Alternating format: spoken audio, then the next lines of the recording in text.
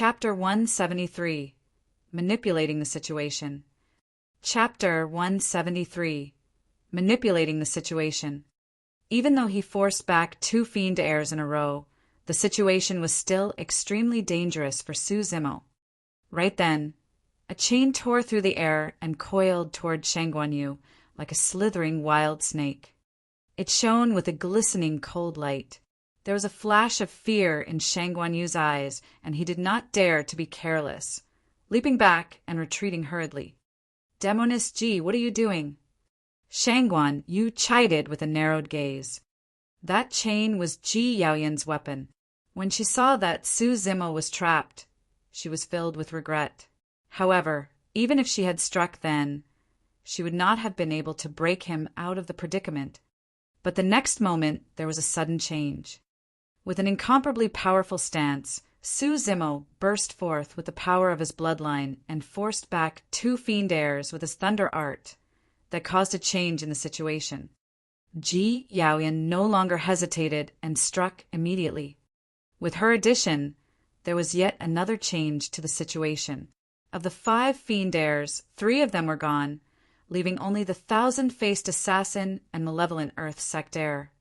Actually, among the 5 fiend heirs, the greatest threat to Su Zimo was the 1,000-faced assassin. That was because Su Zimo could not ascertain his location. Once the 1,000-faced assassin appeared, it would definitely be a sure kill attack. In a flash, Su Zimo's mind raced. He strode forward, grabbed his cold moon saber with both hands, and slashed at the bone spear. The malevolent earth sect heir smirked coldly. He had long noticed that even though Su Zimo was strong, the latter did not know any saber techniques. That was Su Zimo's greatest weakness. However, it was different for malevolent earth sect. He alone had mastered 5 high-quality spear techniques. With a shake of his bone spear, it streaked across the air in a circular arc. While it may seem like a simple move, the landing point of the tip was unknown and could change at any moment. When he saw Su Zimo's attack, the malevolent earth sect heir narrowed his eyes and barked coldly, "Die!" He exerted strength in both arms, and the bone spear trembled. It avoided the trajectory of the cold moon saber and continued thrusting forth at Su Zimo's chest. Leaving his chest wide open, Su Zimo had revealed a fatal flaw. Right then, a ghostly figure appeared from the crowd of fiend cultivators who had been surrounding them. It instantly appeared behind Su Zimo and stretched out its palm. Under the watch of countless gazes, that initially empty palm produced a long, slender sword. It was as thin as cicada wings and extremely sharp. No one could clearly see how the sword had appeared. But at this moment, everyone knew the identity of the assailant, Hidden Death Sect's heir, the 1,000-faced assassin. No one would be able to detect him if he did not make a move. He might be at anyone's side or even in front of them. However, they would not realize that the most terrifying assassin in the cultivation world had just passed them.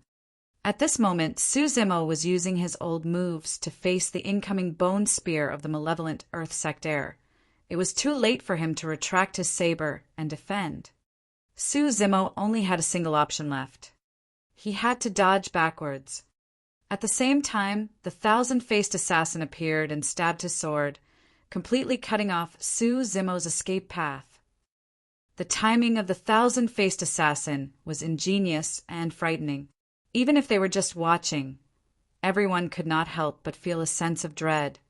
On the other side, Ji Yaoyan was totally entangled by Shangguanyu and could not get away. In the blink of an eye, the tables had turned and Su Zimo's life was on the line. Pang Yu shook his head, and the excitement in his eyes faded gradually. To him, Su Zimo was already a dead man. A dead man was not worthy of being his opponent. No one noticed that Su Zimo, who was in the middle of the storm, had still eyes and a composed expression. He was frighteningly calm.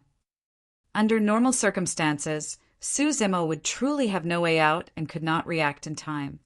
However, in this situation, he was deliberately letting out an opening. If he did not do that, the 1,000-faced assassin would never appear. That was too much of a threat for Su Zimo. As the bone spear approached, Su Zimo swung back with his saber as though he had expected it. Without stopping at all, he bent down suddenly and slithered on the ground with his limbs like a giant python. Upon seeing that, everyone's eyes lit up and they were stunned. Even though the dodging movement seemed somewhat odd, it avoided the incoming bone spear and long sword of the thousand-faced assassin perfectly. The beauty was in its precision. He had managed to turn that crisis into nothing. All right.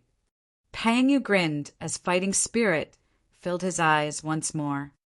As for the malevolent earth sect heir, his heart skipped a beat when he missed his attack.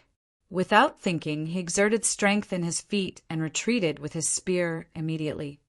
A black shadow slid across the ground at an extremely fast speed. In the blink of an eye, it was right in front of him. Su Zimo leaped up, his eyes brimming with killing intent as he slashed up with his cold moon saber. Ah! The malevolent earth sect heir exclaimed loudly and held his bone spear in front of his chest to defend. Clang! The moment the weapons came into contact, the malevolent earth sect heir began to feel uneasy internally. Even though his bone spear had collided with the cold moon saber, it felt as though it was striking air and he could not feel any impact. This is bad. It's a fake. The malevolent earth sect heir's heart sank. Su Zimo scoffed coldly. The moment the cold moon saber and the bone spear made contact, he sidestepped and dodged to the side. A long and slender sword stabbed from behind, brushing by Su Zimo treacherously by a single hair's breadth. If he was half a step slower, or if he was entangled with the malevolent earth sect heir, Su Zimo would not have been able to dodge that attack. The expression of the malevolent earth sect heir changed as his pupils constricted. Almost at the same time that Su Zimo dodged, the sword stabbed over. In the midst of things, he had no time to react at all. Thousand-faced assassin! The malevolent earth sect heir shrieked, and in a rather impressive display of swift reaction, he pulled the bone spear that defended his chest upwards. The thousand-faced assassin felt a blur before his eyes. When the figure flashed, he realized that something was amiss and tried to retract his momentum. Clang! The long sword made contact with the bone spear. Poof! Right after, a flash of blood appeared. The malevolent earth sect heir groaned dully as his face turned pale and he trembled in pain. That strike should have pierced his chest. However, because he used the bone spear to dodge and the thousand-faced assassin had retracted his momentum, the long sword merely pierced his shoulder. At this moment, the thousand-faced assassin suddenly felt a sense of trepidation. A bone-chilling killing intent surged and enveloped his surroundings. Not far away, Su Zimo loaded his bow. He had 4 arrows left. Now, all 4 of them were loaded on the bow that curved like a full moon. They were aimed at the thousand-faced assassin who had just appeared. It was only now that the thousand-faced assassin realized he was one Su Zimo wanted to kill the most. If he had not appeared, Su Zimo would have to be on his toes and be extra wary of his assassination attempts. Even if the latter had a myriad of techniques, he might only be able to use less than half of them. But now, not only had he failed his assassination attempt, his long sword was still stuck in the malevolent earth sect heir's shoulder, and he could not pull it out yet. Swoosh! Swoosh! Swoosh! For black beams descended, almost sealing off all routes of retreat for the thousand-faced assassin. Upon seeing this, the spectating crowd suddenly had an illusion. On the surface, it seemed like the 5 fiend heirs were attacking the green-robed cultivator. However, the latter was actually taking the initiative to manipulate the situation and lead them in his direction right from the very beginning.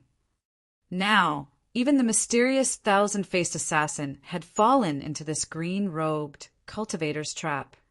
Everyone could not help but entertain a flashing thought. Who is this person?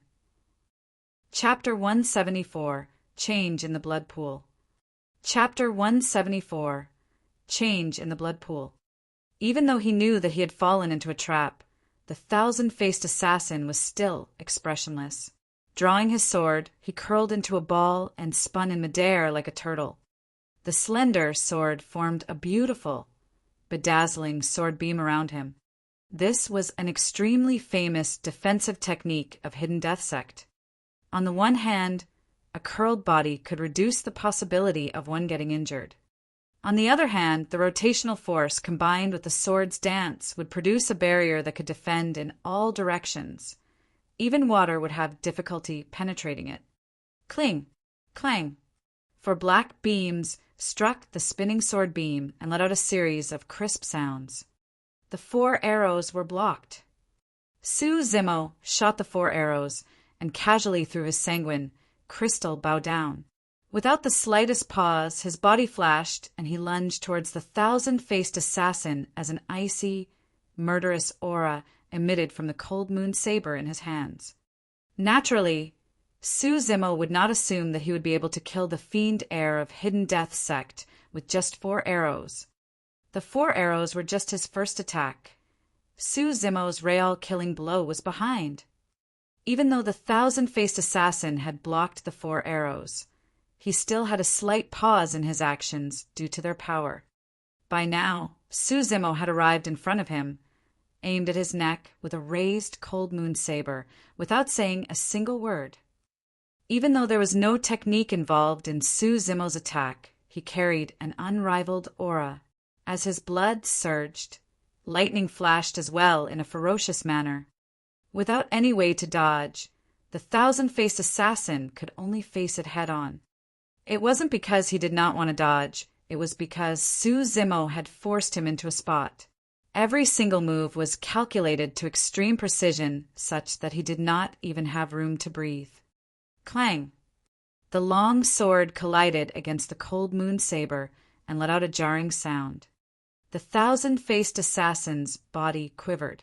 His arms were sore and his palm was torn as fresh blood dripped. He could hardly hold his weapon any longer. The sword was curved to a frightening degree from the great force of the cold moon saber. Right as the saber was about to strike the thousand-faced assassin's chest, a strange change happened. Due to the bending of the thousand-faced assassin's sword, its tip jumped in a strange manner and silently pierced toward Su Zimo's throat as though it was alive. If Su Zimo continued with his attack, the thousand-faced assassin would be severely injured at most. However, his throat would be pierced on the spot. The assassination methods of Hidden Death Sect were unpredictable and beyond the imagination of ordinary people. Any single bit of carelessness could cause a person to lose their life. A warning flashed in Su Zimo's mind. From the corner of his eye, he caught the incoming sword tip and retracted his saber while kicking forward. On the surface, it seemed like it was just a single kick forward. However, with Su Zimo's bloodline and burst power, that kick was no different than the thrust of a huge spear. All of a sudden, as though he sensed something, Su Zimo changed his strategy at the last moment and retracted his foot. On the other hand of the thousand-faced assassin was a dagger that appeared out of nowhere, waiting for Su Zimo's leg to strike it. No wonder he's the fiend heir of Hidden Death Sect. Su Zimo praised internally and felt a sense of regret. He had laid down all these plans meticulously, thinking that he would be able to kill the thousand-faced assassin here. However, he did not expect that the latter would have been able to solve his complex attempts. Of course, even though the thousand-faced assassin had managed to survive, he was not in the best position. After enduring Su Zimo's strike head-on, the organs of the thousand-faced assassin were quaked. He did not dare to linger any longer, tunneling through the crowd and disappearing into a fork road with a single tap of his feet. The threat of the thousand-faced assassin was temporarily removed, but no one could guarantee that he would not return later on. Everyone, let's attack together and kill that punk first. The illusion fiend cult heir shouted with an ashen expression. The Zenith sect heir nodded and waved his hand. Once again, the fight resumed as cultivators of illusion fiend cult, Zenith sect and malevolent earth, sect gushed forth together. At the other side, Shang Guanyu was losing his patience at Ji Yaoyan, who was pestering him endlessly. He looked at her and frowned. Demoness Ji, are you going to keep this up? Who is that punk to you? Why do you care? Ji Yaoyan smiled and looked at Shang Guanyu playfully. Waving his hand, the four beauties behind Shang Guanyu appeared in a flash. Don't hold back, kill her. He pointed at Demoness Ji with an ice-cold gaze. Ji Yaoyan was not fazed in the slightest as she smiled. Shang Guanyu, we don't know who's going to kill whom first. Swoosh, swoosh, swoosh. The four girls appeared around Ji Yaoyan and surrounded her. Using long swords, they moved in sync as though they had practiced a chain combo. Ji Yaoyan retracted her smile and danced with her chain, forming an impenetrable barrier around her. Circling around them, waving his fan, Shang Guanyu looked to be casual. However, he was actually waiting for an opportune moment and was ready to strike and take Ji Yaoyan down. Clang! Clang! Clang! On the other side, a huge battle had broken out. Against the combined attack of many fiend cultivators, Su Zimo wielded his cold moon saber fearlessly and had a torrential, killing intent. Using his keen spirit perception and immense defensive techniques, he held his ground in the crowd. Poof! Poof! Poof! Fiend cultivators fell to the ground constantly with blood gushing from their bodies.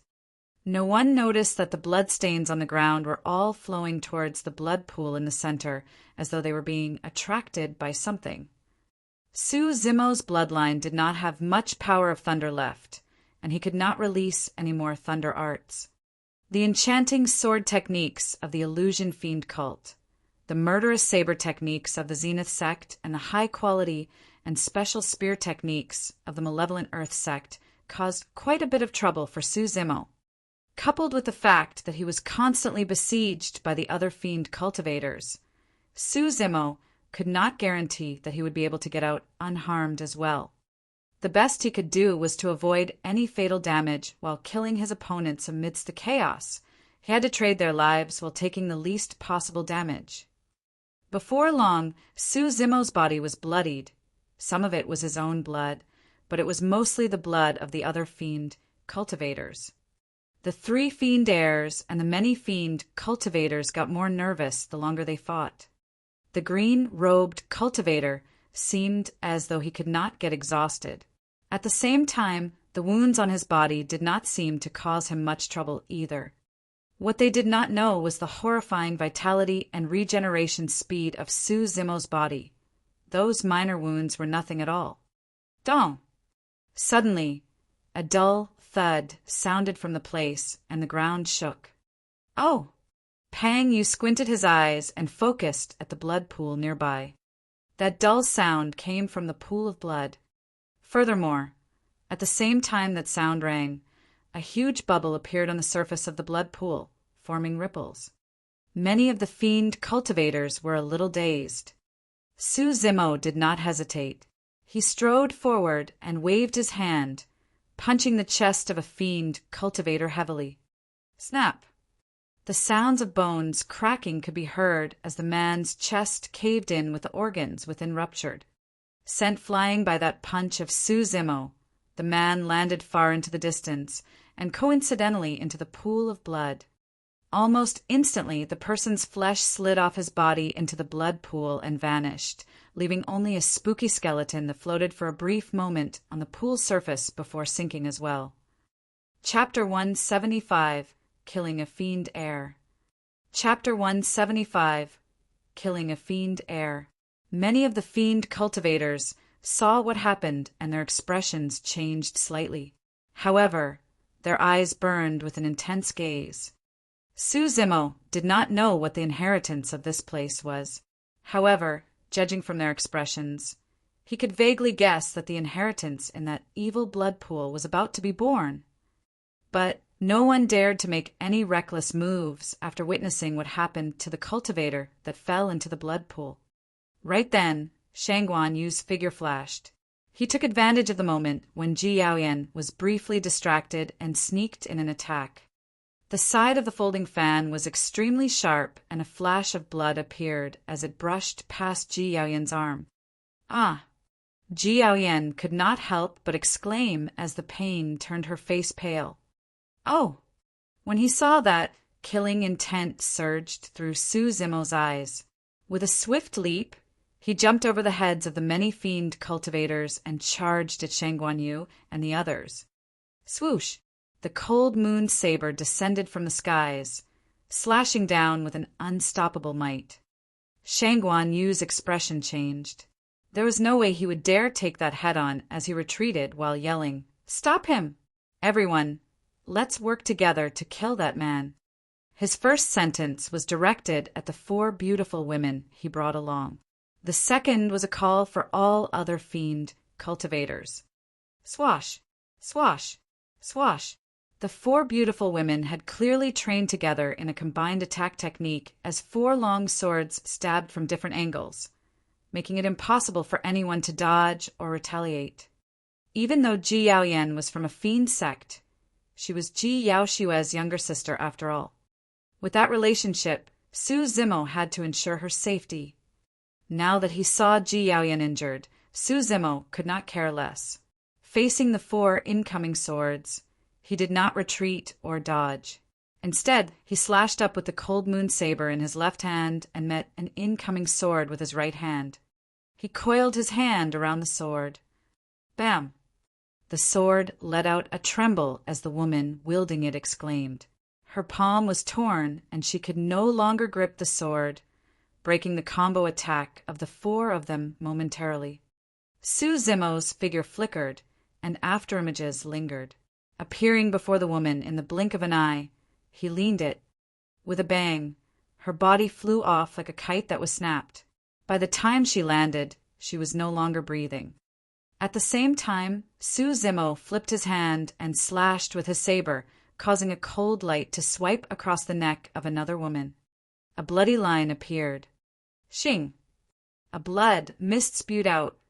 With just a casual brush and a single exchange of blow, 2 women from Cloud Rain's sect had died in Su Zimo's hands.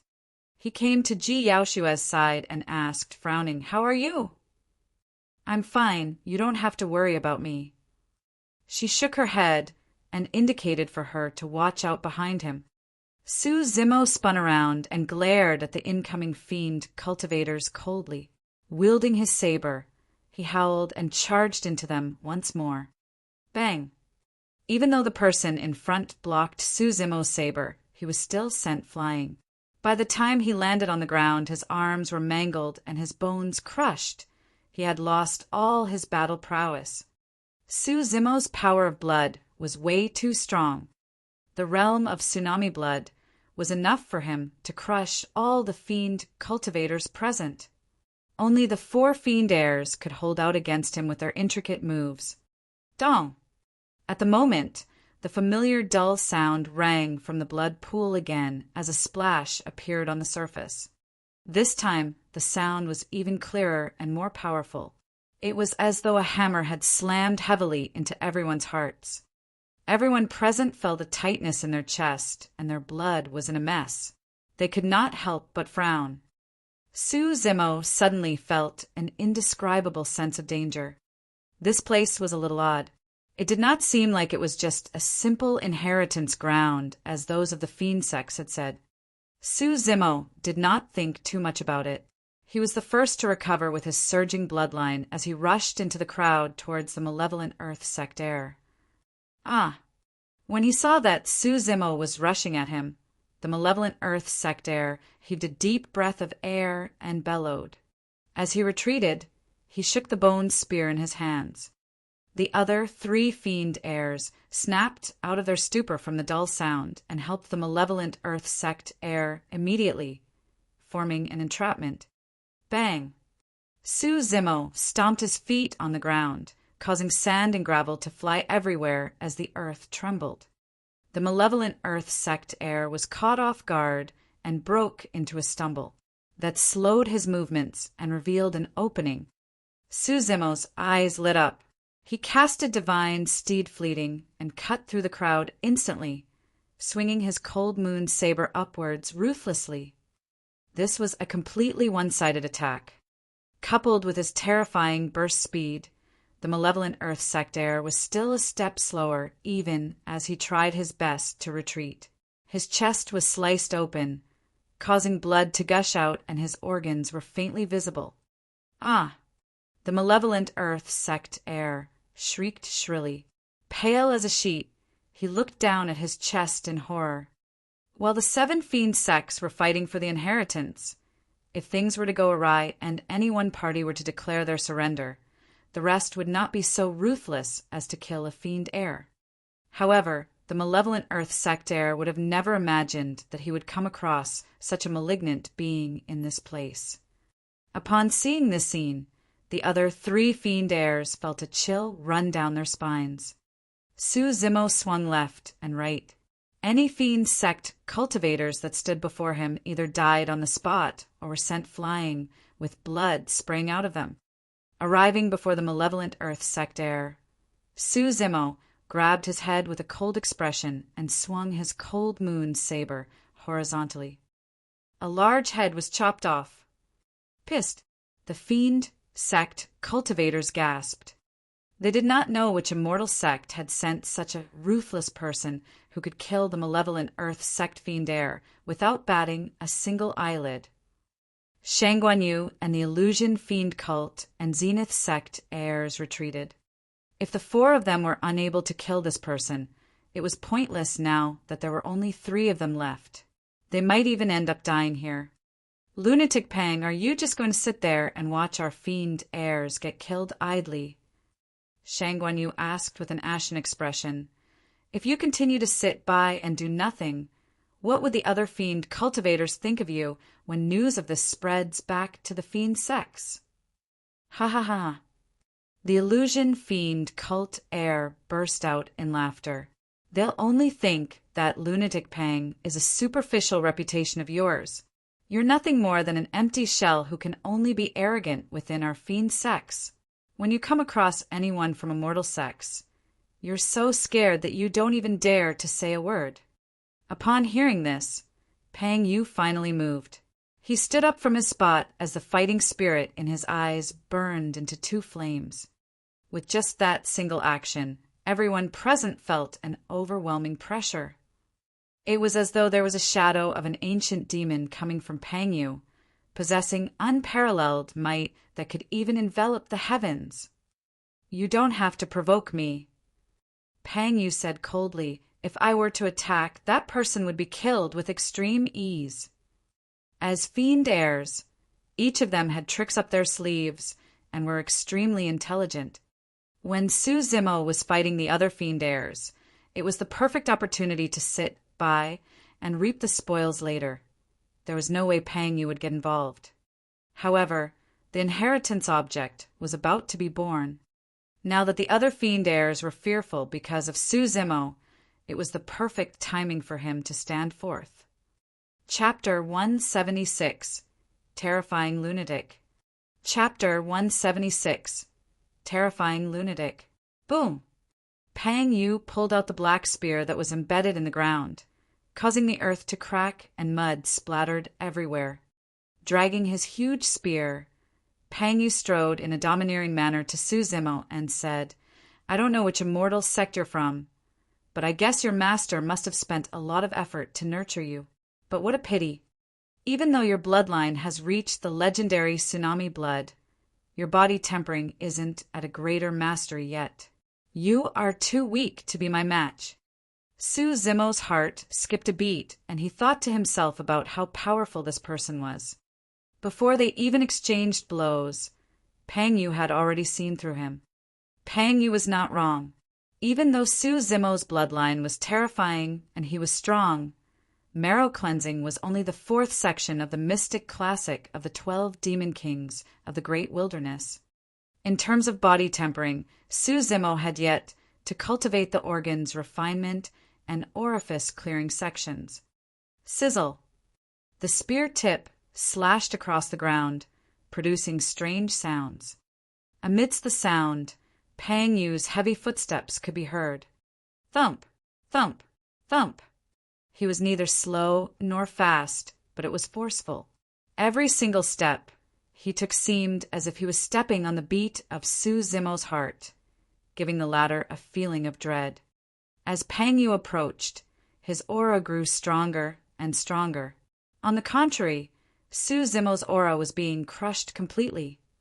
In the eyes of the onlookers, Pang Yu seemed to have transformed into an ancient demon 100 feet tall, overlooking Su Zimo, who was tiny as an ant right now. Of course, that was just an illusion of the crowd that was caused by the auras of both parties and the circumstances alongside various reasons. Shang Guanyu was secretly shocked by Pang Yu's terror. After some thought, he gathered that even without the presence of the ancient spirit lock formation, he might not be a match for that lunatic either. However, Shang Guanyu heaved a sigh of relief. No matter what, that green-robed cultivator was finally going to die. With Pang Yu around, the rest of them were in no danger of losing their lives. But if the green-robed cultivator was the one who survived, the only option left for them was to escape. A cruel glint flashed in the Zenith sect heir's eyes as he looked on coldly. When the illusion fiend cult heir saw what was happening, he was delighted and yelled, "Lunatic Pang! Killing this person outright will be too easy on him. You'd better rip him into pieces. That'd be satisfying." Ji Yaoyan furrowed her brows as worry flashed across her eyes. She was the clearest about Pang Yu's methods and abilities. Through the history of fiend sect heirs, his strength was ranked right at the top. Otherwise, he would not be called a lunatic. Seeing Pang Yu walk over, Su Zimo suddenly realized something. Even though what Pang Yu said was true, the fact that he chose to say it at this moment was a form of mental warfare. If Su Zimo felt that he was inferior to Pang Yu, his aura would definitely weaken and he would lose the initiative. After realizing this, Su Zimo had been searching for a way to break out of that situation. Pang Yu did not intend to give Su Zimo any chance to begin with. When he approached Su Zimo, he raised his pitch-black spear and smashed it down like a steel whip, causing the wind to howl in a breathtaking manner. Su Zimo did not even think about it and sidestepped to dodge immediately. The power of that spear was too powerful. If he wanted to defend it head-on, he would only end up severely injured and might even die on the spot. Can you avoid it? Pang Yu's spear missed and smashed on the ground with a loud bang, causing the earth to crack. Amidst the billowing smoke, a thick black spear stabbed out. It was extremely stable, as if it could even pierce through the heavens. Su Zimo's eyes lit up. He took a half sidestep and forcefully twisted his stance with the plow heaven stride, dodging the sharp tip of the spear while using his cold moon saber to strike at the weakest part of the spear. Su Zimo could not help but praise himself internally for that slash. Regardless of angle, timing, strength, or the combination with plow heaven stride, the move was perfect. In fact, Su Zimo thought of what to do with this move later on. After colliding with the spear, the cold moon saber slanted sideways and sliced down the body of the spear, forcing Pang Yu to let go. That way, Su Zimo would seize the initiative and gain the advantage with a weapon. Clang! The sound of metal clashing echoed out. It was as Su Zimo had imagined, and the cold moon saber collided heavily against the body of the spear. However, his expression changed the next moment as he realized something was amiss. Su Zimo felt an extremely domineering shockwave on the body of the spear. The moment the cold moon saber made contact with it, the shock was transmitted to him through the saber. It was a trap. It was the same way Su Zimo had dealt with the 1,000-faced assassin earlier on. This was a deliberate opening set up by Pang Yu. Buzz! The spear quivered and the cold moon saber was sent flying. With his palm torn and fresh blood dripping, Su Zimo's trump card he had designed earlier was now useless. Pang Yu burst out into laughter, exerting strength into his arms. He swept the spear horizontally, right at Su Zimo's head. After the cold moon saber left his hands, Su Zimo was extremely swift and squatted. The pitch-black spear swept into air. However, it suddenly changed its momentum and stopped right above Su Zimo's head before slamming down. Pushing his feet, Su Zimo rolled to the side and barely avoided the fatal blow. He was covered with quite a bit of mud and looked rather pathetic. The both of them had only exchanged a couple of moves. However, Su Zimo had escaped death several times. If he was any bit slower, he would have died on the spot. The difference in strength between the both sides was obvious. In the eyes of everyone, Su Zimo had no chance against Pang Yu with his black spear now that even his weapon was gone. "I've told you, you're very strong, but you're no match for me. Please resign to your fate." Pang Yu's voice sounded as though he was stating an unquestionable fact. Raising his brow, an idea flashed into Su Zimo's mind. He had finally realized the flaw in Pang Yu's earlier statement. "My strength is indeed inferior to yours. However, strength is not the only factor in melee combat." Su Zimo composed himself and replied indifferently. In that instant, a strange change happened between their auras. Pang Yu's aura was still extremely strong. However, Su Zimo's aura suddenly became unpredictable. If one were to compare Pang Yu to a towering mighty mountain, Su Zimo would be akin to a bottomless ocean. It was hard to tell who was stronger between the two. No one could tell if the mountain would overturn the ocean or if the ocean would sink the mountain. "I'm really curious. Now that even your weapon is gone, what are you going to fight me with?" Sensing the abnormality in Su Zimo, Pang Yu continued with his mental warfare. "Not only are weapons useless in the hands of some people, they may even be a burden." Su Zimo let out a long sigh and actually took the initiative to walk towards Pang Yu calmly. Splash! Splash! Bang! Boom! Boom! Huff! A strange noise rang in Su Zimo's body. That was the tiger leopard thunder sound. Su Zimo's aura was climbing steadily. If anyone were to close their eyes, they would definitely be met with a shocking scene in their minds. It was an ancient demon that stood tall and mighty. With bloodshot eyes, it strode through the torrential ocean, and its body shimmered with lightning. It was an unyielding sight.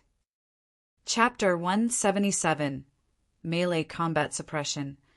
Chapter 177. Melee Combat Suppression. As Su Zimo approached with an intensifying aura, Pang Yu could wait no longer. The pitch-black spear in his hands danced as he strode forth and dived toward Su Zimo. A simple spear with incomparable strength shot out. Su Zimo's expression was unchanged. He sidestepped and dodged it. No matter what, he was still not Pang Yu's match in terms of raw power. Furthermore, Su Zimo had already lost his weapon, now that he was bare-handed. All the more he couldn't fight Pang Yu head-on.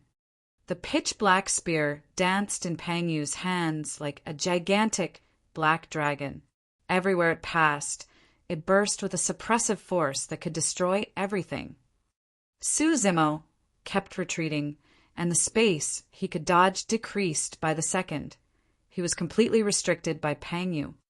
Everyone could tell that if this was to continue, Su Zimo would undoubtedly lose before long. But the strange thing was that none of them could see any bit of fear in Su Zimo's calm face. Dong! A dull sound rang from the blood pool once more. Everyone's expressions changed as their hearts skipped a beat. Right after, the blood pool started to swirl slowly as though it was being attracted by a force. Before long, a gigantic vortex appeared in the middle of the blood pool, growing deeper by the moment. All the Fiend Sect cultivators were stunned. They had all realized that the inheritance was about to be born. In the Fiend Sects, anyone who obtained the item in the blood pool would be completely reborn. If an ordinary Fiend Sect cultivator obtained it, he could replace a Fiend Heir entirely. If a Fiend Heir obtained it, he could very well become the strongest Fiend Heir of the 7 Fiend Sects. Who wouldn't mind having a treasure like that? Even Pang Yu seemed to be slightly dazed as his hand moved slower. Right then, Su Zimo's eyes lit up. He suddenly reached out and grabbed the pitch-black spear with a flash of lightning in his palms, a coil and a tremble. Oh! Pang Yu's reaction was extremely fast. The moment he realized something was amiss, he channeled his blood towards his arms and steadied the pitch-black spear with all his might. That was an absolute suppression through strength.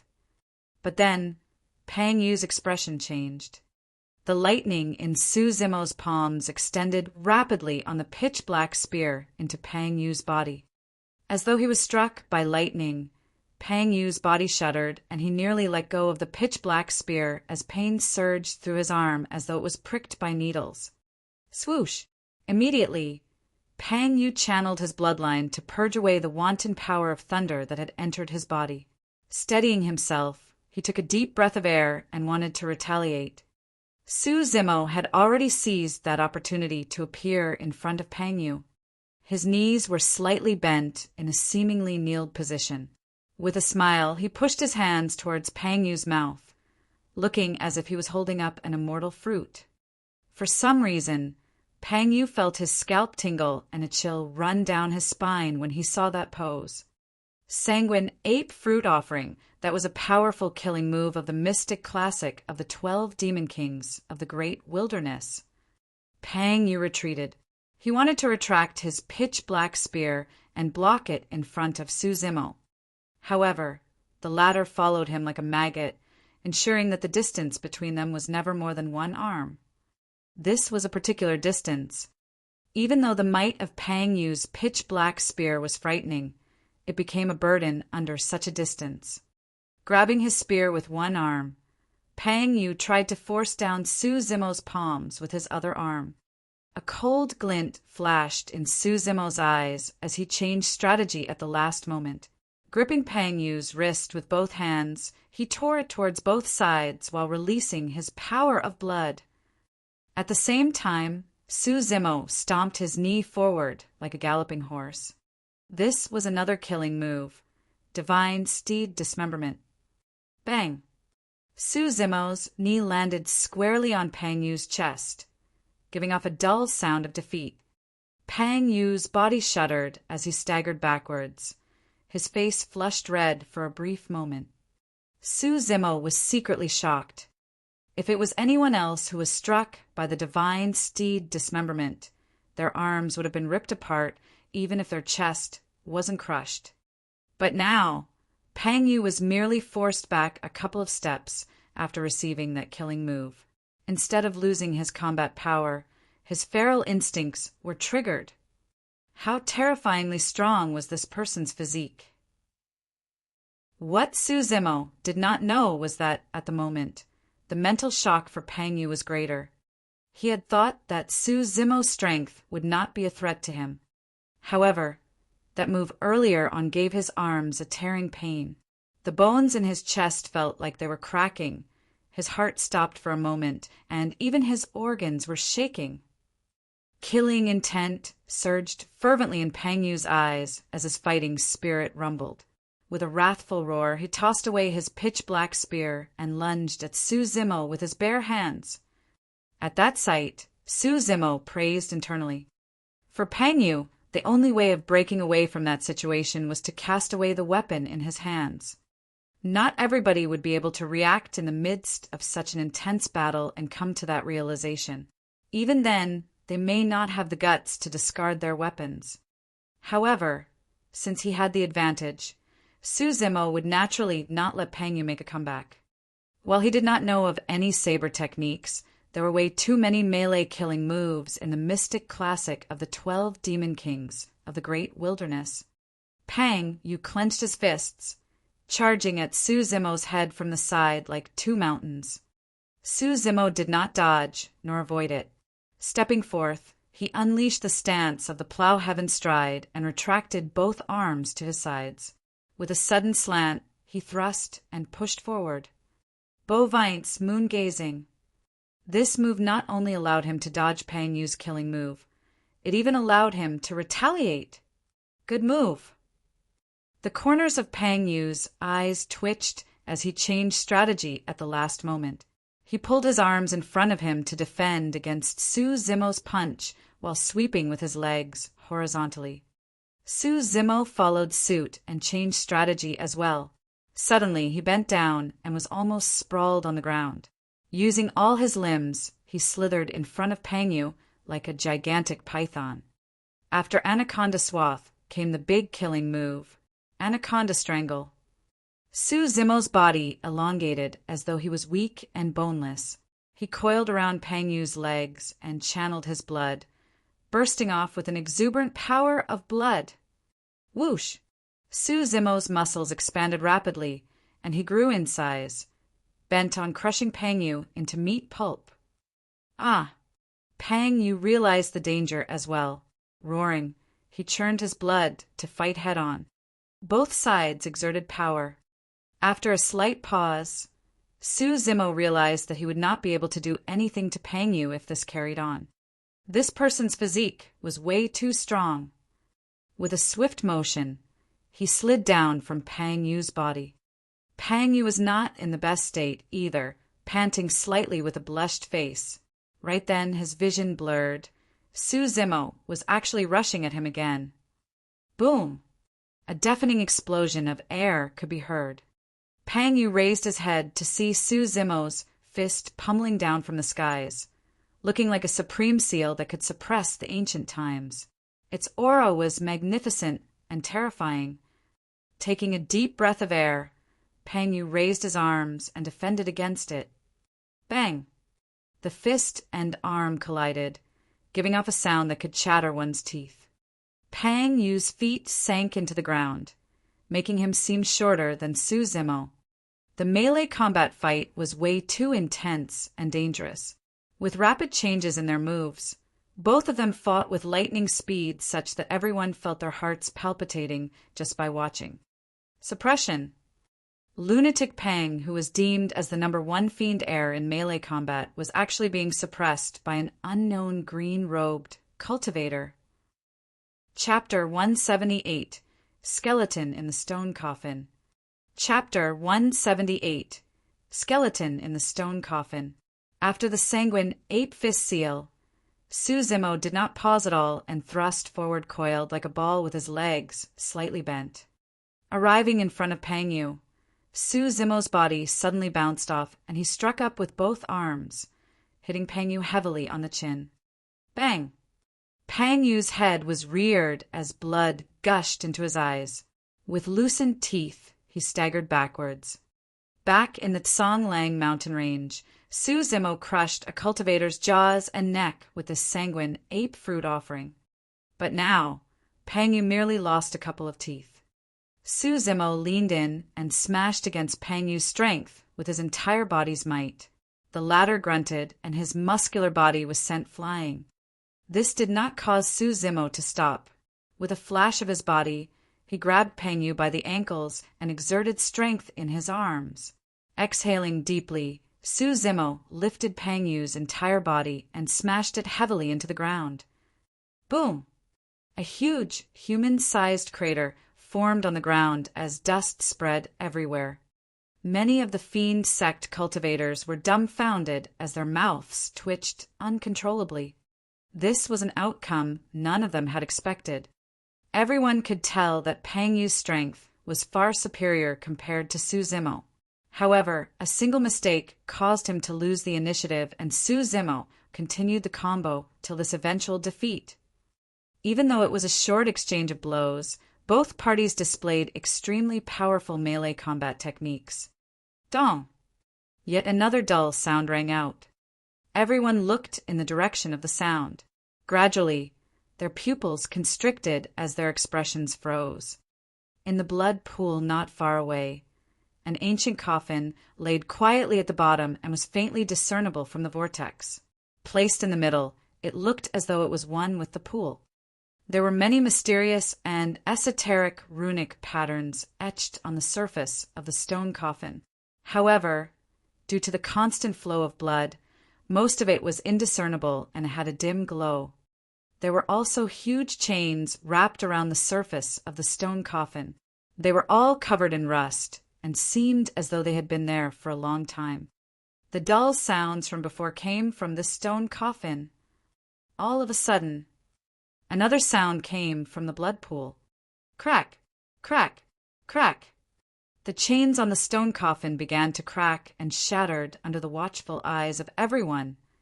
With a loud boom, the lid of the coffin was lifted by a tremendous force. The dull sound in the stone coffin became even clearer. Dong, dong, dong. It was as though someone was striking the drums of the heavens in a deep and powerful manner. Everyone focused and gasped. A figure was lying in the stone coffin. To be precise, it was a skeleton. However, there was a grisly red heart in the chest of the skeleton, and it was beating with great vigor. Dong, dong, dong. The dull sounds were actually the beating of the heart. Many of the fiend sect cultivators were so terrified that they even forgot to breathe. Su Zimo realized this was unexpected. At the very least, the skeleton before him was definitely not within the calculations of the many fiend sect cultivators present. He did not have time to bother about Pangyu, who was lying in the huge pit. In a flash, he appeared beside Demoness Ji and whispered, "Hurry up and leave. Something is not right." Demoness Ji's face was pale as a sheet at the moment. A look of fear flickered in her eyes as she murmured, "It's probably too late."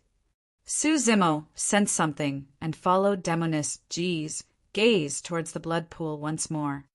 In just that short while, the blood in the pool was drained by more than half after gushing into the stone coffin. As for the skeleton in the stone coffin, its body already had a layer of flesh and blood. Although it was thin and translucent, it was growing at a speed visible to the naked eye. Su Zimo narrowed his gaze as countless thoughts flashed through his mind. Reincarnation? Or was the skeleton not dead to begin with? Who was he? At this moment, Su Zimo suddenly realized that he could not move his feet, as if he was being restrained by an invisible force. Sweeping his gaze, he realized that it was the same for the many fiend sect cultivators present. They were all rooted to the spot. Suddenly, the skeleton in the stone coffin sat up. The black holes where its eyes were shone with a sinister red gleam as it opened its mouth and produced a series of tones. "Since you are here, don't leave any more." Because it had no tongue, the skeleton's pronunciation was unclear. However, everyone could vaguely make out what it was saying. Without any warning, the group of cultivators closest to the blood pool flew through the air towards the stone coffin in the blood pool simultaneously, as though they were pulled by something. Their eyes were filled with fright. Those people struggled furiously in midair, wanting to get away from the stone coffin, but to no avail. Some of them had despair in their eyes as they roared and raised their weapons, stabbing at the skeleton in the stone coffin. The long swords that stabbed the skeleton broke on the spot. Many fiend sect cultivators were brought to the vicinity of the skeleton. It opened its mouth and sucked, causing the flesh and blood of a cultivator opposite to gush into its mouth like liquid. In the blink of an eye, a group of fiend sect cultivators perished without a single survivor. The empty, white skeletons that remained fell from midair and scattered beside the stone coffin. After absorbing the fresh blood, the flesh on the skeleton became more abundant. Although it was far from the level of a normal person, its face could already be vaguely made out. Standing up from the stone coffin, the skeleton walked out and surveyed the surroundings with a pair of bloody red holes. It seemed to be able to see everything around it. The skeleton took another breath, and the flesh on its face squirmed, as if it was in enjoyment.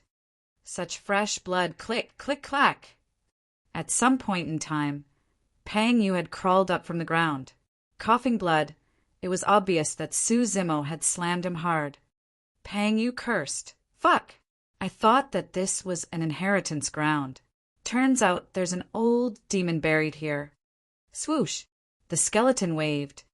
Another group of cultivators flew towards it. Even though the bodies were theirs, they could not control it at all. It was an unstoppable power. Before long, that group of cultivators perished once again, leaving behind a pile of bones as their flesh were all absorbed by the skeleton. Dong dong, dong dong dong.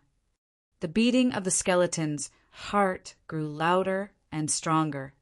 What should we do? Demoness G's petite body trembled as she asked softly. She naturally knew that given the situation before them, only fate could decide their lives. Both she and Su Zimo were powerless to resist. However, she merely wanted to talk to someone out of the fear in her heart. Su Zimo was expressionless as he glared at the skeleton coldly. They stood no chance at all. The skeleton was indeed extremely strong, so strong that it was hard to imagine. However, it had clearly been trapped in the stone coffin for a long time and had just escaped. Although it was recovering its strength, now was also its weakest moment. As long as he could find its weakness, they might be able to obtain a sliver of life. At this moment, the skeleton waved again. About 10 cultivators flew towards the skeleton. Su Zimo and Demoness G were among the group. Chapter 179, Thunderclap Kill. Chapter 179, Thunderclap Kill. Su Zimo and Demoness G flew towards the skeleton, drawn by some invisible force. In the short process, Su Zimo could feel his bloodline stir as though it was about to be extracted. The other fiend sect, cultivators, did not give up. Some struggled and begged. Some screamed hysterically, while others raised their weapons and slashed wildly at the skeleton. However, the skeleton was intact, and there were no wounds at all. As long as it opened its mouth and sucked, the flesh of the cultivator on the other end would turn into a pool of blood and flow into its mouth. That nourished the flesh on the skeleton, and the beating of its heart grew stronger. Before long, it was Su Zimo and Demoness G's turn. The skeleton turned around and faced the both of them. The hole in its eyes shone with a bloodthirsty red glow, and it was filled with excitement. Demoness G's face was ashen, and her eyes were filled with despair. Pissed, pissed, pissed. Right then, Su Zimo suddenly took a deep breath, causing a huge current of air to gush into his lungs fanatically. It was akin to an anaconda devouring the sun and moon, trying to turn into a dragon and soar through the heavens. The airflow was extremely fast and violent. When it cut his throat, traces of blood even seeped out with a salty smell.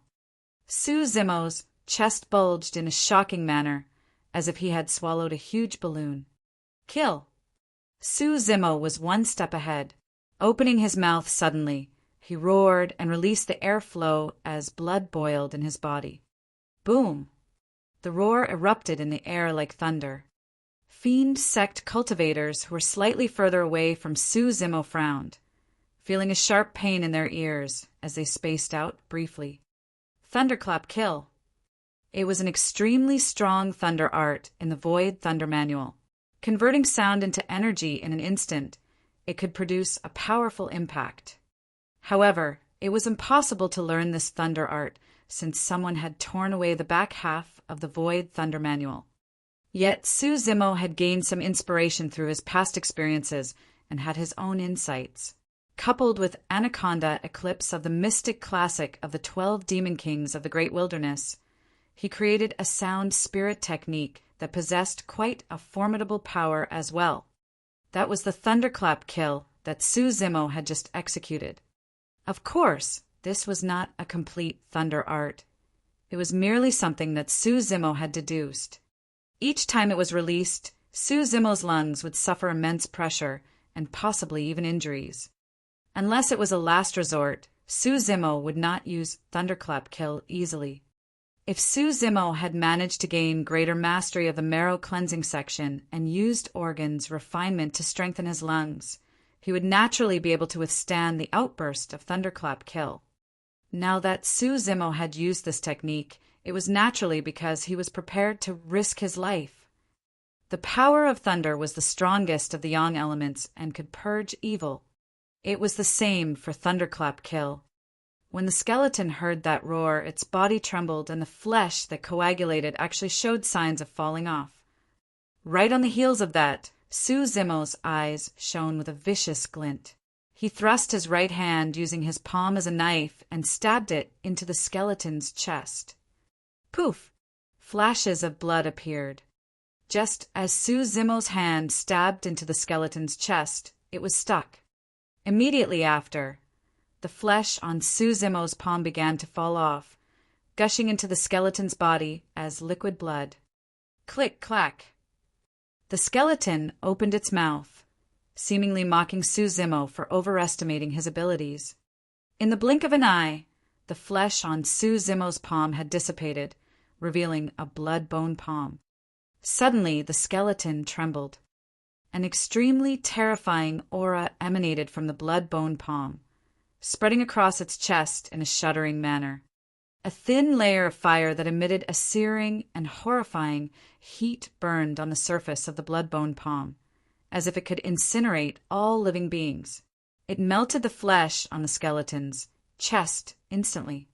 Su Zimo clenched his teeth and thrust.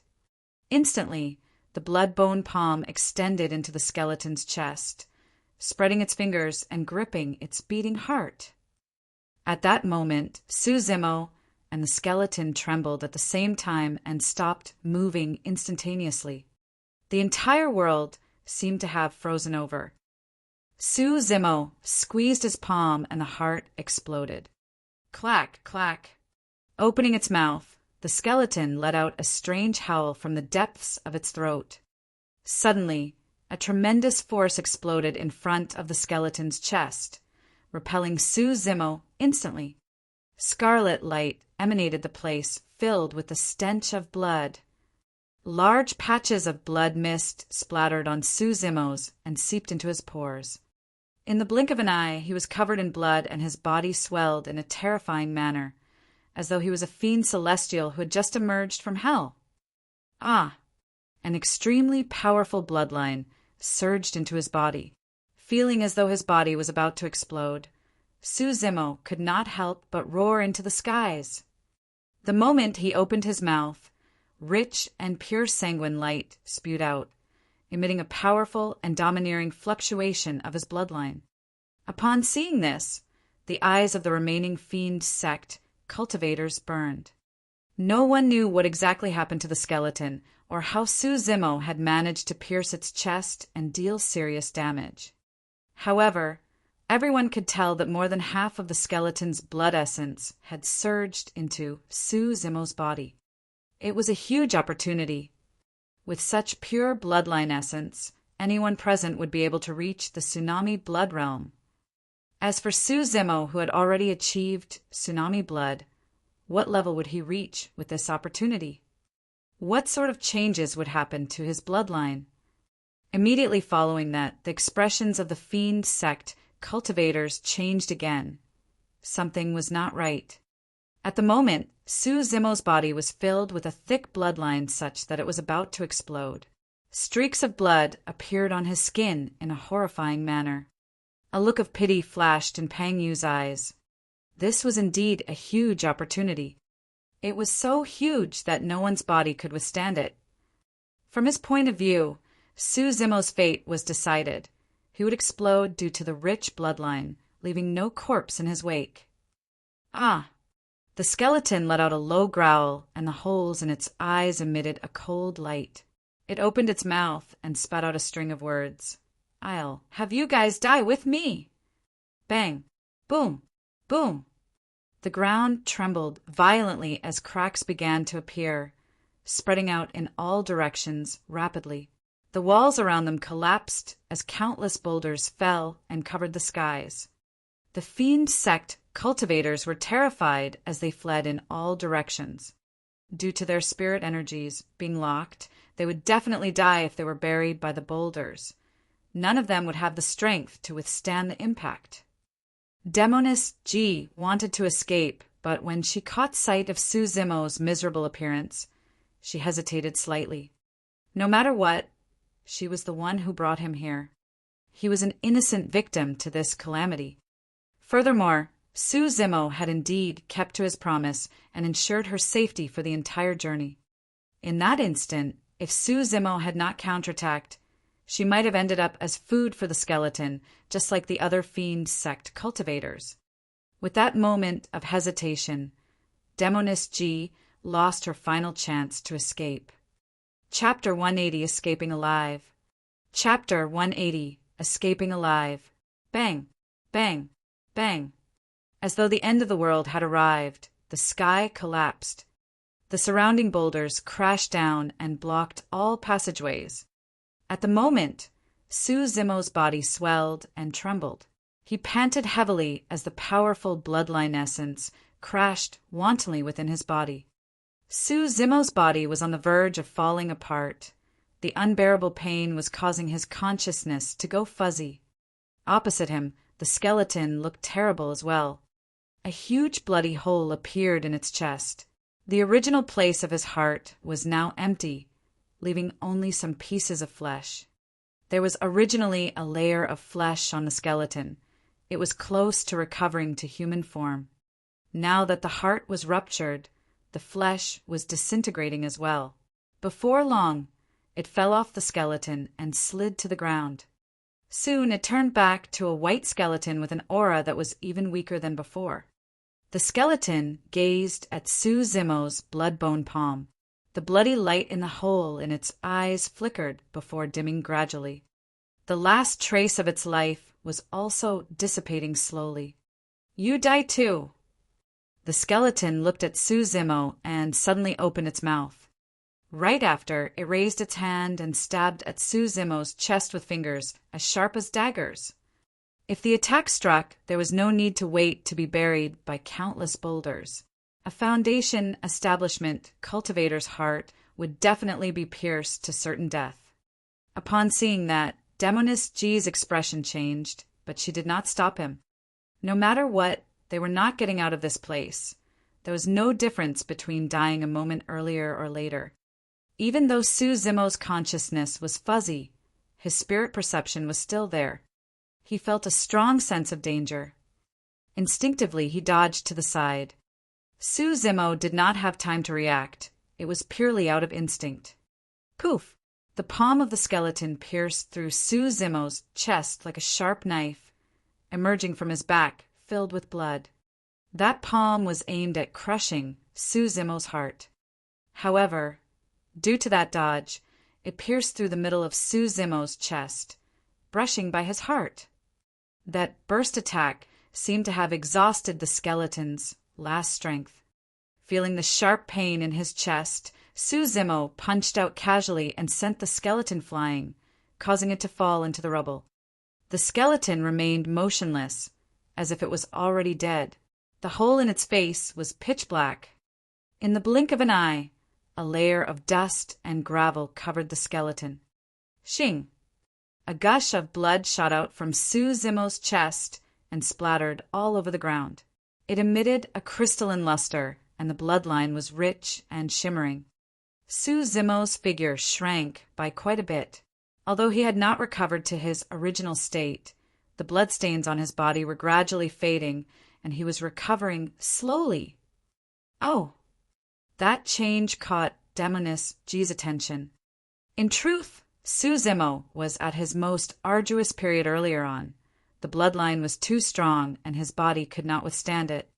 It was equivalent to a powerful force that surged rampantly in his body and could not be vented. The reason why Su Zimo's body swelled was because the pressure within was too great. That was also why his skin cracked with streaks of blood appearing. If he could not digest the power of that rich bloodline, a single fate awaited Su Zimo: death through explosion. However, the skeleton's final attack had inadvertently saved Su Zimo's life. Its intention was naturally to kill Su Zimo. Unexpectedly, Su Zimo managed to dodge the fatal strike to his heart using his spirit perception. Even though the injury was serious and the wound on his chest was horrifying with blood gushing out, it was an outlet for the power of the bloodline within to gush out. Because of that, it helped him avert the crisis. Of course, Suzimo still retained most of the bloodline's essence within his body. However, that bloodline essence was no longer a threat to his life. It was a blessing in disguise. There were too many things that happened that night. If there was any slight deviation in the series of events, not only would Suzimo fail to obtain the opportunity before him, he would even be met with a huge calamity. It was the same for the current situation. Suzimo and Demoness G were not out of danger yet. Bang! Boom! Boom! The surrounding mountains collapsed and a huge shadow crushed. They would be buried before long. The passageways out were already blocked. Notwithstanding the fact that Suzimo was severely injured in the chest and was dazed and weak, even if he was in his best state, he might not have been able to escape. "I'm sorry." A rare trace of worry and kindness could be seen in Demoness G's eyes as she pretended to be relaxed and smiled at Suzimo. Crack! Crack! Crack! The ground beneath shook as cracks appeared and extended. Suzimo's legs gave way, and he almost fell into one of the cracks. Shrugging his head, he tried his best to stay awake. He looked down at the pitch-black and bottomless crack, not knowing what was beneath. If he was not careful and fell in, he would probably be crushed into meat pulp. All of a sudden, Suzimo's ears twitched. He could vaguely hear the sound of running water from the depths of the crack. After cultivating the mystic classic of the 12 demon kings of the great wilderness, Suzimo's hearing and vision was far superior to normal people. He was almost at the point where he could listen to the world. Swish!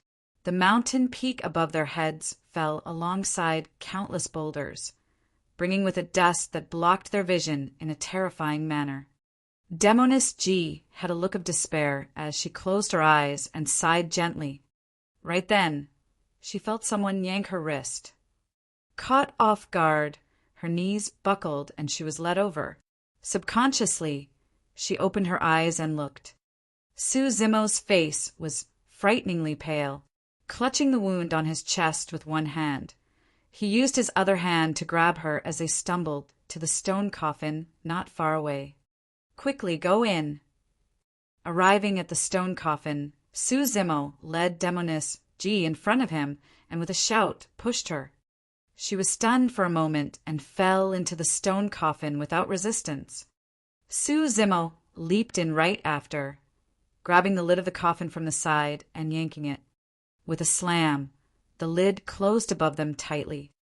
The last bit of light disappeared. It was pitch black inside the stone coffin. Bang! Bang! Bang!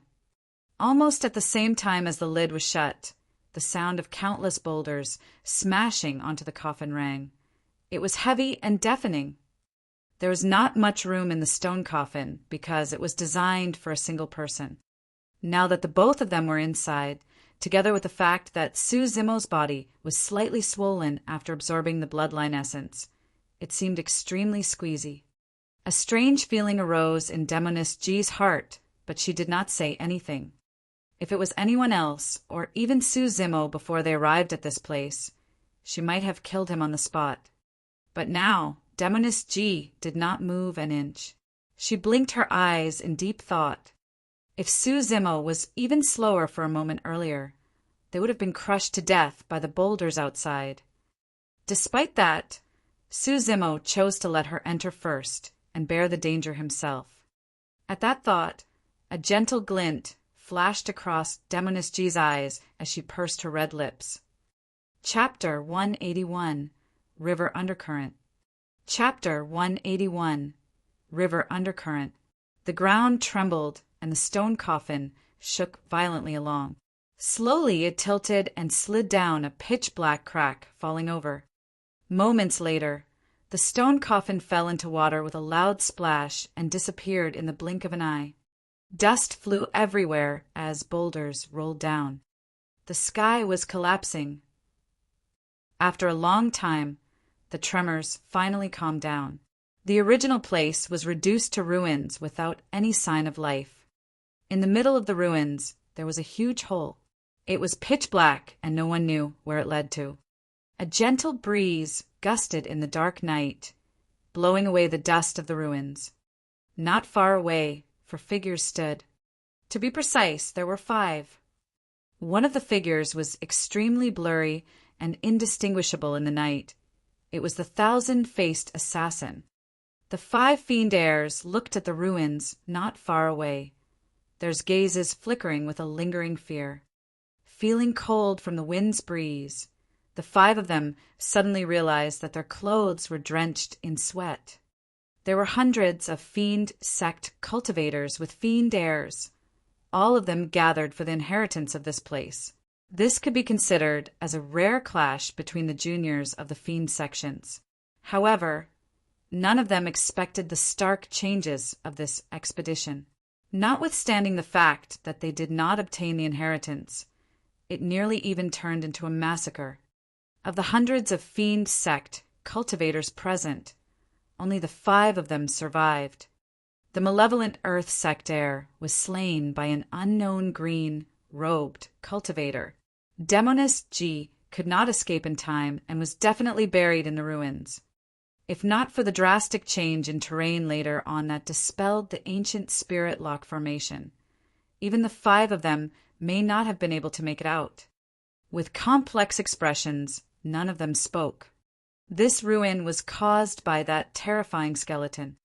However, for some reason, the person who left the deepest impression on everyone that night was the unknown green, robed cultivator.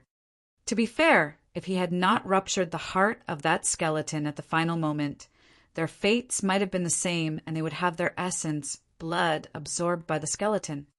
Who was that person? After a long time, Pang Yu suddenly asked. Shangguan Yu shook his head. He should be someone from the immortal sections. There's only those few immortal sects that are strong in melee combat. Since his bloodline contained the power of thunder, I gather that he might be a legacy disciple of Zephyr Thunder Palace. What a pity. Pang Yu smacked his lips as a look of pity flashed across high eyes. He was not discouraged over his previous defeat to Su Zimo. Instead, his fighting spirit burned even fiercer. His strength was far greater than Su Zimo. The fact that Su Zimo's consecutive killing moves were unable to truly injure Pang Yu's tendons, bones, and essence chi was evident of how powerful and terrifying the latter's physique was. The reason why Pang Yu lost was because he had underestimated the enemy, giving Su Zimo the chance to take the initiative and suppress him to the very end without a chance to come back. Pang Yu believed that he would definitely not lose if they fought again. Now that Su Zimo had fallen, Pang Yu had lost the chance to defeat him. He could not help but feel regretful and sighed. In fact, Pang Yu was not the only one. The other 4 fiend heirs were similarly frustrated. At the end of the day, there was an ancient spirit lock formation in this place, and everyone's spirit energies were restricted, such that they could not unleash their true strength. To them, the malevolent earth sect heir had met with an unjust death. It's a pity that man is dead. Otherwise, we'll definitely come across him on the ancient battlefield in the future. At that time, I'll definitely let him witness the power of Cloud Rain sect. Shangguan Yu harumphed softly. What's the point of saying all this? The illusion fiend cult heir flicked his sleeve and left, replying coldly, time to go. See you on the ancient battlefield. The 1,000-faced assassin flickered and disappeared on the spot. In the blink of an eye, all 5 fiend heirs left one after another, and peace returned to the ruins. Not long later, a voluptuous and curvaceous figure descended upon the ruins. She had exquisite looks and exuded a mature aura, as if she could stir the deepest carnal instincts in one's heart. It was the chief steward of Sky Treasure Auction House, Gu Shi. What happened exactly? Gu, she murmured with a solemn expression. Swoosh! Gu, she stood in midair above the ruins, and a terrifying force surged out from her glabella. Releasing her spirit consciousness, she searched the ruins carefully, unwilling to miss any traces. Nothing. Gu, she frowned and gazed at that bottomless pit beneath her. After hesitating slightly, she descended eventually. Before long, Gushi arrived above a river. She searched her surroundings once more, but to no avail, looking at a river nearby. Using her spirit consciousness, she seeped into the river and searched through the depths of it. After a while, her expression changed, and she retracted her spirit consciousness.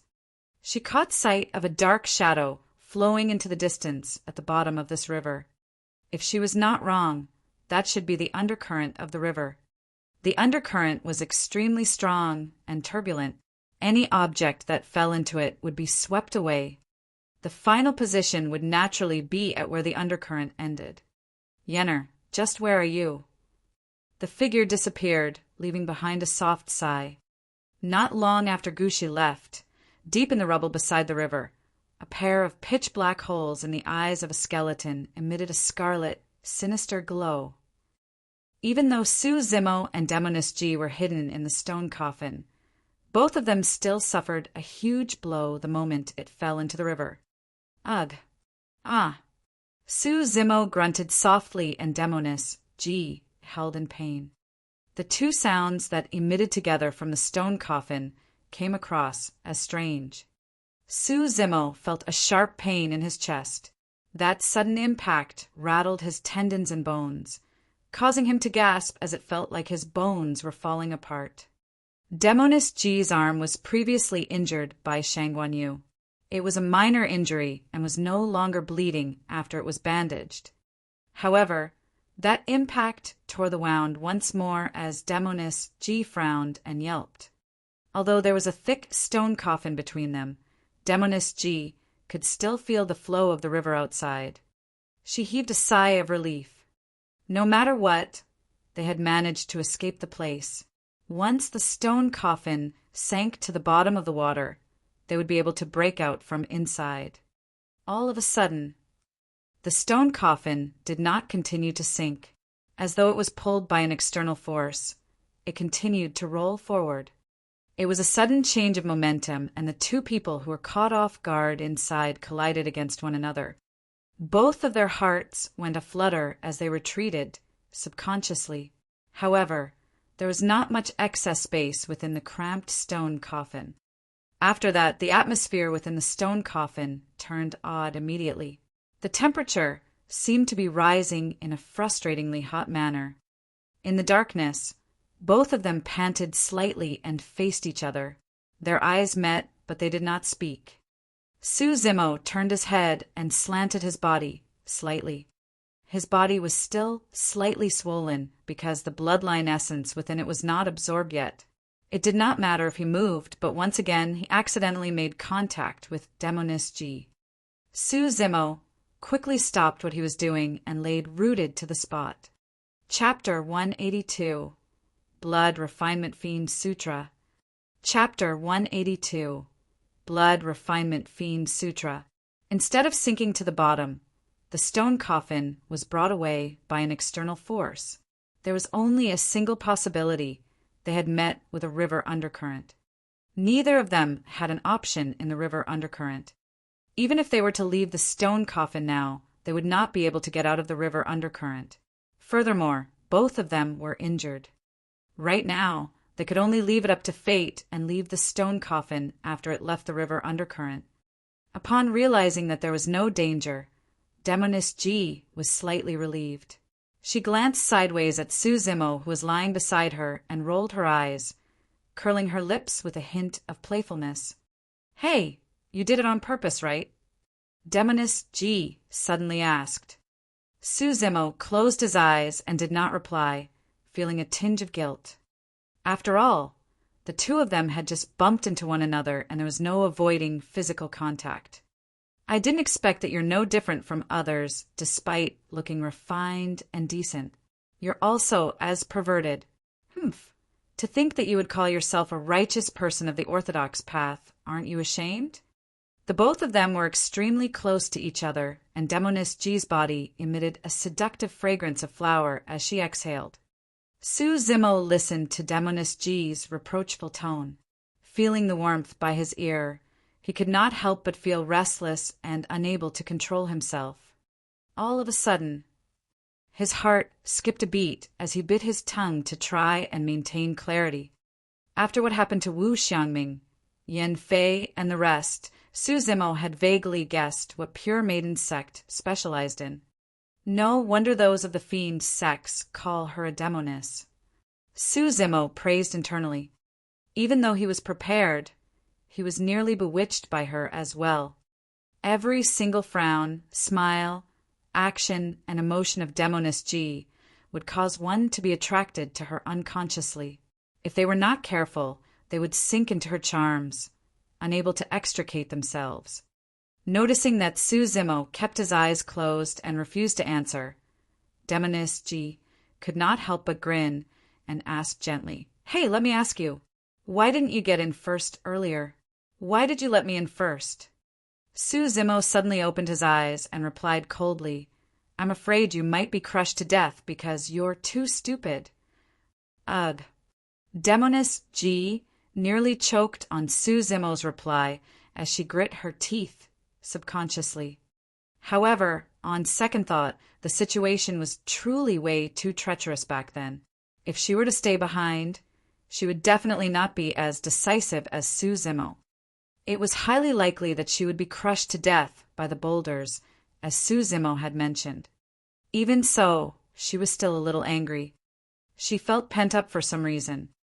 Demoness G bit her red lips and pinched Su Zimo suddenly, saying coquettishly, "Go over there! Stay away from me." Even without her saying that, Su Zimo wanted to keep his distance from her, as far away as possible. However, the stone coffin was extremely cramped and did not have much excess space. Right now, the best solution was to refine away the bloodline in his body and return it to normal. That way, there would be more space. If nothing unexpected happened, Su Zimo should be able to attain greater mastery of his marrow cleansing section after refining the bloodline essence. Taking a deep breath of air, he channeled the mental cultivation technique of the tiger leopard thunder sound and started his breathing and expiration in the stone coffin. Huff, bang, boom, boom. Strange sounds suddenly emitted from Su Zimo's body. It got louder and clearer, like a tiger, leopard, and thunder. Su Zimo's bloodline began to churn along with the rise and fall of the sounds. The boundless bloodline essence was being refined and infused into Su Zimo's own bloodline. Demoness G watched silently at the side without saying anything. She could naturally guess that Su Zimo was channeling an extremely strong blood-swapping technique. The reason why this refined man possessed such terrifying power should be because of that technique as well. She listened intently at the side, blinking and planning on learning that secret skill herself. However, that was a naive thought. Su Zimo's blood-swapping technique was a combination of two top-notch marrow cleansing techniques. It was the one and only tiger leopard thunder sound in Tianhuang mainland.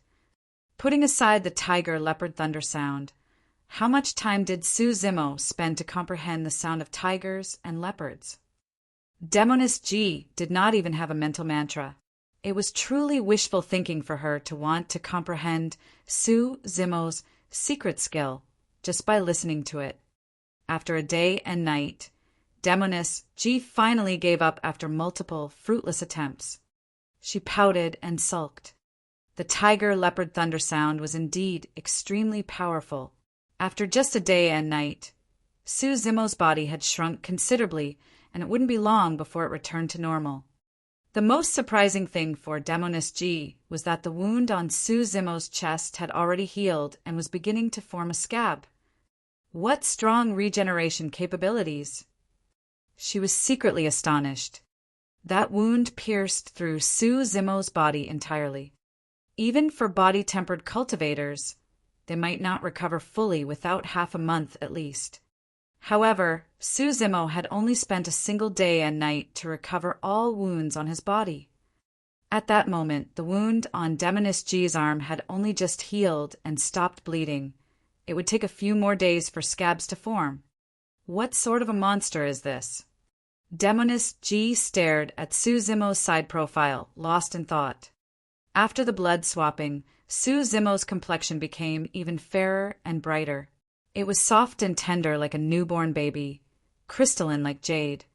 No wonder sister can't forget him. I'm impressed. This lad does have some capabilities.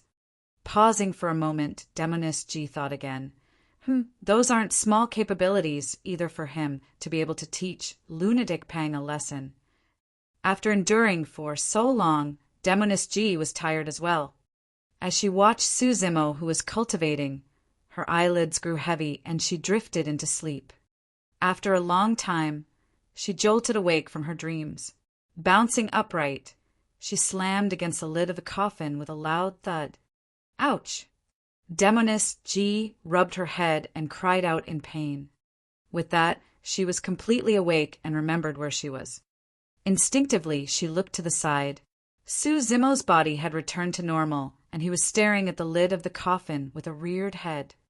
Demoness G quickly checked her body and only heaved a sigh of relief after ensuring that it was fine.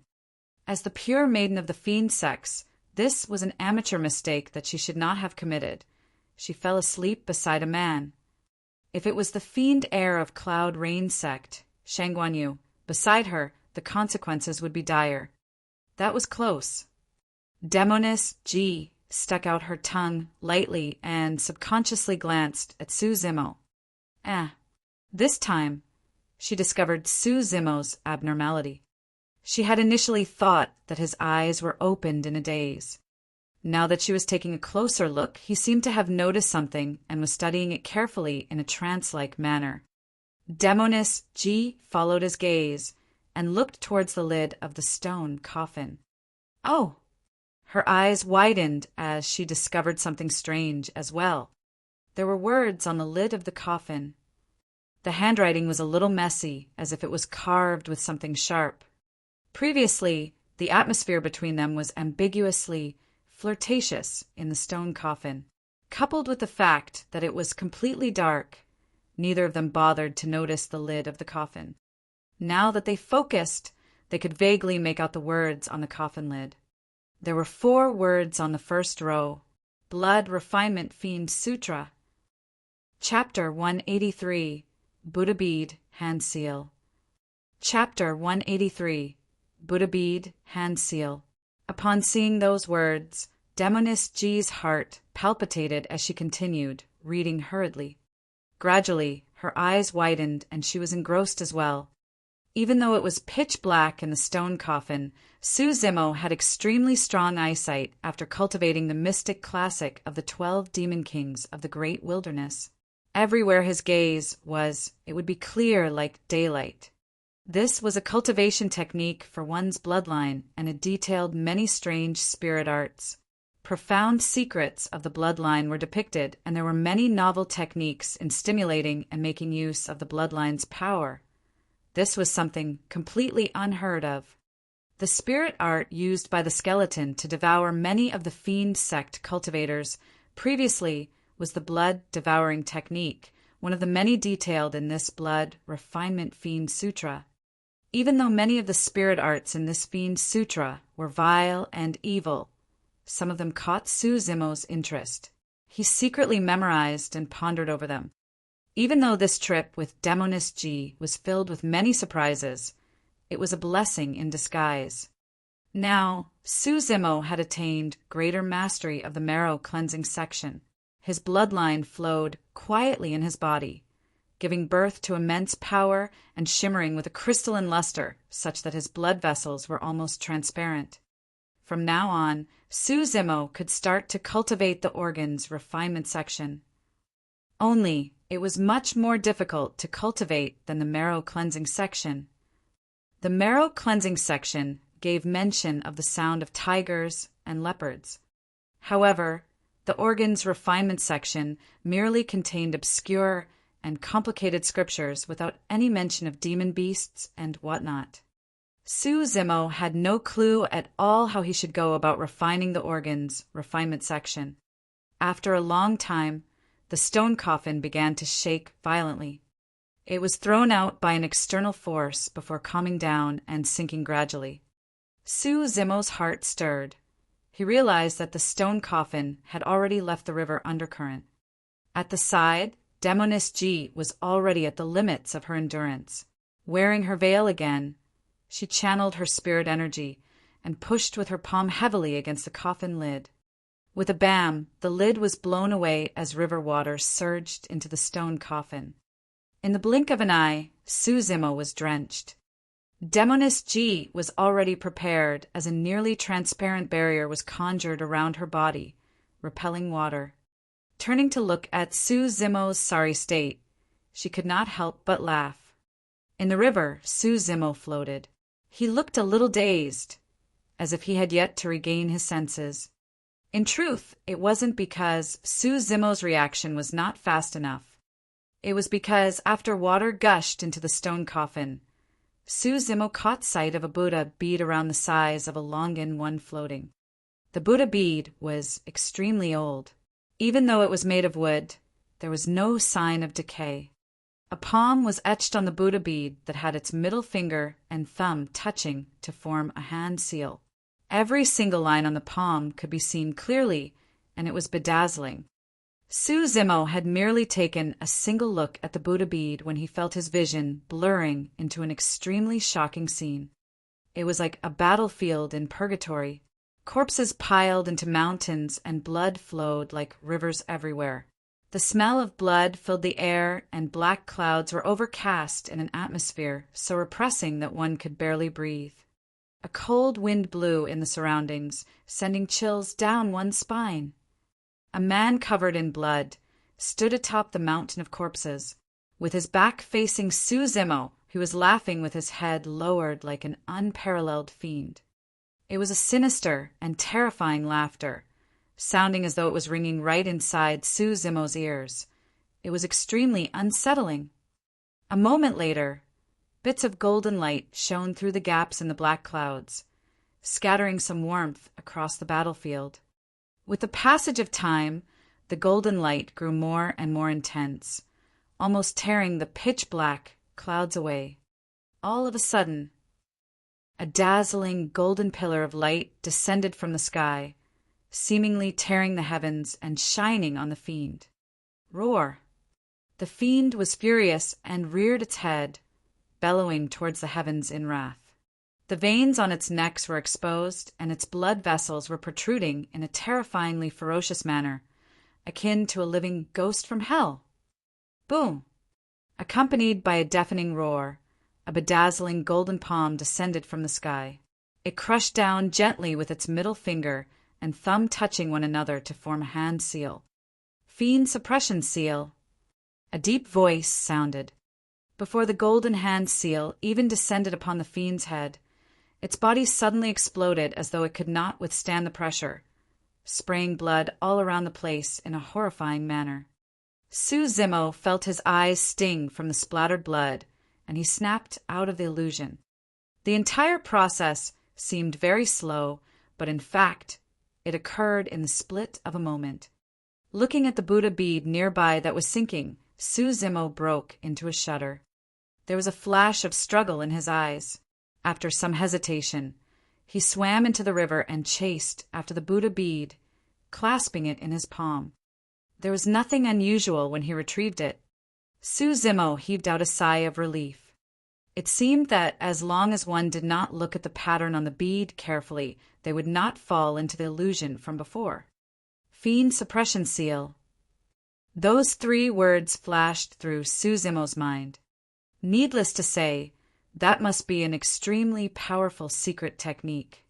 Even though the illusion had lasted for a moment, that golden hand seal left a deep impression in Su Zimo's mind, and he could not forget about it.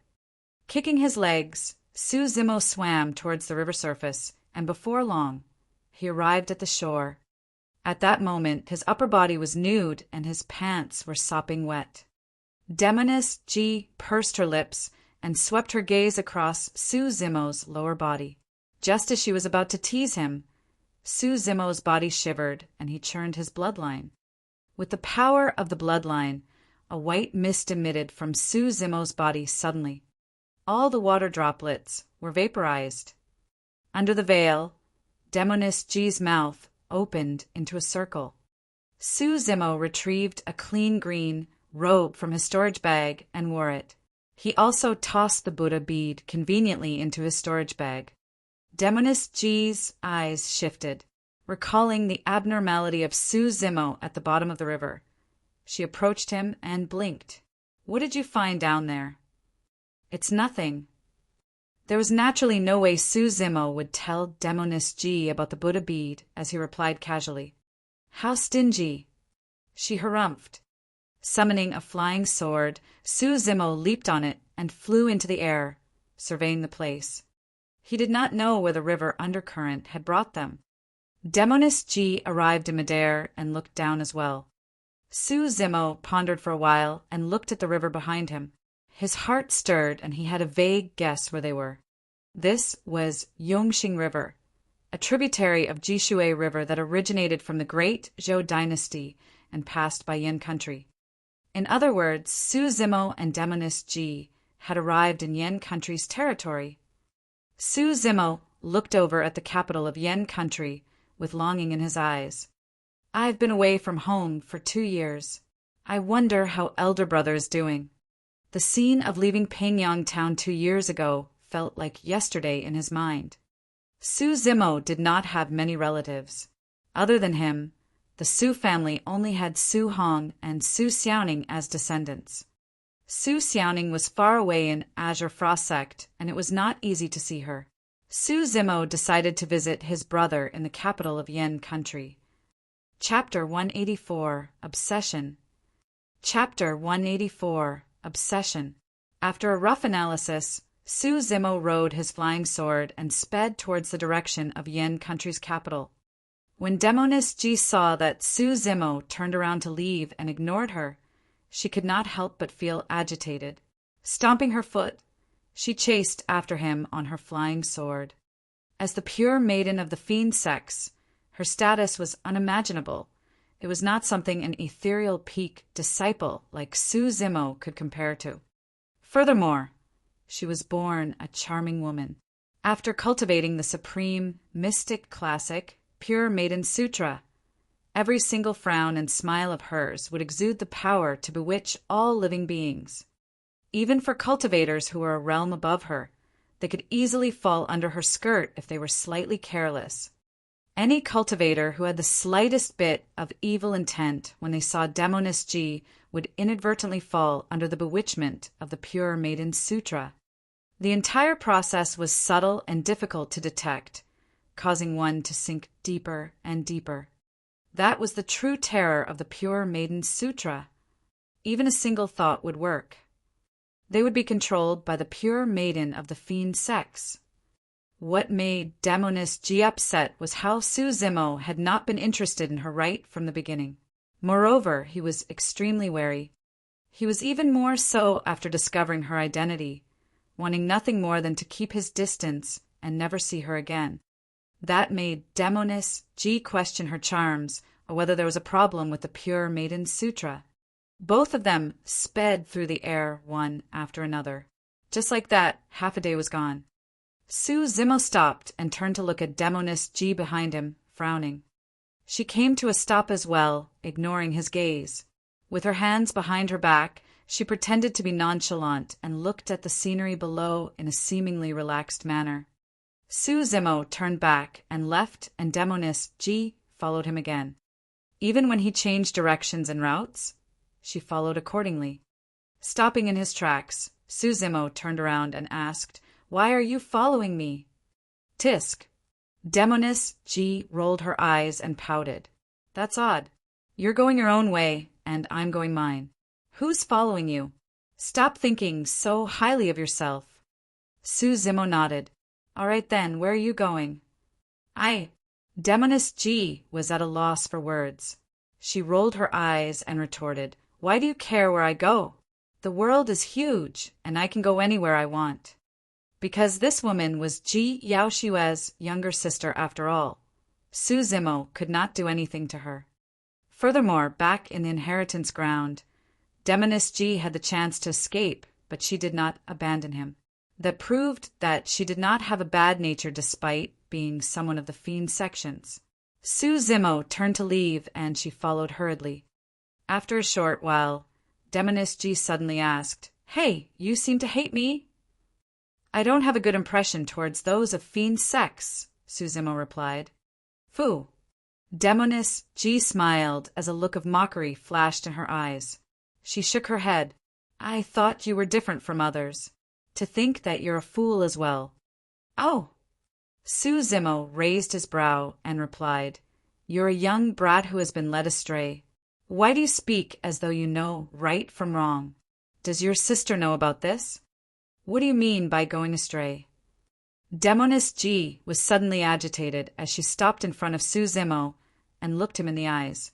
"Since you don't have a good impression towards those of the fiend sex, you think that the path of fiends is one that's astray? Let me ask you then, do you know what fiends are? Do you understand anything about fiend sex?" Su Zimo was stunned for a moment. He wanted to reply, but did not know what to say. Indeed, it was difficult for him to define fiends, and he did not understand fiend sex as well. In fact, he had not even heard of the 7 fiend sects before he met Demoness G. After a moment, Su Zimo replied, "Indeed, I don't know what fiends are. However, I know that Wu Xiangming, Yan Fei, and the others were sincere about wanting to protect you. But you got them killed." Demoness G scoffed coldly. "That's where you're wrong. Yan Fei was someone from Cloud Rain sect, and he had no good intentions following me. As for Wu Xiangming and the rest, I can assure you that they were only lured there because they had ill intents towards me. Such people deserve death. If I didn't have the means to protect myself, what do you think they would have done to me?" Su Zimo thought for a moment before adding, "Back in the past, I encountered a sect named Joyful Sect here. Their disciples committed all sorts of evil and abducted women, using their een to raise their cultivation realms. If that's not fiendish, what is? Joyful Sect is in the same league as Cloud Rain Sect. There's no difference." "That's where you're wrong again." Demoness G revealed a look of disdain and shook her head. "I've never heard of any Joyful Sect before. Although I'm not a disciple of Cloud Rain Sect, I know that Joyful Sect is not even befitting of carrying the shoes of Cloud Rain Sect cultivators." She paused for a moment and asked again, "Also, do you know Cloud Rain Sect very well? Why do you claim that Joyful Sect and Cloud Rain Sect are in the same league and there's no difference? On what basis?" "Their cultivation techniques." "Just because you've seen Joyful Sect's cultivation techniques, you understand the cultivation techniques of Cloud Rain Sect." Su Zimo remained silent. Demoness G continued, "Let me tell you, even though the disciples of Cloud Rain Sect are frivolous and always have sex with women, they don't force any women at all. Otherwise, they will be punished heavily by Cloud Rain Sect and even sentenced to death. Moreover, copulation between men and women is a fusion of yin and yang, the universe's natural path and the primordial Tao. What's wrong about that? If that's fiendish, you're telling me that all married couples in the world are fiends?" Upon hearing this, Su Zimo frowned. In that case, Cloud Rain Sect and Joyful Sect truly had a difference. Cloud Rain Sect would not force others. If the women were willing, there was nothing to say about that. Also, the real fiend sects are only the 7 of us. In fact, 6. Even Malevolent Earth Sect cannot be considered as a true fiend sect, let alone some rubbish like Joyful Sect. Do you think they're fit to be called fiends?" Demoness G continued, "Since you don't know what fiends are, let me tell you. There's a reason why the Tao of fiends can be ranked alongside the immortal and Buddha Tao and be passed down through the ages. The Tao of fiends is the Tao of obsession, the Tao of extremity. Tao of obsession, Tao of extremity." Su Zimo repeated and frowned in deep thoughts.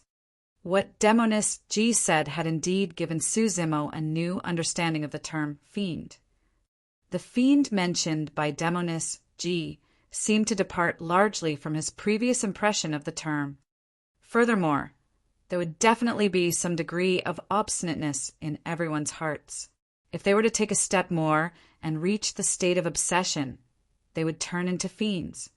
Obsession turns one into fiends. Su Zimo asked, since it's the Tao of obsession and extremity, what does Cloud Rain's sect cultivate? The Tao of indulgence.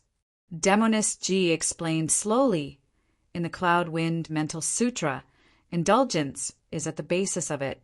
However, there are two major taboos. One is to not force others. The other is to not be stirred by emotions. The reason why Yen Fei died in my hands was because he had violated the two great taboos of the Cloud Wind Mental Sutra, resulting in him exposing a fatal opening. As such, his death comes as no surprise. If one wanted to indulge in lust, they would have to be heartless. That was the obsession and extremity of fiend sections. One would have to forsake many things to tread on this path. Fiends were incomplete and imperfect. Su Zimo's heart was shaken. After a brief pause, he asked, what does the pure maiden sect cultivate? Not telling you. Demonist G smiled slyly. Chapter 185, 4 years on. Chapter 185, for years on. After Demonist G's words, Su Zimo had a new understanding and impression towards her and fiend sections. Just like immortals and Buddha, fiends had a Tao of their own. After pondering for a while, Su Zimo suddenly thought of something and asked, a few months ago I met a cultivator in a spirit mine with ruthless methods. He massacred an entire city of living beings and uses a vile cultivation technique that can suck a living person into a dry corpse. Is he someone from the fiend sects? From what I know, there's no such cultivation technique in the fiend sects. Demonist G shook her head. She paused for a moment and continued. The reason why the reputation of fiend sects is bad in the cultivation world is all because of you people from the orthodox path. As long as it's something that goes against humanity, you guys accuse us of the fiend sects for it. It's truly despicable. If it's not done by the fiend sects, you guys can come forth and explain yourselves. Su Zimo frowned. Foo-foo. Demonist G scoffed coldly. There's no way the fiend sects will do that. Demons have their pride. She thought for a moment and said, a senior in the fiend sects once gave an example to describe the difference between immortals and demons. I think it's rather apartment. For the same treasure, cultivators of the fiend sects would fight for it openly. However, cultivators of immortal sects would vie for it in secret and frame it onto those of the fiend sections. That's a little extreme. Su Zimo shook his head. I don't wish to argue with you any more. With that, Su Zimo turned to leave. Demonist G followed him again. But this time round, Su Zimo did not chase her away. Where are you going? She asked. Su Zimo remained silent for a while before replying, back home to take a look.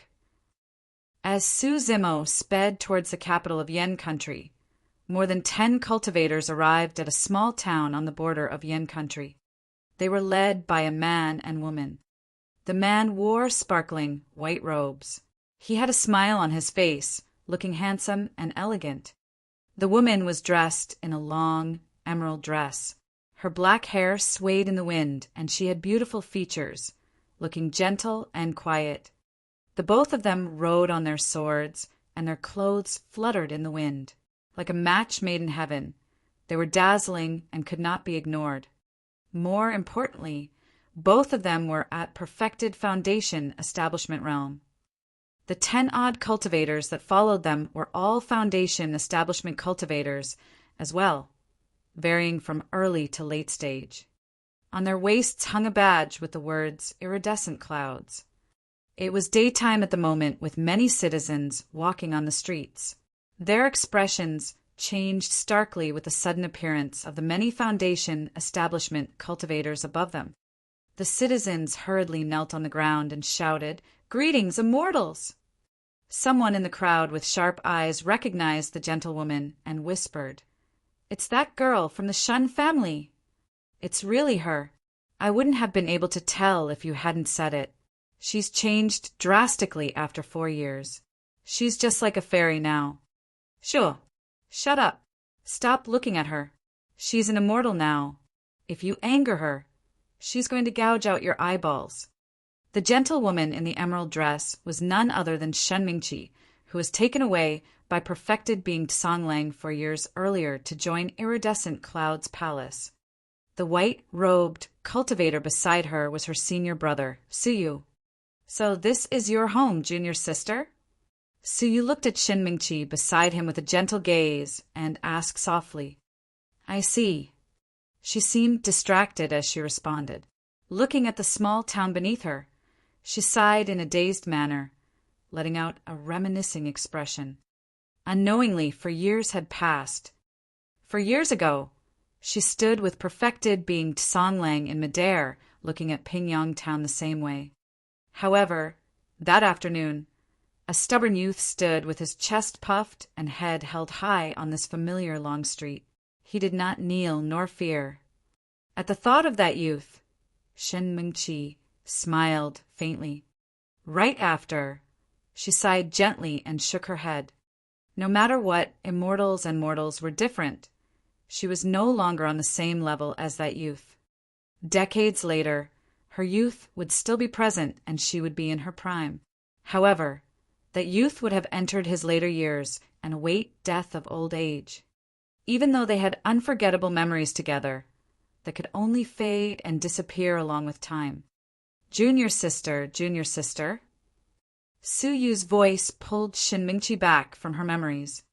Ah, sorry, she replied apologetically, neither too intimate nor unfriendly. Suyu was considered as one of the top 10 inner sect disciples of Iridescent Cloud's palace. He had courted her for a long time, but she never agreed to it. She made the decision to return home for a visit in a low profile. However, Suyu volunteered to accompany her and brought more than 10 juniors along. Before long, Shen Mingqi and the others descended at the Shen residence. She only had a single kin, her brother, Shen Nan. The Shen family had changed drastically. Even though the Zhao and Li families were eradicated and removed from Pingyang town, Shen Nan had benefited greatly from following the two families in the past. As such, he had long expanded into a luxurious mansion. Because of Su Xiaoning's kidnapping incident back then, Su Zimo went on a killing spree and killed many people except Shen Nan. Even so, Shen Nan did not dare to continue being brazen. After all, Su Hong's conferment as king happened in Pingyang town. Although no one knew what was going on behind the scenes, everyone witnessed the outcome. Mangqi. When Shen Nan caught sight of Shen Mingqi, he was rooted on the spot with a look of disbelief. Brother, it's me. Shen Mingqi smiled and nodded. It's good that you're back, it's good.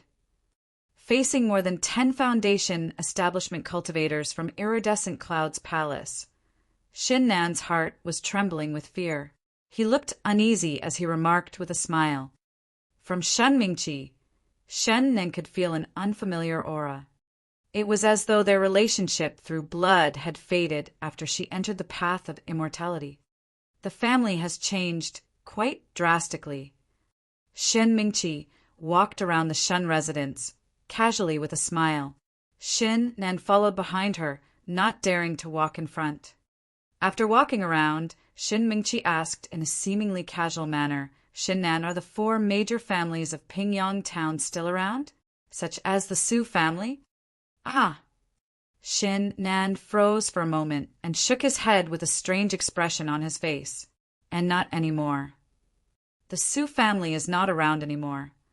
Shen Mingqi stopped in her tracks and suddenly turned around, frowning. Yeah, they're all gone. Shen Nan nodded and related everything that happened 4 years ago.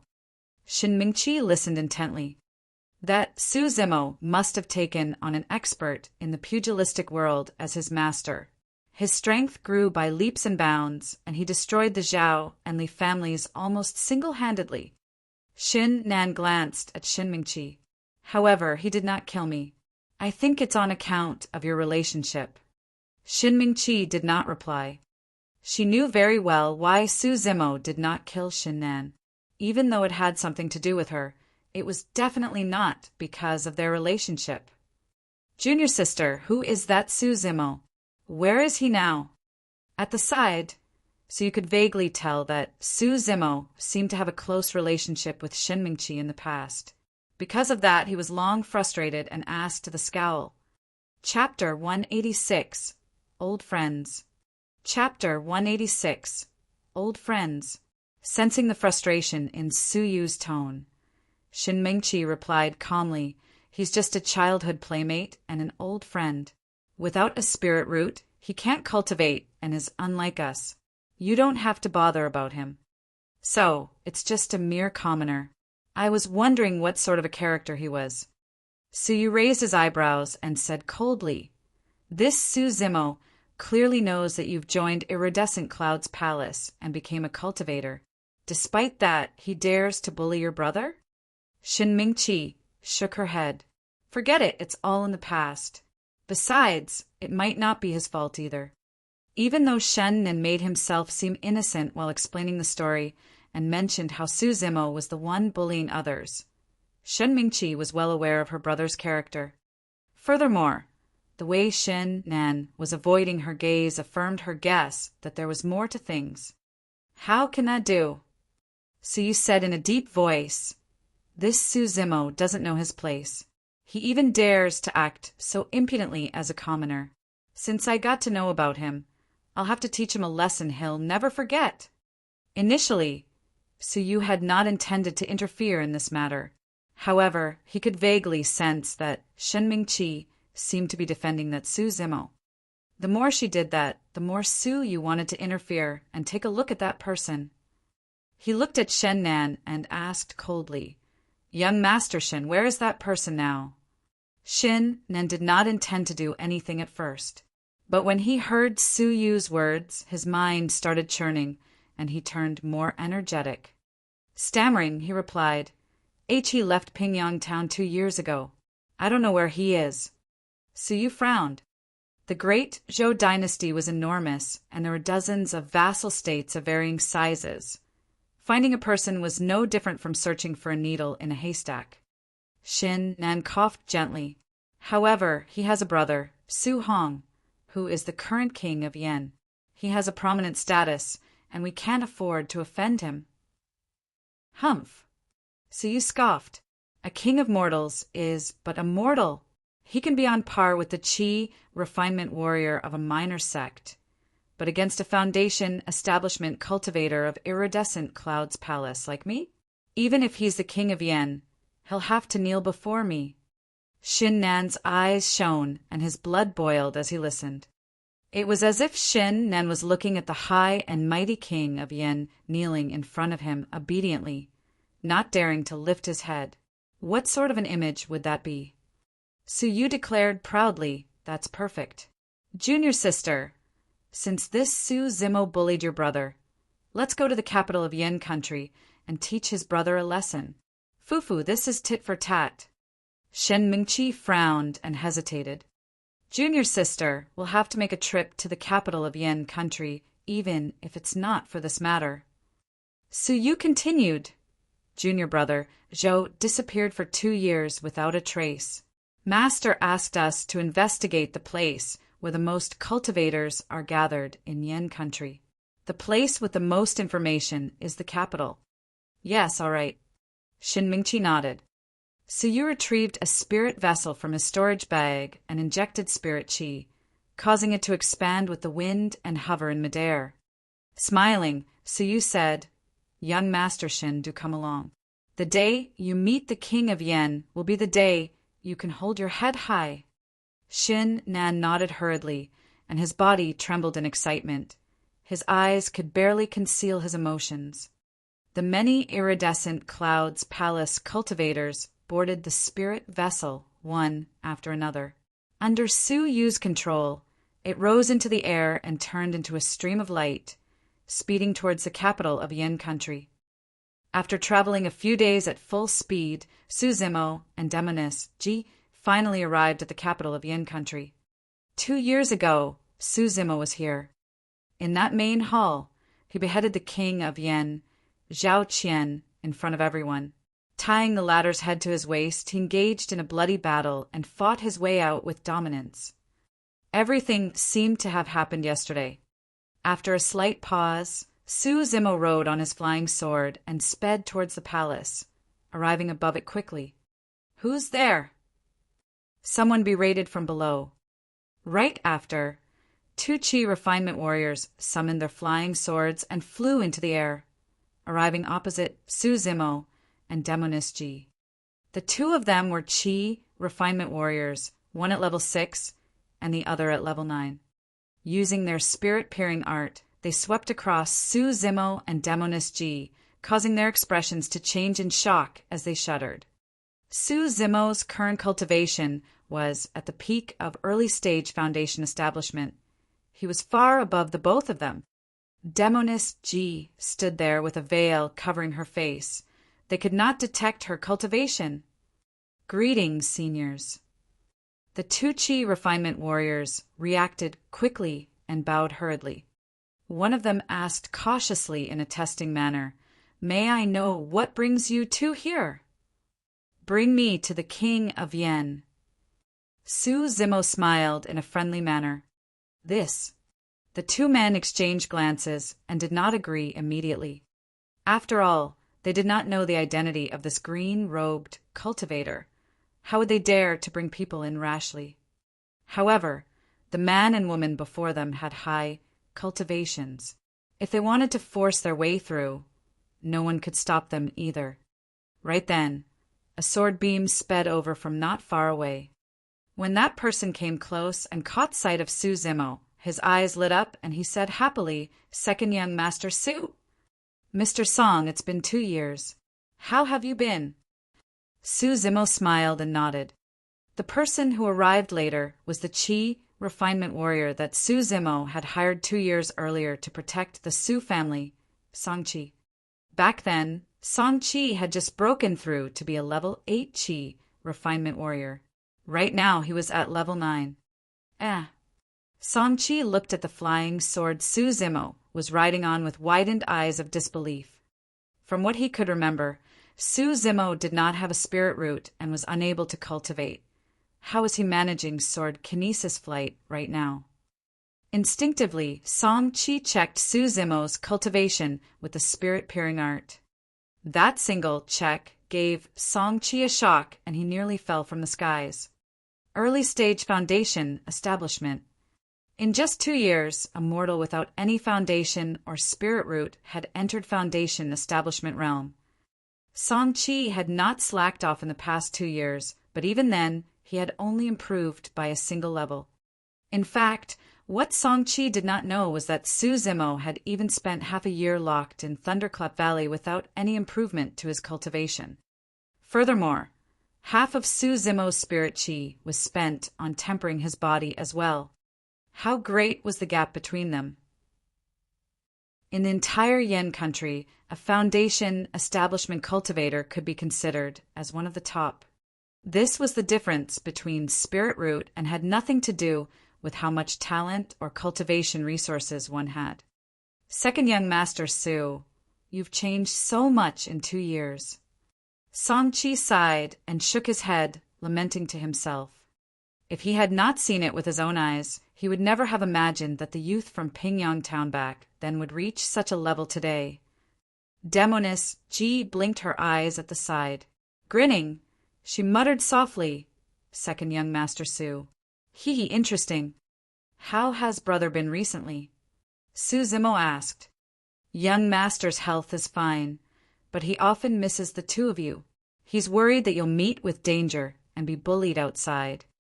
That had Su Zimo feeling extremely touched. Song Qi led Su Zimo and Demoness Ji into the back palace.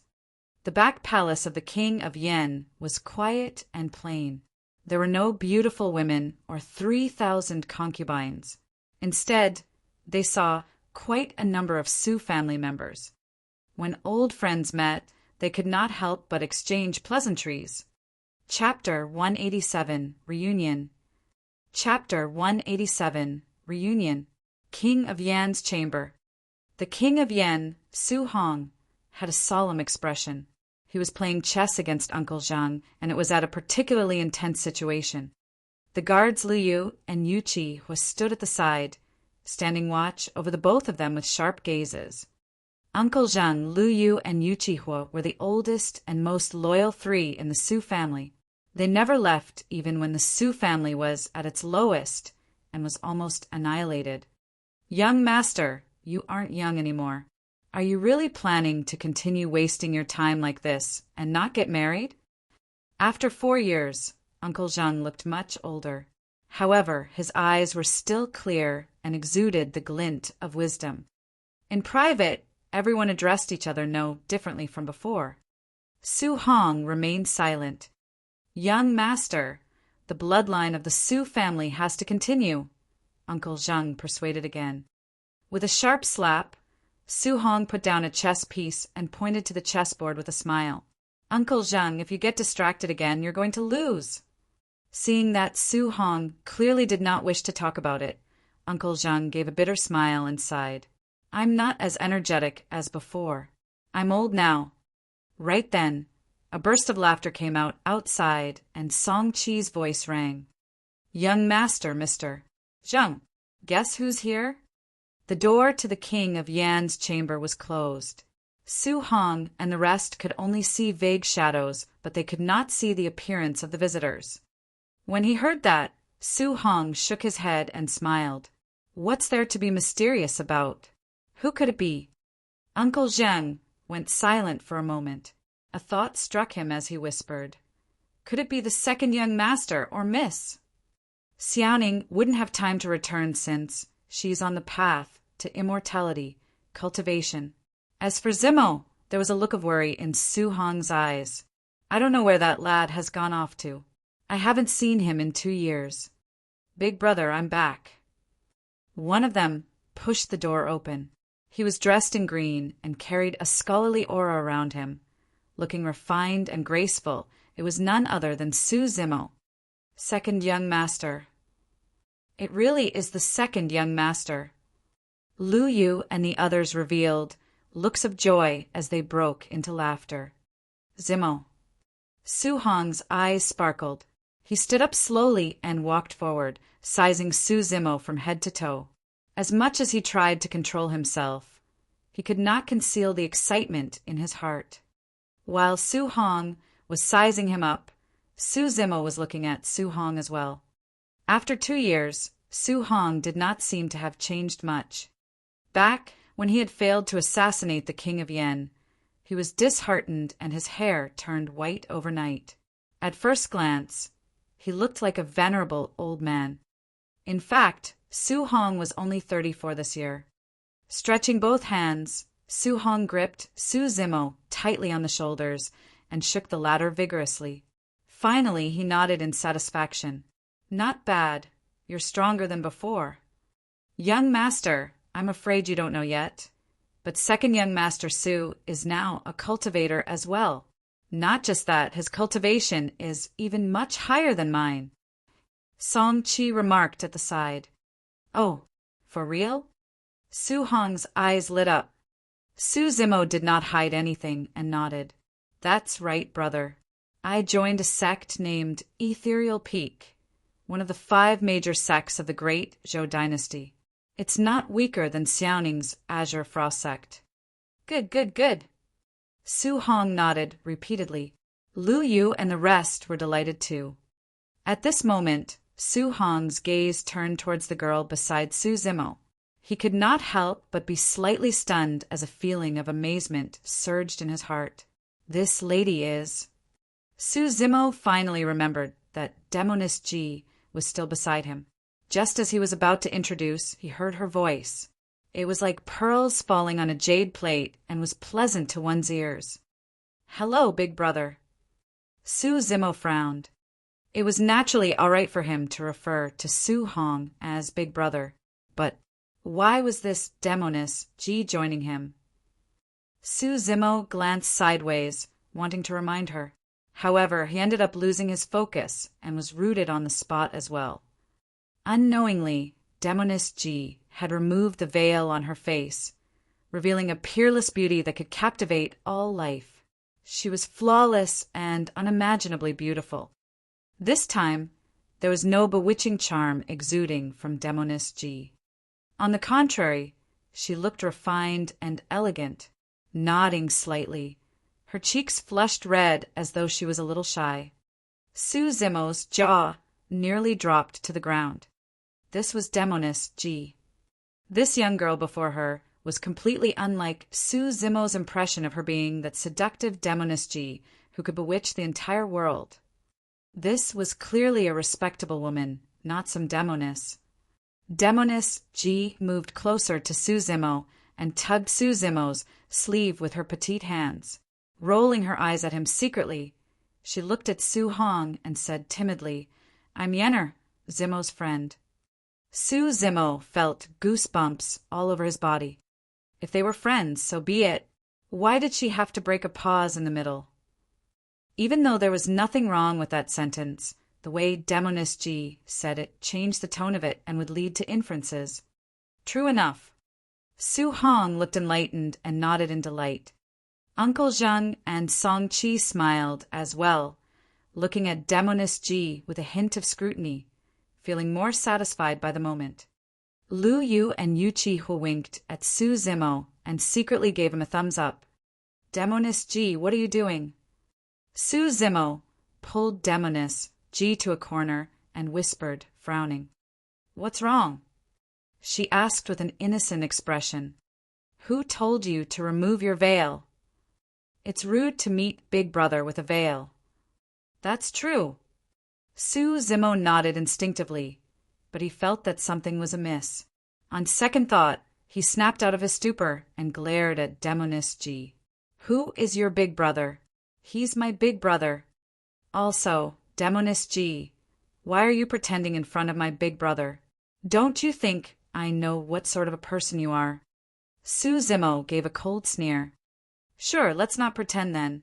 How about I jump into your embrace and we can make out right now?"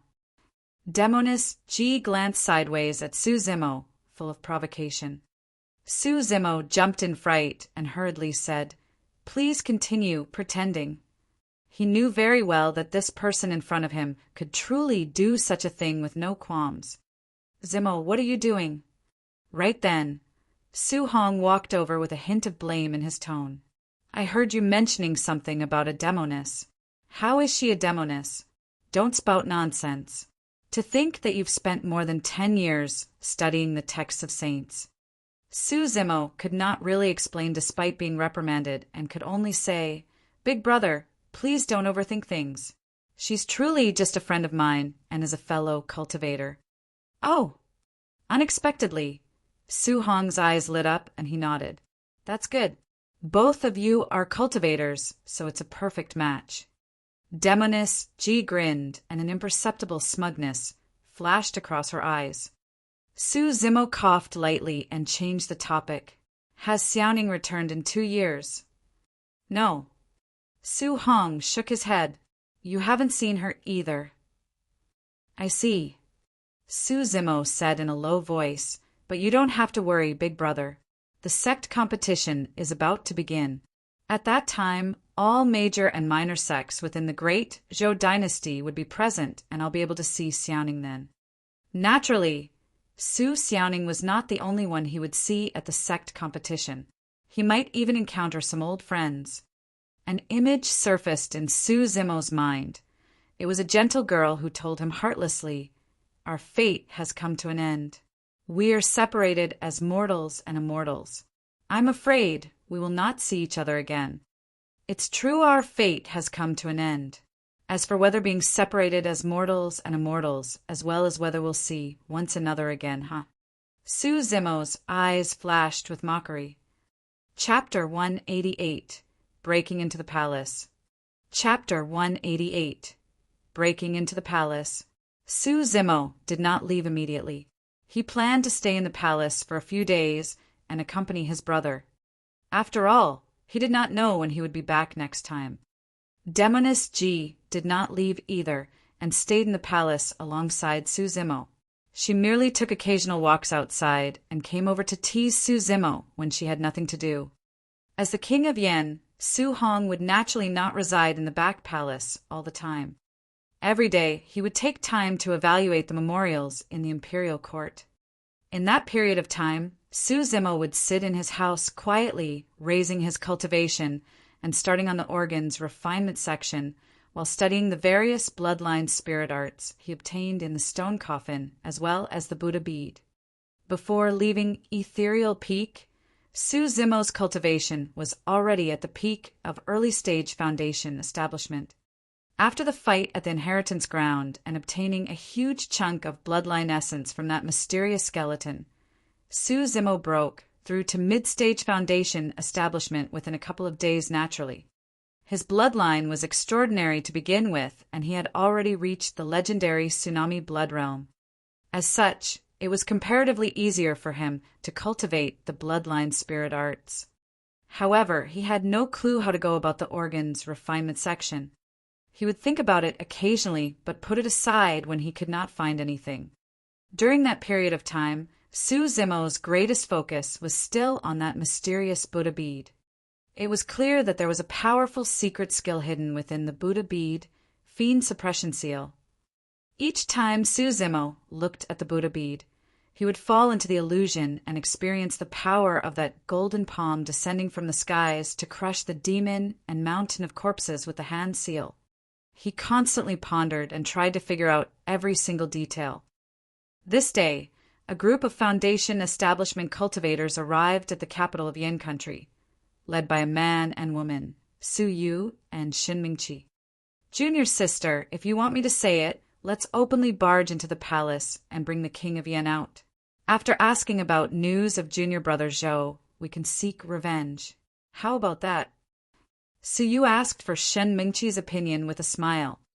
Shin Mingqi frowned and shook her head. "I don't wish to see those old friends, so I won't be going with you guys." Su Yu rolled his eyes and nodded. "That's true. Given our status, we'll be elevating the king of Yan's status if we go and look for him at his place. Junior brothers Liang Hao and Lu Hongyi, please bring our fellow sect mates to the palace and invite that king of Yan over." Su Yu placed emphasis on the word invite. His intentions were clear. He wanted Su Hong to suffer. Two iridescent clouds palace cultivators stood up and cupped their fists. "Don't worry, senior brother Su. Leave it to us." Su Yu nodded. Liang Hao and Lu Hongyi were both late-stage foundation establishment cultivators. In the capital of Yen country, they were absolutely domineering existences. Furthermore, they carried the badge of Iridescent Cloud's Palace on their waist. Which idiot would dare provoke them? Su Yu, Shen Mingqi, and Shin then looked for a random inn and moved in, waiting for Liang Hao and Lu Hongyi to bring the king of Yen over. Shin Nand was the most excited among them. In the 2 years since Su Hong was conferred king, he had been on tenterhooks, afraid that the Su family would seek revenge on him one day. Now he no longer had to be afraid. After Su Hong's court session of the day, he headed for the back palace. When he reached Su Zimo's door, he realized that it was tightly shut. Pausing for a slight moment, he did not knock and instead turned to leave. He gathered that Su Zimo was probably in seclusion and did not disturb the latter. Upon returning to his chamber, Su Hong continued to read the account memorials. Not long after, there was a sudden commotion outside the door. "Who's there?" "Ah!" Sounds of fighting and screaming could be heard vaguely. It was as if someone had barged into the palace and headed straight for the chamber. "Oh!" Su Hong frowned, his expression calm and composed. Lu Yu and Yu Qihua exchanged glances and quickly stood in front of Su Hong, whispering, "Young master, leave from the back." Song Qi stood up and retrieved a flying sword from his storage bag. He shook his head with a solemn expression. "It's most likely too late to leave." Snap! Just as he said that, the door to the chamber was smashed apart by a tremendous force. More than 10 cultivators barged in with large strides, their heads reared with an imposing aura. Song-chi looked at them and could not help but feel shocked. His breathing stagnated. Foundation Establishment Cultivators. There were more than 10 cultivators, all of them Foundation Establishment Cultivators. The two people leading them were even at late-stage Foundation Establishment. The power they possessed was almost enough to destroy a vassal state. When did Yen country offend such a faction? Song-chi's thoughts raced, and he pondered, it makes no sense. We rarely have any interaction with cultivators, so he couldn't have offended these people. His gaze landed on the badge on the waist of the Foundation Establishment Cultivators. Iridescent Clouds Palace. One of the 5 major sects. Iridescent Clouds Palace. This was big. Song-chi forced himself to remain calm as he revealed a smile and said in a deep voice, "Fellow seniors of Iridescent Clouds Palace who have come to visit the capital, please forgive us for being impolite and failing to welcome all of you." Liang Hao did not even bother to look at Song-chi. His head was raised, his nostrils facing the skies as he looked around. Finally, his gaze landed on Su Hong in the middle as he asked with raised brows, "You're the king of Yen, Su Hong?" "I am." Su Hong stood up slowly with a calm expression. He pushed Lu Yu and Yu Chi-hua aside, facing Liang Hao and the rest directly. "Fu!" Lu Hongyi's lips curled into a cynical smile. He laughed lightly. "The ignorant are truly fearless. You can stay calm now, but I wonder if you'll roll in your pee out of fear later on. May I know why you guys have barged into the palace of Yen country?" Su Hong's tone was calm and composed, neither overbearing nor servile. "Why?" Liang Hao's expression darkened, and he suddenly shouted, "Su Hong, how bold of you! Kneel down when you see immortals of the Iridescent Clouds Palace." His voice was deafening, reverberating in the chamber strongly. It was as if there was really an immortal looking down on all life and questioning loudly. Mortals aside, even Song-chi's expression was slightly pale. His chest felt stuffy and his heart raced. Su Hong raised his head and suddenly smiled. "Why should I kneel?" "You're indeed ignorant. It seems like you're someone who won't cry until you see the coffin. I've got to let you suffer for a bit," Lu Hongyi declared sinisterly with a malicious expression. Right as he was about to step forth, a voice came from outside. "The people from Iridescent Clouds Palace are truly promising. They're always forcing people to kneel, Fufu." Those words were clearly filled with disdain and mockery. Immediately, the group from Iridescent Clouds Palace were enraged as they turned back.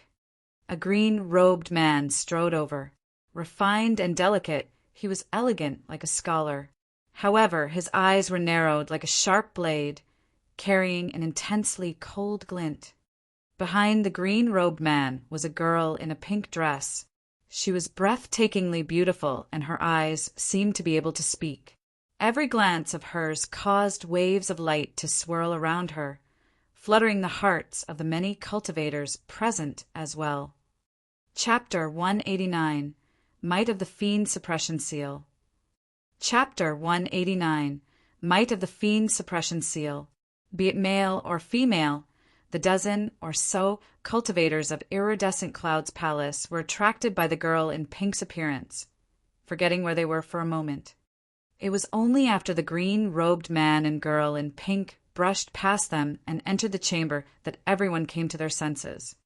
Liang Hao and Lu Hongyi used their spirit-peering art to probe the two of them immediately.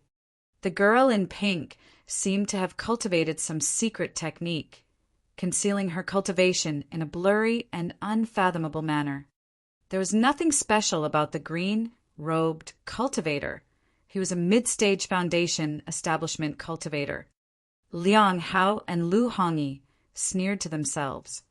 When both of them saw that neither the green-robed cultivator or girl in pink had any identity badges, they assumed that these must be itinerant or minor sect cultivators, and there was nothing to be afraid of.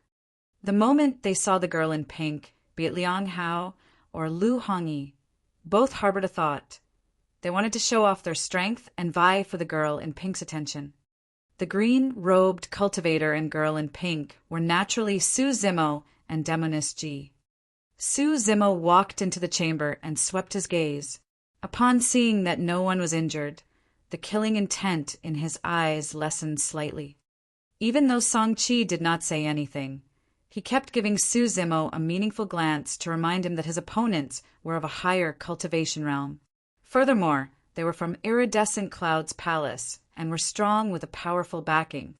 Worry flashed in Su Hong's eyes when he saw Su Zimo appearing as well. Su Zimo merely smiled and nodded to Su Hong, Song-Chi, and the rest, indicating for them to be at ease.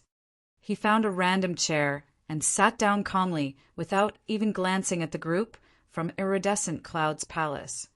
Liang Hao and the rest were furious when they saw how arrogant Su Zimo was despite his lower cultivation. "Were you the one who spoke just now?" Liang Hao glared at Su Zimo fixedly and asked coldly. "Yes." Su Zimo lowered his head and pressed his middle finger against his thumb, rubbing it lightly as he replied expressionlessly. Liang Hao narrowed his eyes and said icily, "In that case, do you have any objections if I get Su Hong to kneel down?" Su Zimo raised his head and looked askance at Liang Hao, asking with a smile, "Are you worthy?" "You must be courting death." Liang Hao's fingertips moved in an incantation gesture, and the spirit energy in his dantian burst out, forming a long sword out of thin air. This was one of the more ordinary spirit techniques in the cultivation world, the condensing sword art. Using rich spirit energy as a foundation, a long sword was condensed. However, its sharpness was no weaker than a spirit weapon. Furthermore, its aura was terrifying and emitted a suppressive force. Right then, Su Zimo moved as well. His mind flashed repeatedly with the shocking scene he had witnessed when he delved into the illusion of the Buddha bead. Subconsciously, Su Zimo's middle finger and thumb pressed together to form a weird hand seal. The secret skill hidden in the Buddha bead, Fiend Suppression Seal. At that moment, the spirit energy in his dantian circulated crazily and continuously surged into the newly formed hand seal. The speed was too fast. The Fiend Suppression Seal was like a bottomless pit, absorbing the spirit energy in Su Zimo's dantian constantly like a whale swallowing a cow. Su Zimo had a feeling that if he did not make a move, the Fiend Suppression Seal could even absorb his spirit energy entirely without a single drop left. The more powerful the spirit art, the greater the consumption of spirit energy. Right now, Su Zimo was at mid-stage foundation establishment. Due to the presence of the blood-bone palm, the quality of his spirit energy could even match that of a late-stage foundation establishment cultivator. If the Fiend Suppression Seal could absorb all the spirit energy of a late-stage foundation establishment cultivator, how terrifying was that spirit art? Su Zimo did not dare to wait any longer and attacked directly. Boom! There was a deafening sound. Under everyone's watchful eyes, a giant golden palm descended from the sky. Smashing through the heavens, it suppressed all airflow and crushed towards Liang Hao and the others in a repressive manner. At that moment, even those who were not involved felt a sense of trepidation. Pissed, Song-Chi gasped as his heart trembled. Even though the strike was not aimed at him, he could still feel a suffocating pressure. Demoness G watched with an open mouth and widened eyes in disbelief. As the pure maiden of the fiend sex, she naturally had a sharp eye. The power of this spirit art before her was far beyond her imagination. Ethereal peak aside, even the fiend sex that had survived through the ancient times did not have many spirit arts of this level. Liang Hao and Lu Hongyi, who were situated beneath the Fiend Suppression Seal, were horrified. They looked up with widened, bloodshot eyes and shuddered in fear. Both of them could see clearly. The patterns on the golden palm were clearly visible, as though they were corporeal. It was as if the divine god's palm carried with it a supreme might as it came crushing down, seeking to destroy all living things. Everyone help me. The fiend suppression seal descended extremely quickly and encompassed a large area. Liang Hao did not have time to dodge and could only roar loudly. Beside him, Lu Hongyi was also the first to bear the brunt. At that moment, the two of them had an illusion. They did not seem to be facing a mid-stage foundation establishment cultivator. Instead, it was a perfected foundation establishment cultivator who had unlocked multiple meridians. Liang Hao did not even have time to stab at Su Zimo using the spirit sword he had just conjured. He could only use all his strength to stab at the golden palm above him. Kill! On the other side, Lu Hongyi also burst out with a spirit art. A huge mirror covered the both of their heads, glistening with a watery surface as though it could withstand all power. Even though the remaining 10 iridescent clouds palace cultivators were not enveloped by the golden hand seal, they hurriedly rendered their assistance, seeing their two senior brothers in need. Instantly, flying swords with cold auras intertwined with one another as spirit arts were released. There was only one goal, the descending golden hand seal. Snap! Liang Hao's spirit sword was the first to snap. Against the golden hand seal, it was like a mere chicken that could not withstand a single blow. Bang! Bang! Bang! Clang! Clang! Clang! The flying swords and spirit arts of the iridescent clouds palace cultivators struck the golden hand seal, and it trembled, dimming its golden light considerably. Even so, the golden hand seal continued to crush down. It made contact with the spirit mirror Lu Hongyi conjured. Piak! The ripples on the surface of the spirit realm instantly coagulated as they shattered, dissipating their spirit energy. Liang Hao and Lu Hongyi panicked. They quickly took out a protective talisman from their storage bags and crushed it. A light dome appeared around them. Crack! Crack! Crack! In the blink of an eye, cracks appeared on the surface of the light dome and spread rapidly. Bang! The protection talismans had failed. Liang Hao and Lu Hongyi could not endure the burden and spat out a mouthful of blood as though they were struck by lightning. Their faces were pale and dispirited. Right after, their legs buckled and they fell to their knees with a plop. The impact nearly shattered their knees, causing their faces to squeeze together in pain. The golden hand seal dissipated as well after receiving that much of an impact. It was completely silent within the chamber. No one had expected this. Demoness Ji knew that Su Zimo was terrifying in his melee combatability. However, she had not expected that he would be able to unleash such domineering powers in terms of cultivation techniques as well. The two late-stage Foundation establishment cultivators were seriously injured and lost their combat power. The remaining 10 iridescent clouds palace cultivators were not enveloped by the fiend suppression seal after all. Since they only attacked by the side, they were not injured. Even so, they had expended quite a bit of spirit energy as they looked at Su Zimo with frightful eyes. Chapter 190. Get over here yourself. Chapter 190. Get over here yourself. Right from the start, Su Zimo had been seated on the chair without any major movements. In fact, he did not even stand up and looked calm and composed. In reality, he felt quite the shock as well. The might of the fiend suppression seal had far surpassed his expectations. At that moment, the spirit energy in his energy was almost depleted.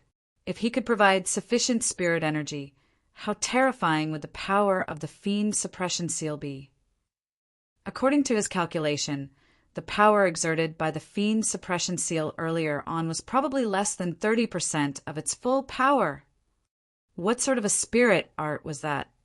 A mere 30% of its power nearly depleted Su Zimo's spirit energy as a mid-stage Foundation establishment cultivator. Who are you? What sect are you from? Tell me your name if you've got the guts. Liang Hao struggled to stand up. He stared at Su Zimo and asked slowly with hateful eyes, Who allowed you to get up?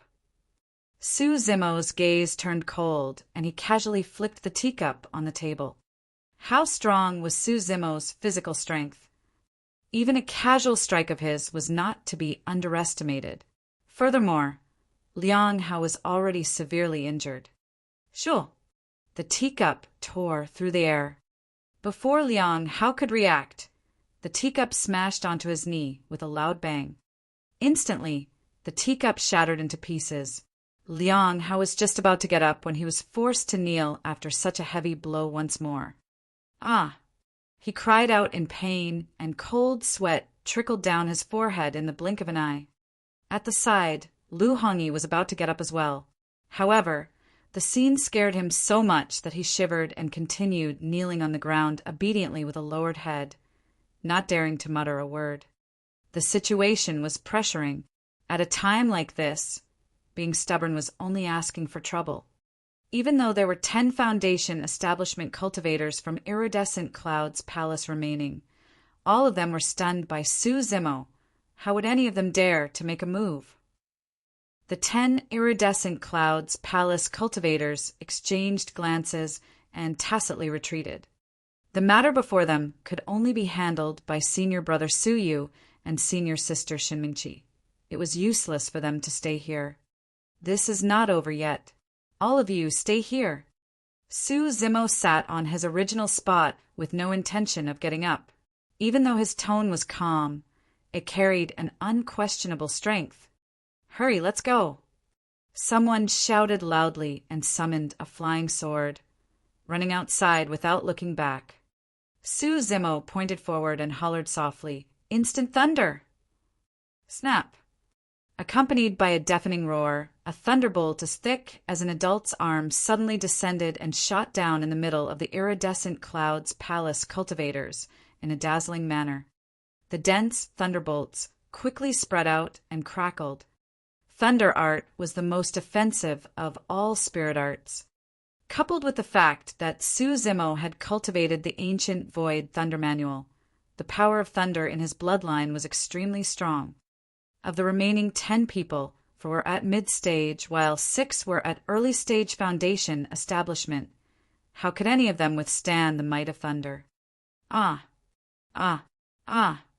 Tragic cries could be heard from the crowd. The 6 early-stage Foundation establishment cultivators were instantly electrocuted and charred. Green smoke billowed from their bodies as they fell to the ground. The 4 mid-stage Foundation establishment cultivators were also covered in dirt. Although they had barely managed to withstand the blow, they were severely injured with blood oozing from the sides of their mouths. All their hairs turned charred and curly from the shock. Su Hong, Song Qi, and the others were long dumbfounded by what they saw. How could they have expected that his younger brother, the second young master of the Su family, would be so powerful in just 2 years? Fellow Taoist, you better not go too far. Lu Hongyi gulped and mustered his courage to declare. Interesting. Su Zimo smiled. You're the ones who came knocking to provoke, forcing others to kneel in an intimidating manner. Why am I the one blamed for going too far now? Don't you get arrogant now. Liang Hao endured the pain in his knees and said sinisterly, Punk, my senior brother and sister are in the capital now. Wait and see what happens if we don't bring Su Hong back with us. Oh! Su Zimo read between the lines and asked with interest. Does that mean that you are here today to take away the King of Yen? Liang Hao replied loudly, So what if I am? Very good.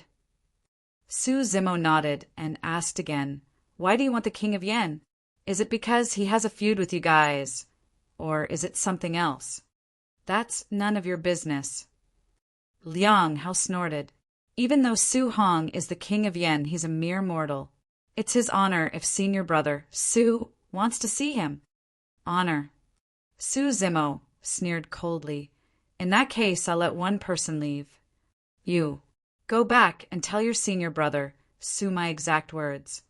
Su Zimo casually pointed at a slightly injured Iridescent Cloud's palace cultivator and said indifferently, If you want to meet the King of Yen, sure. Get over here yourself. The iridescent clouds palace cultivator nodded with a terrified expression and fled on his flying sword. In an inn near the capital, Su Yu and Shin Mingqi were casually eating and chatting. Su Yu asked with concern, "Junior sister, you don't look too good.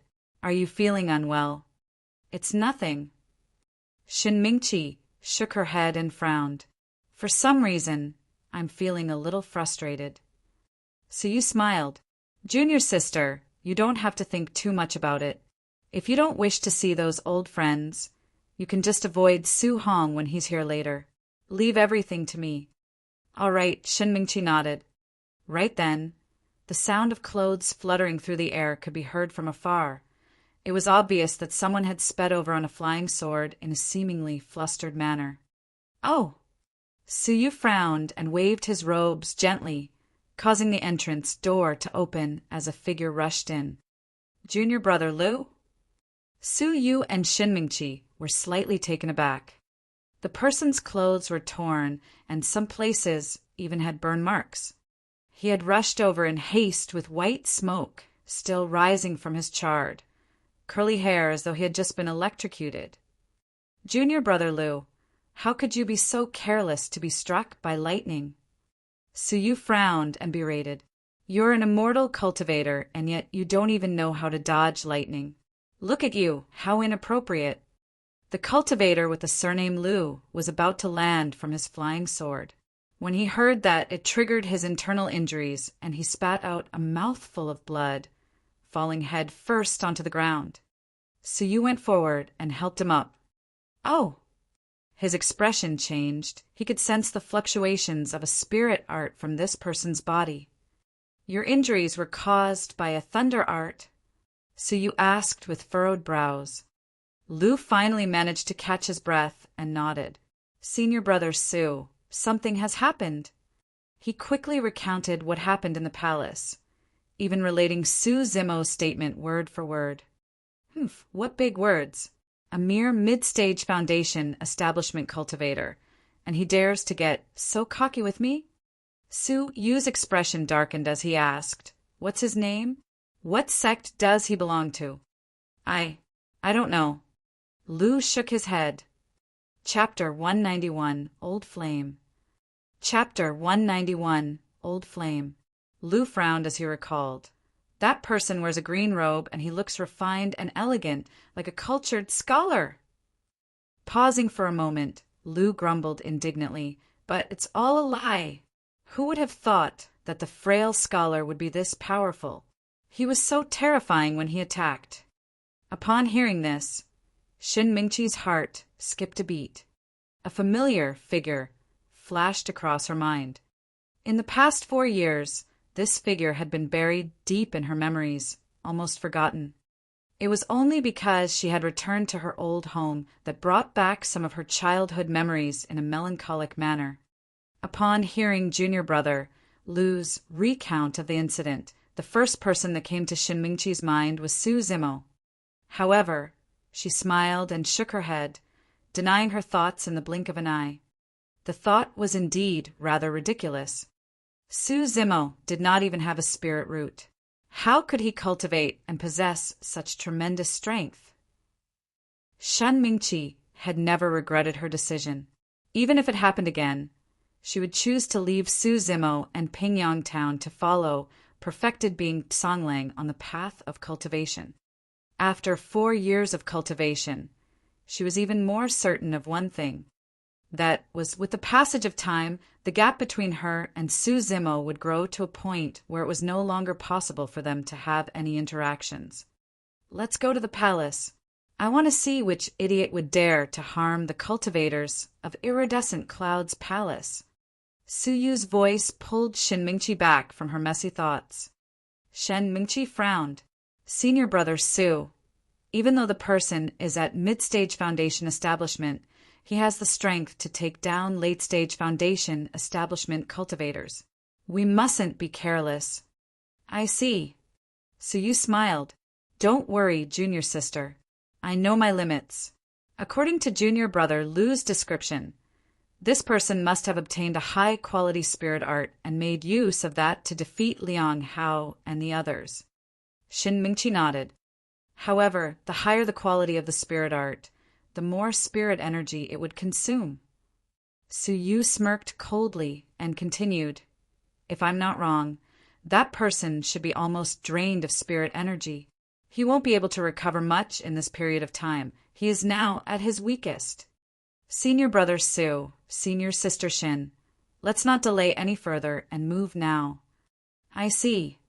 3 rays of sword light rose into the air as Shin Mingqi carried Shinnan and sped towards the palace with Su Yu and Lu. Before long, the 4 of them arrived at the entrance of the king of Yan's chamber. The door was open. From the outside, they saw Liang Hao, Lu Hongyi, and the other iridescent clouds palace cultivators kneeling on the ground in a dejected manner. As the 4 of them were looking down from their flying swords, they could not see who else was inside the chamber. Withdrawing their flying swords, Su Yu and the others descended at the entrance of the chamber and looked inside. At first glance, the 4 of them saw a mature man sitting in the middle of the room. Even though he was only middle-aged, he had a head of white hair. Of course, the most prominent thing about the man was a slanted scar on his face. It was terrifyingly ferocious, almost splitting his entire face into 2. Upon seeing Su Hong, Shin Mingqi felt a little emotional. She naturally knew him, although she did not have a deep impression. Even though this person before her was already the king of a country with considerable power, compared to her, he was nothing in terms of status and strength. When Su Hong saw Shin Mingqi, he was slightly stunned. The Shun family girl. After 4 years, he could barely recognize the gentle and simple girl from back then. Shin Mingqi exuded a clear, cold aura that kept people at arm's length. Even though they were both cultivators, Su Hong did not feel the same coldness from Su Zimo. At that moment, he suddenly felt relieved. He was relieved Shin Mingqi chose to leave his brother back then. They were not the same type of people, to begin with. Shin Mingqi's gaze moved away from Su Hong after pausing for a while and turned to the 2 people seated at the side. A green-robed man sat on a chair at the side of the chamber. His side view was facing the entrance as he leisurely sampled freshly brewed tea that emitted a fragrant scent with a calm expression. Upon seeing the green-robed man, Shin Mingqi felt as if she was struck by lightning. Her body trembled slightly and she froze on the spot. Shaking her head gently, her cherry lips opened slightly as disbelief filled her eyes. Her mind was going blank, even though it was just a side profile. Even though it had been 4 years. Even though that person had matured a lot. Shin Mingqi recognized him at the first instance. If it was any other time, so you would definitely notice something unusual about Shin Mingqi. However, at that moment, his full attention was drawn in by the girl in pink sitting beside the green-robed man. He almost forgot where he was. She smiled at him tenderly, her eyes curved into crescent moons that were filled with love. "Ah!" Suddenly, an exclamation was heard from the chamber. Shen Nan had obviously recognized the green-robed man, and his expression changed. Back then, the impression left on Shen Nan by this man wielding a long saber in the courtyard of the Zhao family while drenched in blood was too deep. It almost became a nightmare that he could not get rid of. Even though Su Yu and Shin Mingqi were beside him, the fear that was deep-rooted in his memories still frightened Shin Nan into shrieking. It was a somewhat familiar shriek. At that moment, Su Zimo finally placed the teacup in his hands down slowly. Turning slightly, he glanced towards the entrance. Their eyes met. Instantly, it was as though space had changed and time had reversed. A series of images flashed past his mind and gradually dissipated. There was silence for a long time. Shin Mingqi's expression was complex. Su Zimo was slightly startled. However, his eyes regained their calmness before long. From the moment he stepped onto the path of cultivation, Su Zimo knew that he would definitely meet Shin Mingqi again. However, he did not expect that it would be under such circumstances that it would be today. For years ago, she left resolutely and Su Zimo suffered a huge blow. He could still remember that heart-wrenching pain till this day. If not for Daiyu's appearance, it would have been difficult for him to get out of that ordeal so quickly. Su Zimo initially thought that he would be filled with resentment towards Shinmingchi. He had even imagined that if they were reunited, he would stand proudly before Shinmingchi and tell her that there was nothing tough about living in a world without her. However, reality was different from imagination. Now that he met Shinmingchi once more, Su Zimo was extremely calm. In fact, he seemed relaxed. Unknowingly, Shinmingchi had turned into a passerby of his life and was just an ordinary old acquaintance. At that moment, Shinmingchi felt a mix of emotions and bitterness in her mouth. It had been 4 years. He did not seem to have changed much. He was still dressed in green and exuded a scholarly air. However, Shinmingchi had just used her spirit-peering art and could naturally tell that Su Zimo was now a cultivator.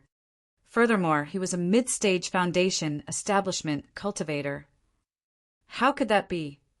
The atmosphere within the chamber suddenly became strange. The disciples of Iridescent Cloud's palace were kneeling on the ground, looking extremely miserable and perplexed. For some reason, Senior Sister Shin looked distracted and confused after she entered the chamber and caught sight of that green-robed cultivator. It was the same for Senior Brother, Su, who was staring at the girl in pink. No one was bothered about them at all.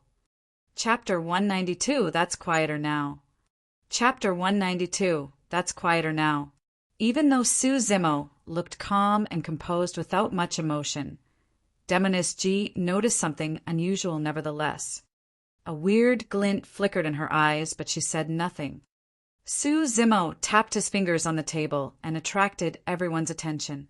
He then said slowly, "Tell me, why are you looking for my elder brother?" There was no greeting nor pleasantry, as Su Zimo went straight to the point of questioning. A flash of panic appeared in Shinmingchi's eyes as she was suddenly at a loss of what to do. Su Zimo's gaze turned to Shin Nan, who was cowering at the side. Raising his brows slightly, he asked, "You're here for revenge?" That gaze of Su Zimo sent Shin Nan shivering as he shook his head like a rattle drum. "Was it your idea?" With a slight pause, Su Zimo shifted his gaze to Shinmingchi and asked coldly, "Or yours, And no, Shinmingchi shook her head subconsciously. Shinmingchi was a cultivator after all. Taking a deep breath, she composed herself and explained, "It's because 2 years ago a junior brother of the sect may have disappeared within Yen country. We're here to see if the king of Yen has news of him." "All right. You know the missing person too. We're all from Pingyang town. He is Zhou." Suddenly, Shinmingchi paused. Looking at Su Zimo, she seemed to know something. Prior to this, she had not considered that Su Zimo might have something to do with Zhou Dingyun's disappearance. But if Su Zimo was a mid-stage foundation establishment cultivator now, he should have been a cultivator 2 years ago as well. In addition, Su Zimo and Zhou Dingyun had a feud to begin with. The truth was revealed. 2 years ago, Zhou Dingyun returned to Pingyang town to cause trouble for Su Zimo. Unexpectedly, he was killed by the latter, who wiped away all traces. Shinmingchi's speculation was similar to the truth. It was just that Su Zimo was not a cultivator 2 years ago. He merely possessed the capability to kill Zhou Dingyun as well. With that, Shinmingchi had already calmed down. Su Zimo had become a cultivator just like her. However, his spirit root and endowment were inferior to hers. Furthermore, he had not joined any major sects, and his future achievements would never ever match hers. In Iridescent Cloud's palace, she made friends with geniuses of the cultivation world. As for Su Zimo, he did not have any backing or power. He would only be able to hang out at the bottom rung of the cultivation world and die at any moment. Even though they had both spent 4 years, She was already at perfected foundation establishment with a meridian unlocked. As for him, he was only at mid-stage foundation establishment. That was the difference between them. Moreover, Shin Mingqi believed that the gap between them would only deepen as time passed. She was certain of that. Her decision back then was still the right one. At that thought, Shin Mingqi regained her confidence and composure. She looked at Su Zimo with a smile. It's been a couple of years, but you've changed quite a bit. Su Zimo was about to say something when he felt a lotus root-like arm coiling around his arm. Fragrance assaulted his senses as Demoness Ji spoke. Zimo, who is this woman? Shin Mingqi frowned. Only now had she noticed that there was a girl in pink seated beside Su Zimo. More importantly, this girl in pink was far superior than her in terms of looks or aura.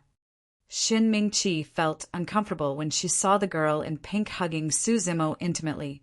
It was as if something that belonged to her had been stolen by someone else. Staring at Demoness Ji, Shin Mingqi asked coldly, "Who are you?" "What do you think?" Demoness Ji smiled like a flower and squeezed next to Su Zimo.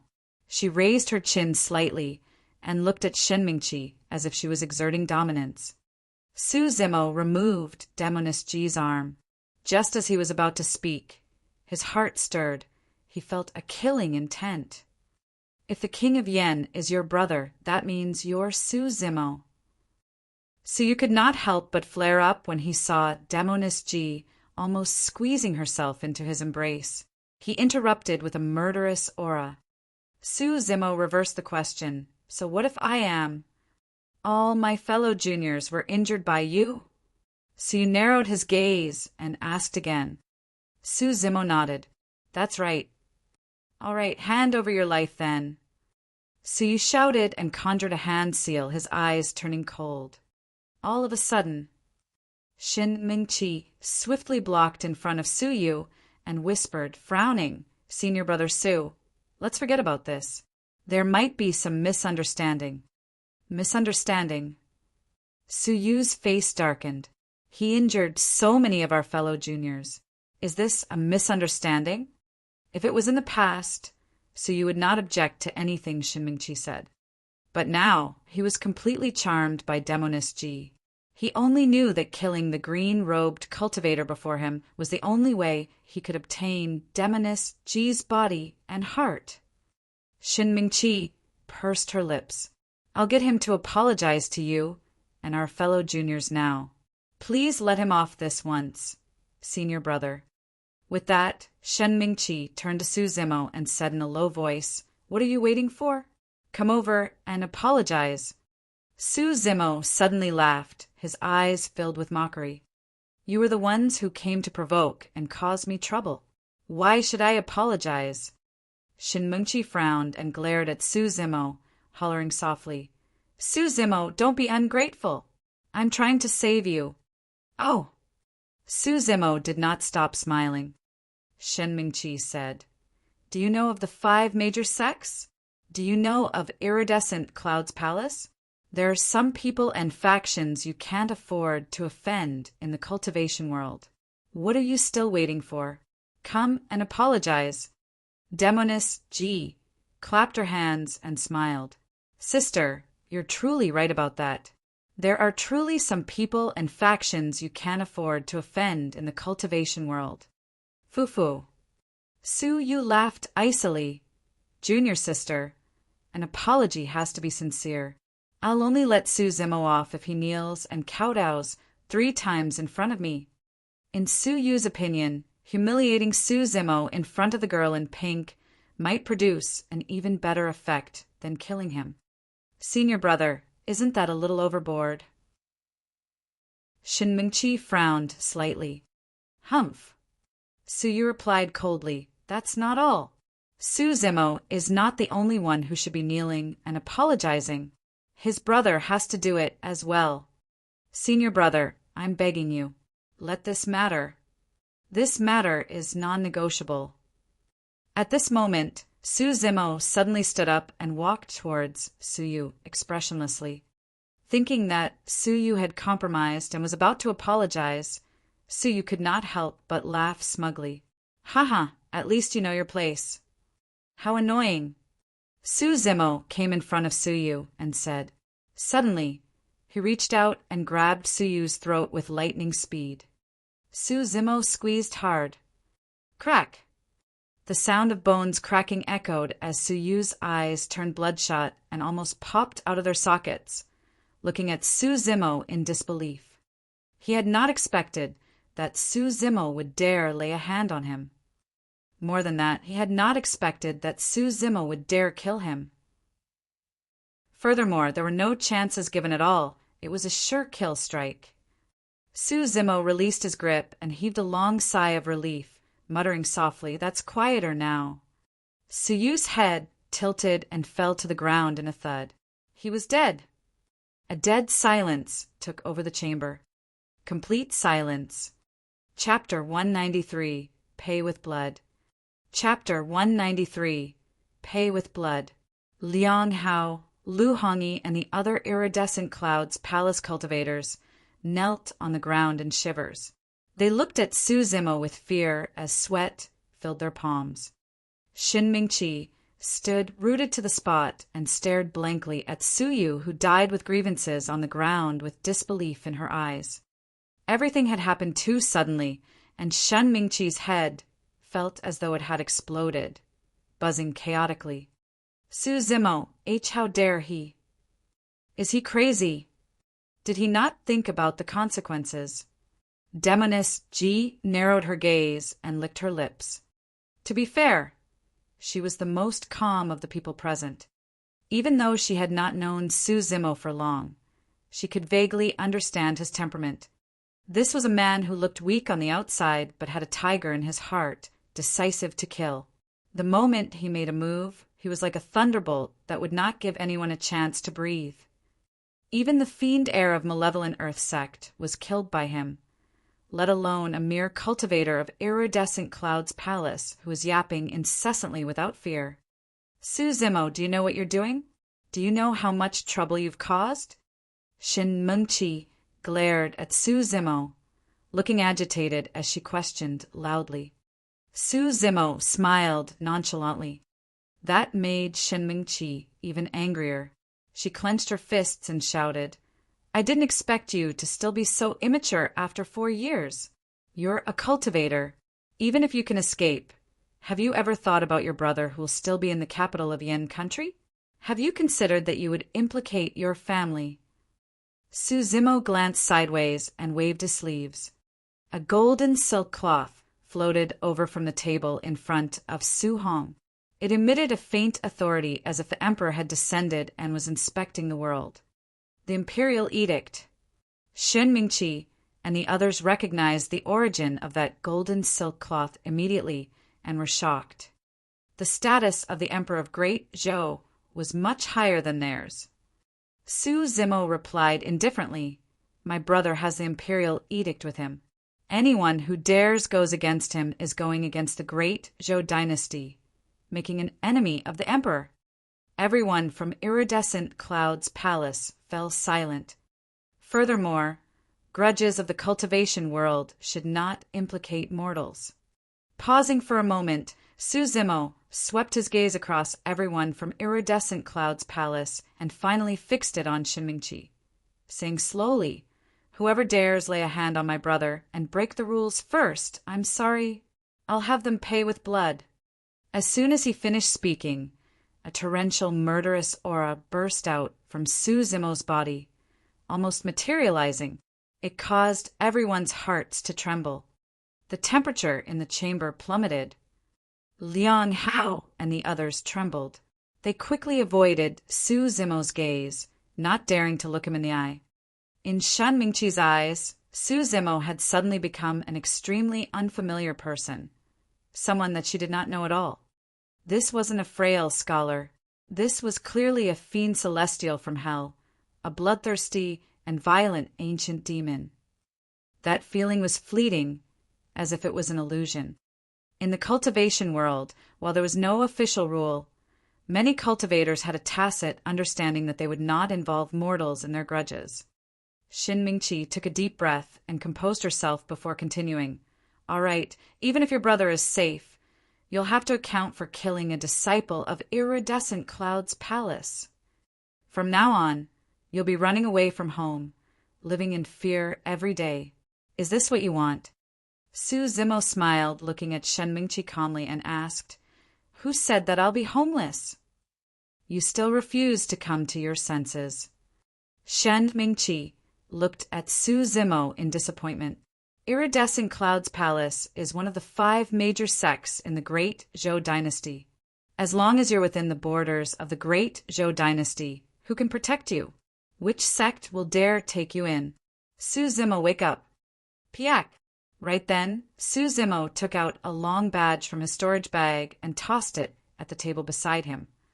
I forgot to mention, I'm a disciple of Ethereal Peak. It's no big deal killing someone from Iridescent Cloud's palace. Ethereal Peak will naturally protect me. Shin Mingqi stared intently at the identity badge on the table. Biting her cherry lips, she stood there in a daze. Everything she was prepared to say could no longer come out of her mouth. Ethereal Peak.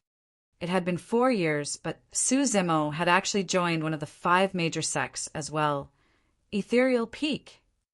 From the moment she saw Su Zimo, Shen Mingqi had been looking down at him condescendingly. All of a sudden, Shen Mingqi realized that Su Zimo had everything she relied on as well.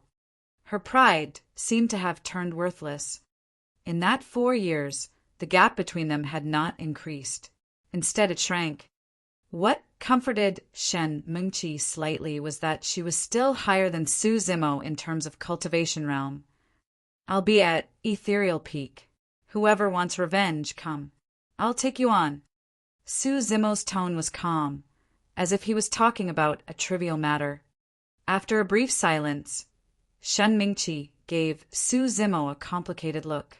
She turned around and said, Let's go back to the sect. With that, she walked over to Liang Hao and Lu Hongyi, wanting to help them up. Both of them eyed Su Zimo warily. Seeing that the latter was expressionless and did not object, they endured the pain and stood up. The group from Iridescent Cloud's palace supported one another and left the king of Yan's chamber. A breeze brushed past them, and they felt a chill. Unknowingly, all of them had broken out in cold sweat. It was only when they walked out the door that everyone heaved a sigh of relief. They felt as though they had survived a disaster. Even though they were all Foundation establishment cultivators, for some reason, all of them felt a tightness in their chest against Su Zimo. It was as though there was a menacing pressure that prevented them from breathing. Shin Mingqi said to everyone from Iridescent Cloud's palace in a low voice, Leave the palace first. I'll be right after. Senior Sister Shin, don't fight with that Su Zimo anymore. What if? Lu Hongyi's heart skipped a beat as he hurried to persuade her. Everyone else nodded in agreement with fright in their eyes. It would be fine if Shen Mingqi won, but if she lost, they were worried that they would be implicated and lose their lives here as well. Senior Sister Shin, let him off this time. There will be many opportunities to take his life in the future. Another person tried to persuade while encouraging Shen Mingqi at the same time. Don't worry, I'll be right back. I won't fight with him. Shin Mingqi let out a reassuring smile and turned back. Coming in front of Su Zimo, Shin Mingqi stared at him and said coldly, Come out. I have some things to say to you. With that, Shen Mingqi turned and walked out. Shin Mingqi's tone made Su Zimo frown. What's the matter that's so mysterious that you have to hide it from me? Demoness Ji's eyes darted between Su Zimo and Shin Mingqi as she asked meaningfully, Clang, clang. Right then, Su Zimo knocked his fingers on the table. If you have anything, you can say it here. Su Zimo did not get up as he lowered his eyes and said calmly. Shin Mingqi stopped in her tracks, back facing Su Zimo. Her expression changed continuously as she grit her teeth and turned around slowly. Chapter 194, Frog in the Well. Chapter 194, Frog in the Well. Shen Mingqi said, "Thank you for not being calculative with my brother and sparing his life." Su Zimo replied, "Thank you for your reminder back then. Take that as a favor paid." Upon seeing this, everyone from the Su family felt emotional. They watched Su Zimo and Shen Mingqi grow up together. The two of them were once childhood sweethearts. After seeing one another 4 years later, there was no joyful reunion nor deliberate avoidance. It was merely a polite exchange of indifferent thanks. Of course, Shen Mingqi was the only one who understood the meaning of their conversation. Everyone else was confused and did not know what was going on. Before they parted 4 years ago, Shen Mingqi caught up with Su Zimo and said something. Among it, she said, "Zhou Dingyan and I will be leaving Pingyang town with the perfected being tomorrow." It seemed like it was nothing, but if one thought about it carefully, they would realize that there was no need to mention Zhou Dingyan. At that time, perfected being Songlang was in midair, and Shen Mingqi did not dare to make her reminder too obvious. However, she believed that given Su Zimo's intelligence, he would definitely be able to read between the lines. The facts proved it as well. After Su Zimo returned to his home, he pretended to be drunk and successfully bewitched Zhou Dingyan, scaring the latter off. Of course, even without Shen Mingqi's reminder, Zhou Dingyan might not have succeeded with Dai Yu around. After a brief silence, Shen Mingqi asked, "Did you kill Zhou Dingyan?" "Yes." Su Zimo did not choose to hide the truth. He had even killed Suyu, so he naturally did not care if Zhou Dingyan's death was added to it. "Zimo, even though you're a disciple of Ethereal Peak, I still want to say that you were too rash earlier on." Shen Mingqi said, "If you didn't kill Suyu, I would have helped you keep Zhou Dingyan's death a secret. At least you won't offend Iridescent Cloud's palace that way. Now that you've killed Suyu in front of everyone, I can't help you hide this secret even if I wanted to." "Why should you hide it?" Su Zimo asked. "Huh." Shen Mingqi was momentarily stunned. He replied indifferently, "If I wanted to hide it, the simplest method would be to kill all of you." Shen Mingqi's heart skipped a beat. From Su Zimo's gaze, she had a feeling that he wasn't joking about it. Su Zimo continued, "If I didn't kill you guys, it meant that I have no intention to hide it. So naturally, I'm not afraid of offending Iridescent Cloud's palace." A killing intent flashed through Su Zimo's eyes at the thought of perfected being Songlang. "Furthermore, I've already offended Iridescent Cloud's palace before." Upon hearing this, Shen Mingqi's heart skipped a beat. She seemed to have recalled something and frowned. "Shen Mingqi, are you still thinking of taking revenge on my master?" "Oh, perfected being Songlang is your master?" Su Zimo smiled faintly and said sarcastically, "How unlucky. Go back and tell him to live his life well. One day, I'll personally take his life." "Su Zimo, that's enough." Shen Mingqi was a little agitated and questioned lightly, "You want to kill my master just because of a horse?" "A horse?" Su Zimo stood up slowly. His eyes flickered coldly and a murderous aura emitted from him through just that simple motion. Arriving before Shen Mingqi, Su Zimo stared at her with a piercing gaze that was sharp as knives. Shen Mingqi even had an illusion that Su Zimo's gaze stabbed her. She took a step back, subconsciously. At that moment, she had even forgotten that her cultivation was higher than Su Zimo's. He said coldly, "If not for Zhue Feng, I would have died. Your master wanted my life back then." Shen Mingqi couldn't refute him. She had witnessed what happened back then. If Zhue Feng had not been psychic and managed to defend in time, Su Zimo would have been burnt to ashes. Shen Mingqi took a deep breath and raised her head, looking straight in Su Zimo's eyes. "After 4 years, you're still arrogant and ignorant as ever. You overestimate your abilities. What right do you have to take revenge on my master as a foundation establishment cultivator?" Yes, you will grow stronger and raise your cultivation with the passage of time.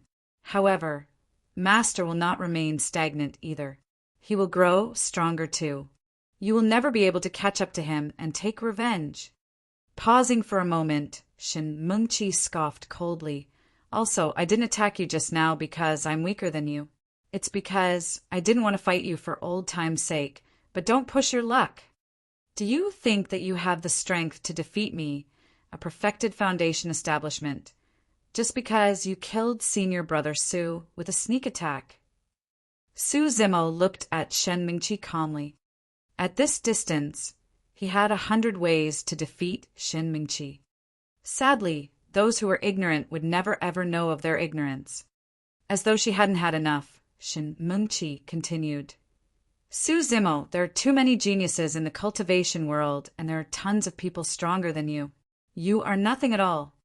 With your cultivation, you're not even qualified to take part in the great Zhou dynasty's sect competition. That is a grand event in the cultivation world where the top geniuses of the foundation establishment realm will meet and spar. Upon hearing that, Demoness Ji could no longer contain her laughter and interrupted Shin Mingqi. What are you laughing at? Shin Mingqi asked coldly. Demoness Ji ignored her and looked around as though she was looking for something, muttering, Huh? I thought I heard a frog in the well, croaking.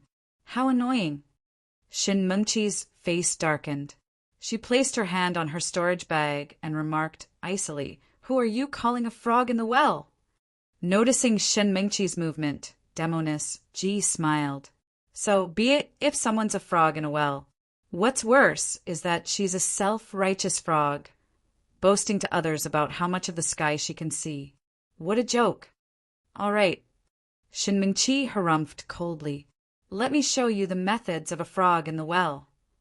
As soon as she finished speaking, Shen Mingqi used her left hand to conjure a seal and slapped her storage bag with her right, causing a flying sword to land in her palm. Boom! A rumble echoed from within Shen Mingqi. Right after, a meridian shone brightly like a divine dragon, roaring in Shen Mingqi's body and emitting a rich spirit qi. One of the 8 meridians.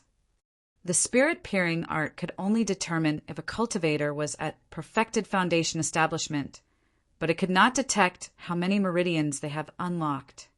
The more meridians that were unlocked, the more spirit energy they had and the stronger they were. It was obvious that Shen Mingqi had unlocked a spirit meridian. Swash! The moment Shen Mingqi made her move, a pink figure flashed and appeared in front of her. Demoness Ji stuck out her left hand and grabbed the meridian on Shen Mingqi's left wrist with lightning speed. Instantly, Shen Mingqi's expression changed. Her left arm turned numb, and the spirit energy in her meridian turned sluggish, unable to circulate at all. The next moment, she felt her neck turn cold, prickling in pain as a cold air entered her body. Shen Mingqi's face looked extremely terrible, not daring to move as she froze on the spot. Demoness Ji leaned over and smiled. Don't doubt it when I say that you're a frog in the well. If someone like you were to enter the ancient battlefield, the only thing that awaits you is death. Chapter 195, Ancient Battlefield. Chapter 195, Ancient Battlefield. Shin Mengqi's face was pale, and she panted slightly, not daring to retort. Demoness Ji was smiling in a beautiful manner. However, they were both women, and Shen Mingqi could sense hostility and killing intent from Demoness Ji. Both of them were strangers, and it was impossible for them to have any grudges. There was only one possibility why the girl in pink had a killing intent towards her. It was because of Su Zimo. Shin Mingqi's gaze shifted onto Su Zimo. Her emotions were complicated, and she actually felt a sense of bitterness. Why? What did Su Zimo have that would make this girl, who was superior to her in terms of looks and strength, fall for him? In reality, Su Zimo and Demoness Ji's relationship was not what Shin Mingqi imagined. However, Su Zimo could not be bothered to explain, and there was no need to either. Let her go. Su Zimo said indifferently. Demoness Ji glanced sideways and looked at Su Zimo keenly, a hint of mockery flashing in her eyes as she asked with a smile, "What's wrong? You can't bear it?" Su Zimo frowned. "All right, I'll listen to you." Demoness Ji changed her tone and said sweetly, releasing Shinmingchi and returning to Su Zimo's side, standing coquettishly. Shinmingchi only let out a long breath when she felt the coldness around her neck dissipate. Unknowingly, she was already drenched in sweat. After this unforeseen change, Shinmingchi no longer had the face to stay on. She harumphed coldly and turned to leave. Summoning her flying sword, she soared through the air. Turning back, Shinmingchi looked at the set of green robes in the palace behind her with a complicated expression. She had never expected that their reunion after 4 years would be as such. Could she have been wrong back then? If she had not chosen to leave Pingyang town with her master back then, would she have followed Zimo onto the path of cultivation and joined Ethereal Peak together? No, I wasn't wrong. Shinmingchi took a deep breath, her gaze resolute as she muttered to herself. I'll prove myself at the sect competition. I'll prove that my decision back then was the right one. In that grand cultivation event where everyone will be watching, I'll obtain unparalleled glory for the sect and be famous in Great Zhou. I'll be the one entering the ancient battlefield. As for you, you'll just be a spectator below. Outside the king of Yan's chamber, Su Zimo stood at a stone step nearby. Hands behind his back, he stood against the wind as it lifted his black hair gently. Demoness Ji drifted swiftly behind Su Zimo, her eyes burning with curiosity as she asked, "Who is that?" Su Zimo did not seem to have heard anything. "Tisk." She pouted. "I can guess even if you don't tell me. That's your old flame, right?" Su Zimo's expression changed, and he glanced sideways at Demoness Ji. "What I'm most curious about now is why she chose to leave you back then." Demoness Ji was puzzled. She held her chin with her hand and frowned. "At least among the younger generation, you're already very powerful. I don't think Iridescent Cloud's palace has anyone that can surpass you. Why did that woman choose to leave you? Isn't that a stupid decision?" "I was quite ordinary back then," Su Zimo replied. "I don't believe you." Demoness Ji shook her head. She must have bad taste. Pausing for a moment, Demoness Ji smiled smugly. "However, that makes me look even more formidable. I picked you right away with my sharp wisdom, hee. Su Zimo did not laugh. Instead, he asked, "You followed me for so long.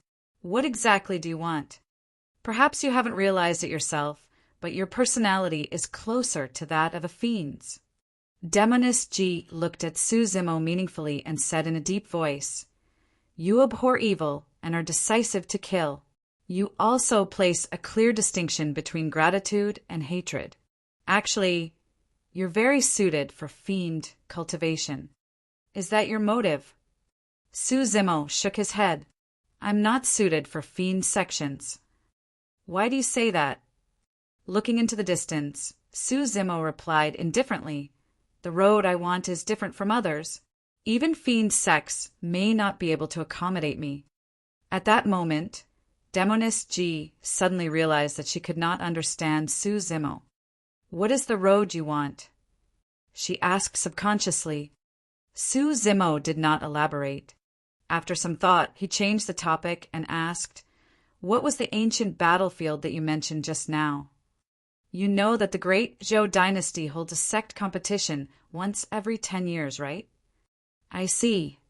Su Zimo nodded. Ji Yaoshiwa had mentioned this 2 years earlier. It was a grand event for the Great Zhou dynasty where all major and minor sects will gather and spar. Their realms were limited to those below Golden Core. This was a battle between Foundation establishment cultivators. There would be 4 ranking lists for spirit, talismans, elixirs, and weapon with only the top 10 of each. The competition was intense. However, It also meant that this was the best opportunity for one to make a name for themselves. Furthermore, the great Zhou dynasty would reward the cultivators on the ranking lists handsomely. It was also said that there would be additional mystery rewards. Demonist G continued, "Actually, the mysterious reward is for one to enter the ancient battlefield and cultivate for a year within." Cultivate for a year? Su Zimo frowned slightly. Demonist G laughed. "Don't underestimate that 1 year. Even if you cultivate outside for 10 or even 100 years, it might not match what you can obtain from cultivating in the ancient battlefield for 1 year. There are countless treasures within. Lost cultivation techniques, elixir and talisman recipes, and even weapon refinement techniques can be found there. The opportunities inside are unimaginable to you." Su Zimo's blood boiled as he listened in shock. Demonist G continued, "There are some things you might not know. Back then, the founder-master of True Fire's sect obtained a long-lost flame secret skill in the ancient battlefield. He then established True Fire's sect, which turned into one of the 5 major sects in the Great Zhou dynasty. Of Ethereal Peak's 3 secret skills, one of them was obtained from the ancient battlefield as well. It's not an overstatement to say that all geniuses of Tianhuang mainland would have to venture to that place. However, only paragons will be able to return alive. If you die within..." Su Zimo's heart skipped a beat as he recalled that terrifying expert of Ethereal Peak. That person mentioned that the Void Thunder Manual was obtained from an ancient ruin. A question suddenly flashed through Su Zimo's mind, and he asked, since the ancient battlefield is so great, why aren't golden cores or even nascent souls sent there? Wouldn't that mean a greater chance of obtaining treasures and inheritance opportunities? Demonist G explained, "Actually, every ancient battlefield was left behind by the ancient era, and it forms its own dimension. In the most elementary ancient battlefield, only Foundation establishment cultivators can be sent inside. Furthermore, it would even require many void reversion Dao beings to combine forces in breaking through the dimensional barriers. Given the strength of the Great Zhou dynasty, only dozens of Foundation establishment cultivators can be teleported at best. That's the reason why we have the sect competition." Su Zimo pondered deeply. "Does that mean that only golden cores are allowed in the intermediate ancient battlefield?" "I see." Demonist G nodded. "However, there's no one in the Great Zhou dynasty that has the power to send golden cores into the intermediate ancient battlefield. Think about it. If you require the combined forces of many void reversion Dao beings to break the dimensional barrier of the elementary ancient battlefield, what sort of cultivators do you need for the intermediate ancient battlefield?" Chapter 196, Farewell. Chapter 196, Farewell. Demonist G said, "Of course, if you consider joining the Fiend sects, you won't need to worry about such stuff. Be it Foundation establishment or Golden Cores, Fiend sects have the capabilities to send into the ancient battlefield. The sort of opportunities you obtain and whether you can return alive will depend on yourself." Su Zimo shook his head and smiled. Demonist G had painstakingly beat around the bush, hoping to invite him to join a Fiend sect again. When she saw Su Zimo's reaction, she knew what his reply would be. However, she was not disappointed and merely shrugged her shoulders. "It's all right. If you change your mind, feel free to join us anytime." Su Zimo nodded. Demonist G continued, "However, I have to remind you, even though there are many opportunities in the ancient battlefield, they are accompanied by immense dangers. Some of it will come from the ancient battlefield itself, and some of it will be from the other cultivators.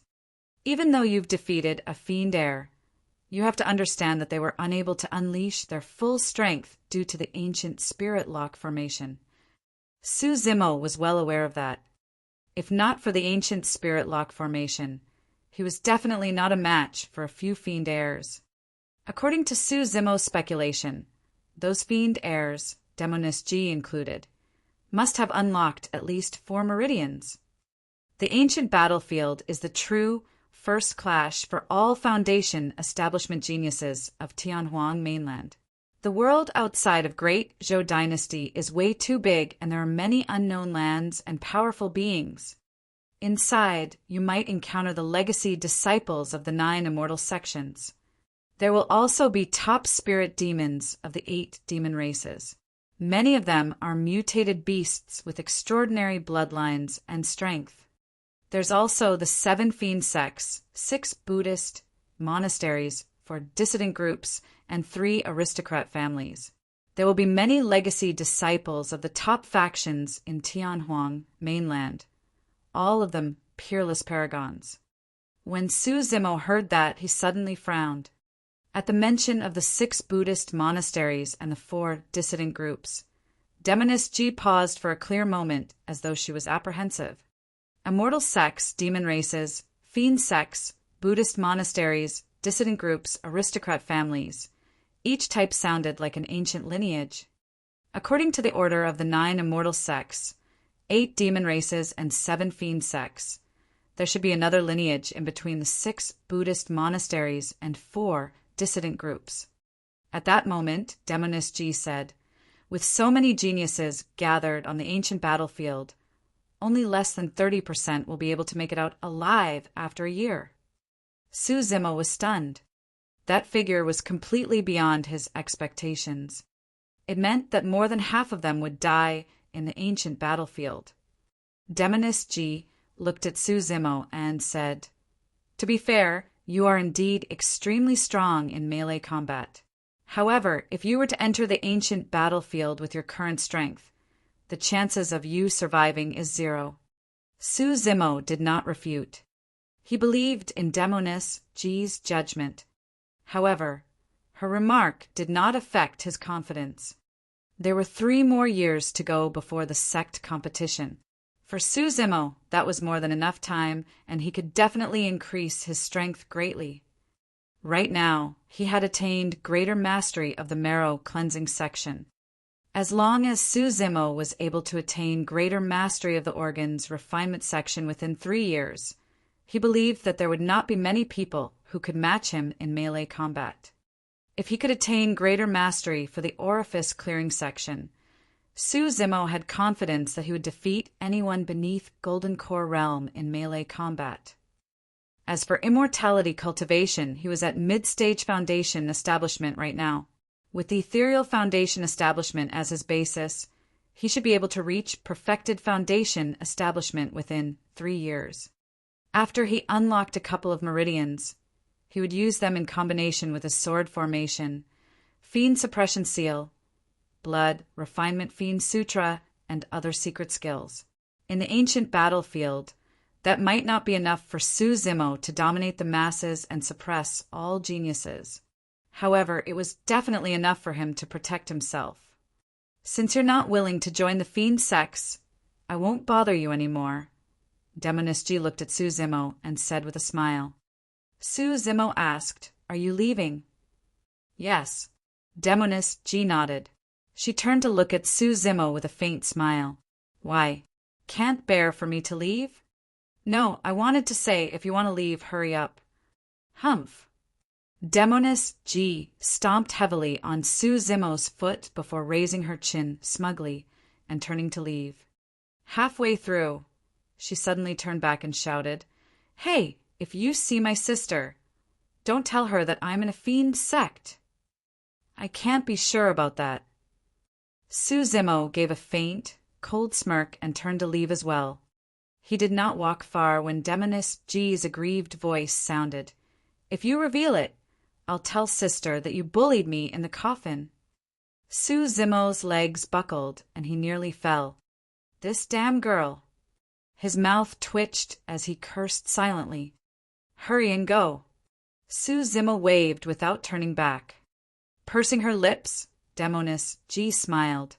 A faint fragrance drifted with the wind and dissipated in the air. For the next period of time, Su Zimo was in no hurry to leave and return to the sect. He remained in the palace, chatting and drinking with his elder brother, Su Hong. When he was free, it was a carefree life.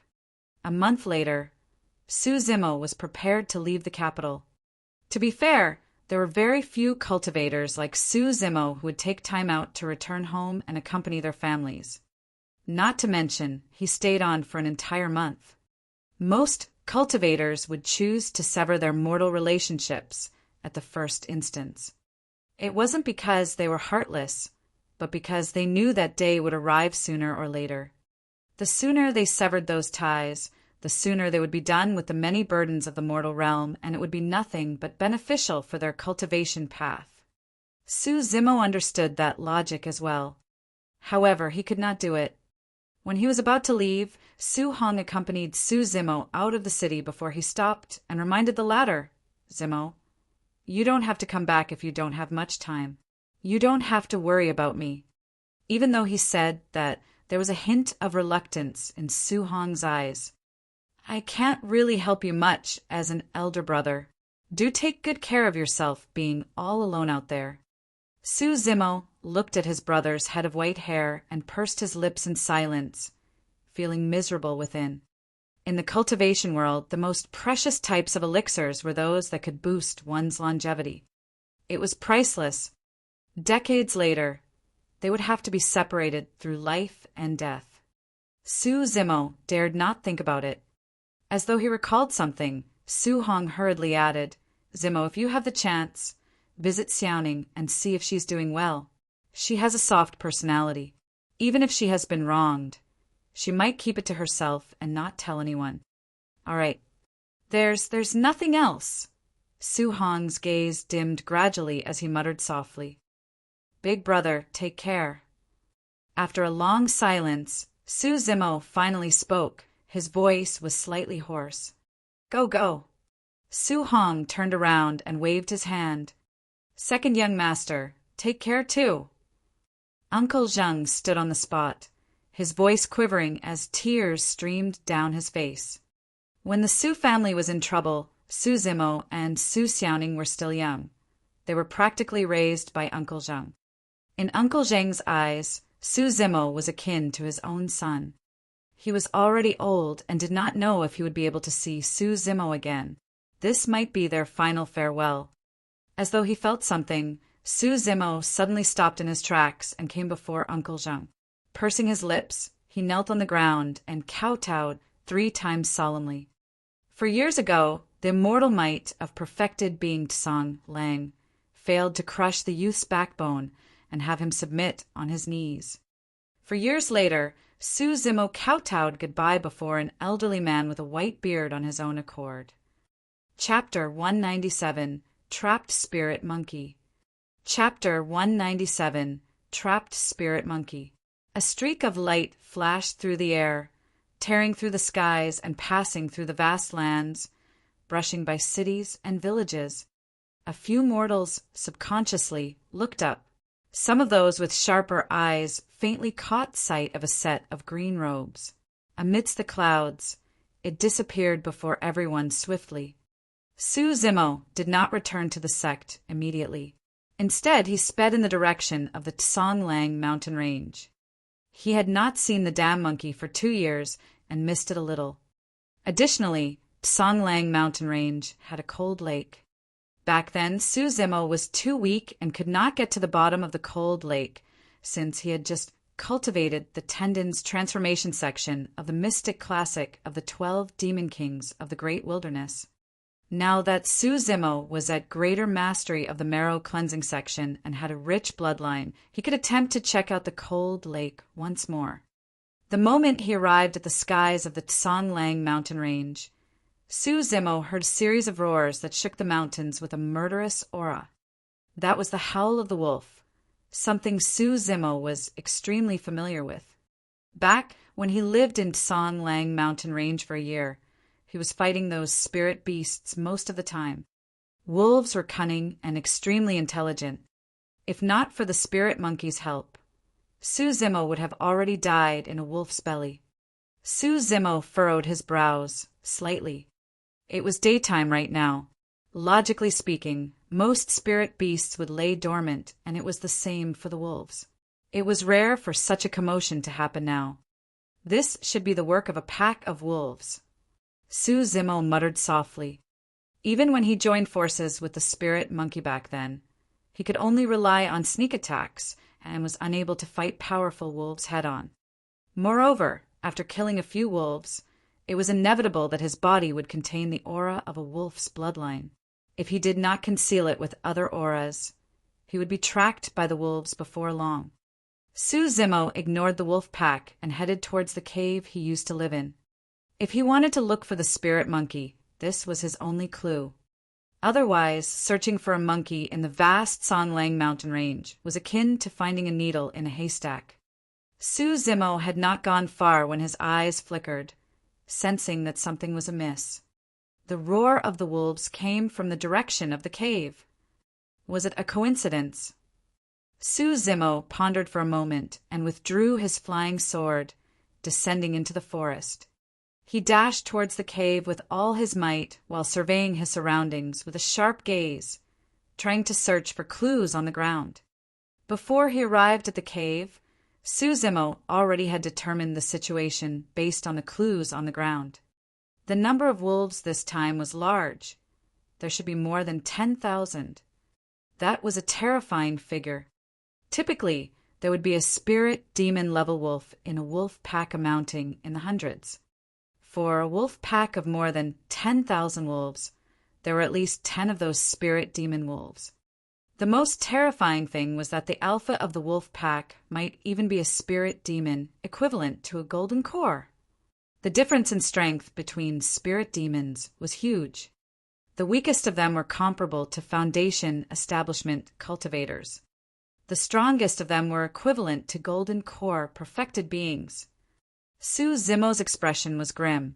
When he saw that he was about to reach the cave, he slowed down and moved forward silently. Soon, the figures of many wolves appeared before him, their eyes flashing with a green glint.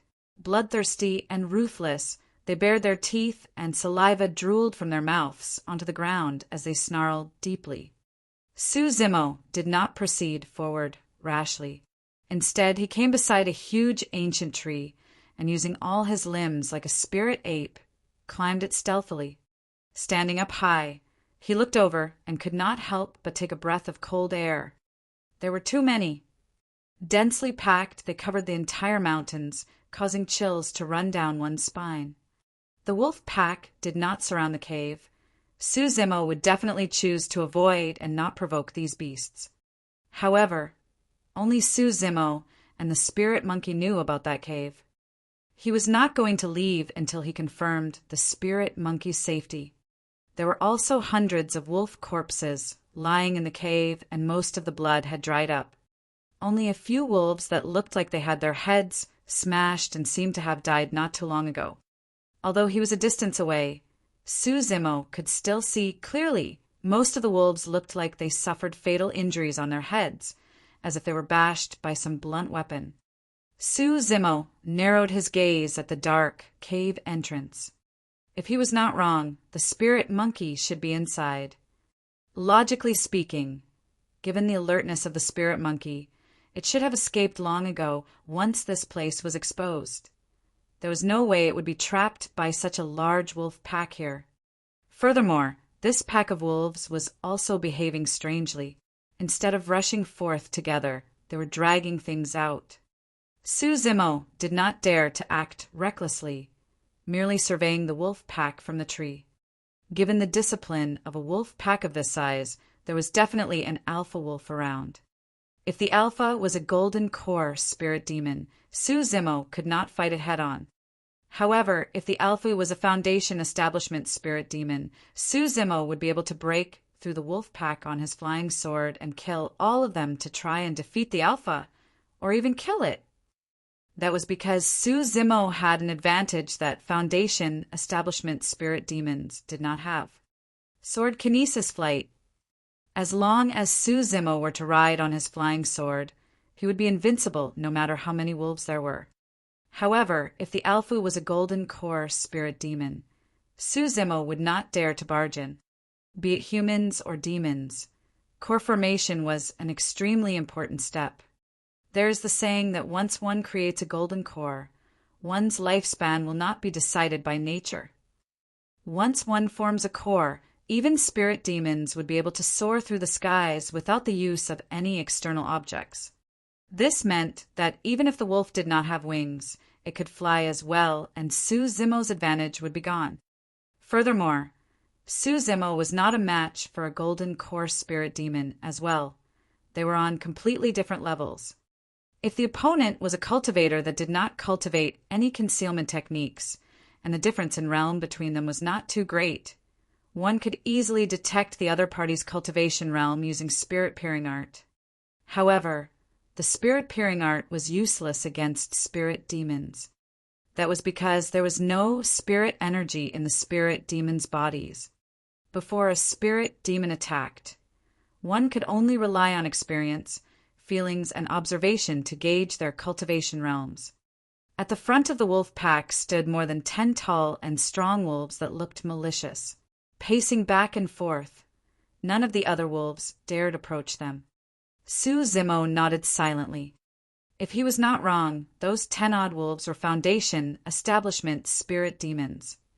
Their status in the wolf pack was very high, akin to a small leader. However, upon further observation, he discovered that none of them seemed like the true alpha wolf. Su Zimo continued searching. All of a sudden, his gaze paused at the top of a tall, green rock.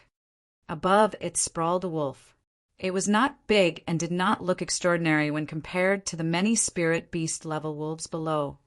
However, Su Zimo determined after some consideration that it was the alpha wolf. Out of more than 10,000 wolves, that was the only one that dared to sprawl around. Its expression was languid and its eyes were half closed, as if it was taking a rest. Chapter 198 Tricked. Chapter 198 Tricked. Just as Su Zimo's gaze landed on the alpha, it suddenly moved as if it sensed something. Oh! Su Zimo's heart skipped a beat. His gaze was extremely obscure, such that the 10-odd Foundation establishment wolves had not noticed it. If this alpha sensed it, there was an 80% chance that it was a golden core spirit demon. Su Zimo continued observing. The alpha merely moved a little and did not make any other motions. It did not even open its eyes, as though it was merely adjusting its position to make itself more comfortable. Su Zimo heaved out a sigh of relief. Roar! At that moment, 5 spirit demon wolves growled lowly and walked towards the cave slowly with feral expressions. The entrance of the cave was squeezy. The 5 wolves did not dare to barge in, merely loitering in front of the cave. Ow! Ow! Before long, a familiar cry came from within the cave, filled with provocation. Su Zimo's eyes lit up and he no longer had any doubts. That was the sound of the spirit monkey.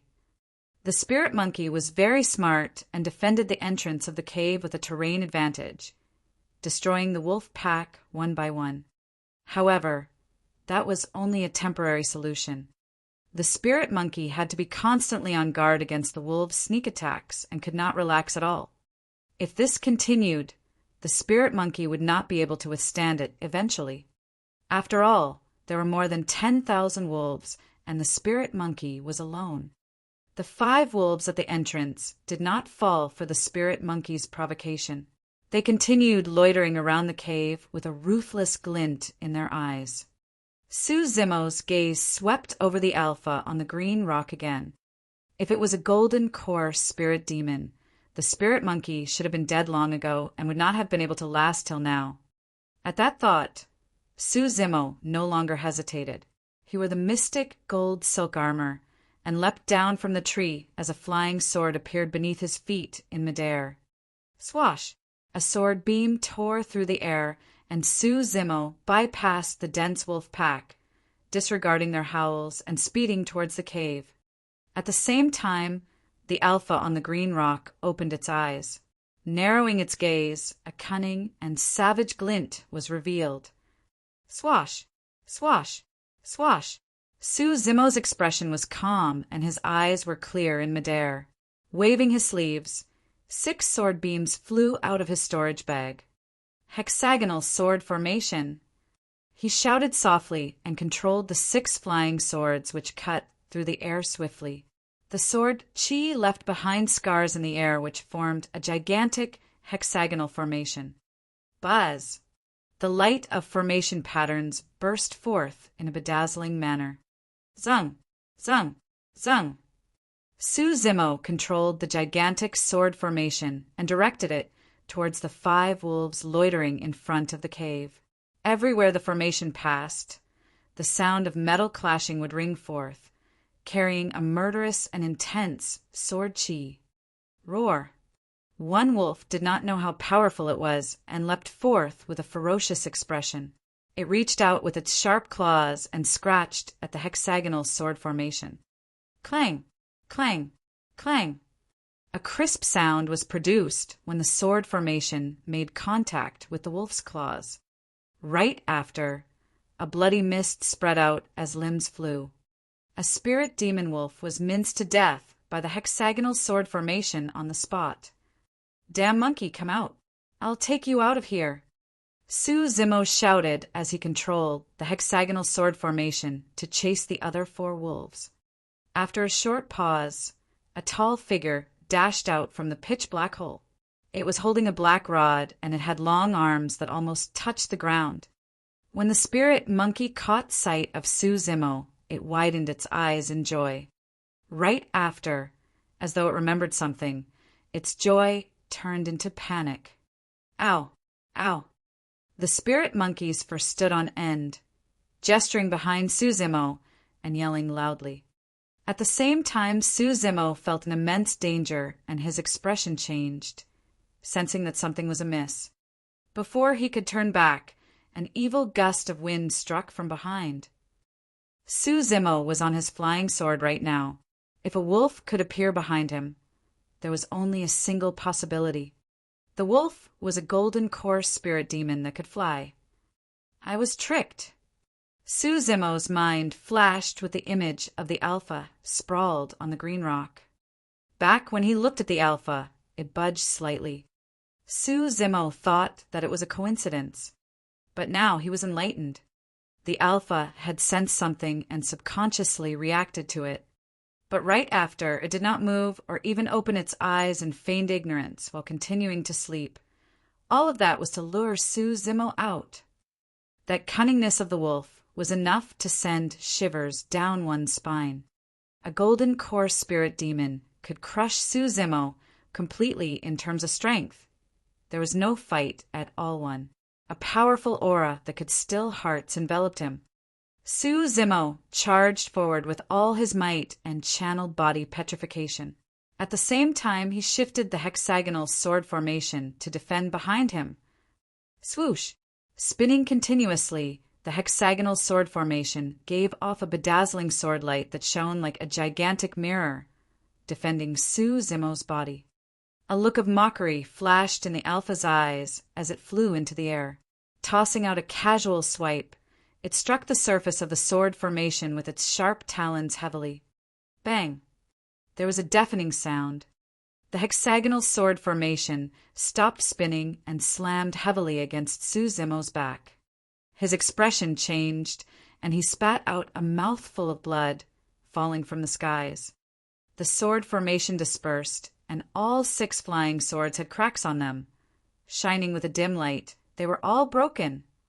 The attack of a golden core spirit demon had actually destroyed 6 inferior-grade flying swords. How terrifying was that strength! Roar! The alpha stood in midair. Suddenly, it opened its mouth and bared its grisly fangs and scarlet tongue, letting out a deafening roar that shook the forest and caused boulders to tumble down from the mountains. It was majestic and possessed an overwhelming ferocity. The spirit monkey leaped up and in the midst of the panic caught Su Zimo, who was falling from midair, intending to return to the cave. However, the cave behind the spirit monkey was now sealed by many wolves. From up above, the alpha looked at the man and monkey on the ground. Its eyes were filled with contempt, but it did not continue to attack. The surrounding wolves began to move towards the circle, layer after layer. Ow! The spirit monkey held Suzimo with both hands and poked its head out, baring its teeth at the enemies. Its eyes shimmered with a bloody glow as it let out threatening snarls. "Damn monkey, let me down." Right then, Suzimo said with a weak voice, "Ow!" The spirit monkey was stunned for a moment and helped Suzimo stand up. Wiping away the blood at the corner of his mouth with his sleeves, Suzimo took a deep breath and swallowed an elixir. He regulated his breathing, although his face seemed rather pale. A golden core spirit demon was way too strong. Even with the hexagonal sword formation and mystic gold silk armor, Suzimo's organs still trembled from the impact and nearly shifted positions within. It was not hard to imagine that without the hexagonal sword formation and mystic gold silk armor, Suzimo would have been smashed to pieces with that attack. The man and wolf exchanged looks. Raising its head proudly, the alpha turned towards the green rock as though it could not be bothered to attack again. In the eyes of the alpha, that attack was enough to severely injure Suzimo, even if he was not dead. Coupled with the loss of his flying swords, the man and monkey would definitely die against the combined attacks of the wolf pack. Chapter 199, Fight Alongside. Chapter 199, Fight Alongside. Suzimo looked at the alpha on the green rock and endured the pain from his organs. He racked his brains, thinking about all possible methods of escaping. There was a very small possibility. First off, the alpha was too strong. It crushed and devastated Suzimo entirely. This was an existence he had no chance of resisting against. Secondly, the alpha was too fast. Without the help of his spirit perception, Suzimo would have already died earlier on. The only shot at life that Suzimo had was on his bloodbone palm. Till now, Suzimo did not know what that bloodbone palm was. However, he knew that it was indestructible and possessed terrifying power. If it could strike the alpha, there was a high chance it could deal serious damage. Roar! The surrounding 10-odd Foundation establishment wolves bared their fangs and lowered their heads, howling with shimmering, murderous glints. Ooh, ooh! The howl of wolves that lined the entire mountains was terrifying and shocked countless birds. Suzimo took a deep breath and faked a relaxed smile. Damn monkey, it's back to 2 years ago when we fought alongside one another. Ow, ow. Even though it was in the midst of wolves and could lose its life at any moment, the spirit monkey did not show any fear. Instead, it was filled with excitement and joy. The joy came from being reunited with Suzimo. Sensing the emotions of the spirit monkey, Suzimo could not help but laugh. 2 years ago, we didn't dare to fight these beasts head-on. Today's a rare opportunity. Let's kill to our heart's content. Damn monkey, show me how much you've grown over the past 2 years. Roar. The spirit monkey roared when it heard that. Its bloodline raced rapidly, causing its flesh to swell and its body to expand. Raising its rod, charged into the wolf pack first. That rod was filled with immense power and might. Even though the opposing wolf was also at Foundation establishment realm, a trace of fear flickered through its eyes and it dodged to the side, not daring to fight it head-on. Poof! The wolves at the back were not so lucky. After the spirit monkey swept across with its rod, many wolves had their brains splattered to the ground and died on the spot. Whoosh! Suzimo channeled his blood, and his body gushed with a terrifying sound of tsunami. Streaks of blue lightning appeared on his skin and crackled wildly with a blinding light. Snap! Swinging his arms backwards, a thunderbolt as thick as an arm exploded in the pack of wolves, radiating with electric sparks and green smoke billowed. Under that terrifying power of lightning, the spirit beast wolves were all electrocuted to death on the spot. 2 Foundation establishment wolves shivered pathetically as their furs curled from the electric shock. Swoosh! 2 other Foundation establishment wolves pounced over from the side, their sharp claws flashing with cold light as they revealed sharp fangs and gnawed toward Suzimo's neck. If Suzimo was bitten, he would not be able to endure it even with his powerful body. You must be courting death. His eyes lit up brightly as he hollered, swinging his left arm to form a huge arc in the air. Using his fist like a stamp, he pummeled down suddenly. Bang! The large stamp slammed heavily on the wolf's head, and the sound of bones cracking could be heard. Without a single sound, the Foundation establishment wolf fell from midair. On the surface, it looked intact without any injuries. However, the inside of its head was splattered by that tremendous force. At the same time, Su Zimo flipped his right hand and opened his palm, striking the chest of the other wolf with an attack that could split mountains. Howl! The wolf let out a sad cry, and its body fell toward Su Zimo. Bang! Instantly, that Foundation establishment wolf was sent flying with its bones completely broken. It was already dead before it fell to the ground. In the blink of an eye, Su Zimo had killed 2 Foundation establishment wolves. His aura increased tremendously, letting out a chilling killing intent as the air emanated with a murderous aura. The spirit monkey swung its rod widely with such vigor that even water might not be able to penetrate it. Piak! Piak! Piak! The spirit monkey's gaze was fierce. With its height, long limbs, and tremendous strength, any wolves that were struck by its long rod would be severely injured, if not dead. Behind the spirit monkey, Su Zimo's expression was calm. Despite the circumstances, his eyes were cool and did not show signs of fear. 6 inferior-grade flying swords were destroyed by a single slap of the Golden Core Alpha. Su Zimo's Cold Moon Saber and Sanguine Crystal Bow were dropped inside the inheritance ground of the fiend sex, and he could not get them out in time. Right now, he could only rely on his bare hands to fight against the wolves. Even so, Su Zimo's physical strength was not something that the wolves would definitely be able to defend against. Bang! Bang! Bang! His casual punches and kicks possessed thunderous force, causing the air to explode. Many wolves pounced on Su Zimo in a dense pack, even as he was about to be drowned. All it took was a slight pause before those wolves were sent flying to the ground, mostly dead. In the blink of an eye, corpses of the wolves were piled at the feet of the man and monkey. The massacre continued. Of the 10-odd Foundation establishment wolves, only 9 were left. Those wolves were highly intelligent and noticed that their strength might not be enough to be a threat for the man and monkey. As such, they prowled around the borders, waiting for an opportunity to strike. Wolves were extremely patient. They knew that be it the spirit monkey or human, the time would come when their strength would be exhausted. Once the man and monkey were weakened and mentally exhausted, their defenses would definitely reveal openings.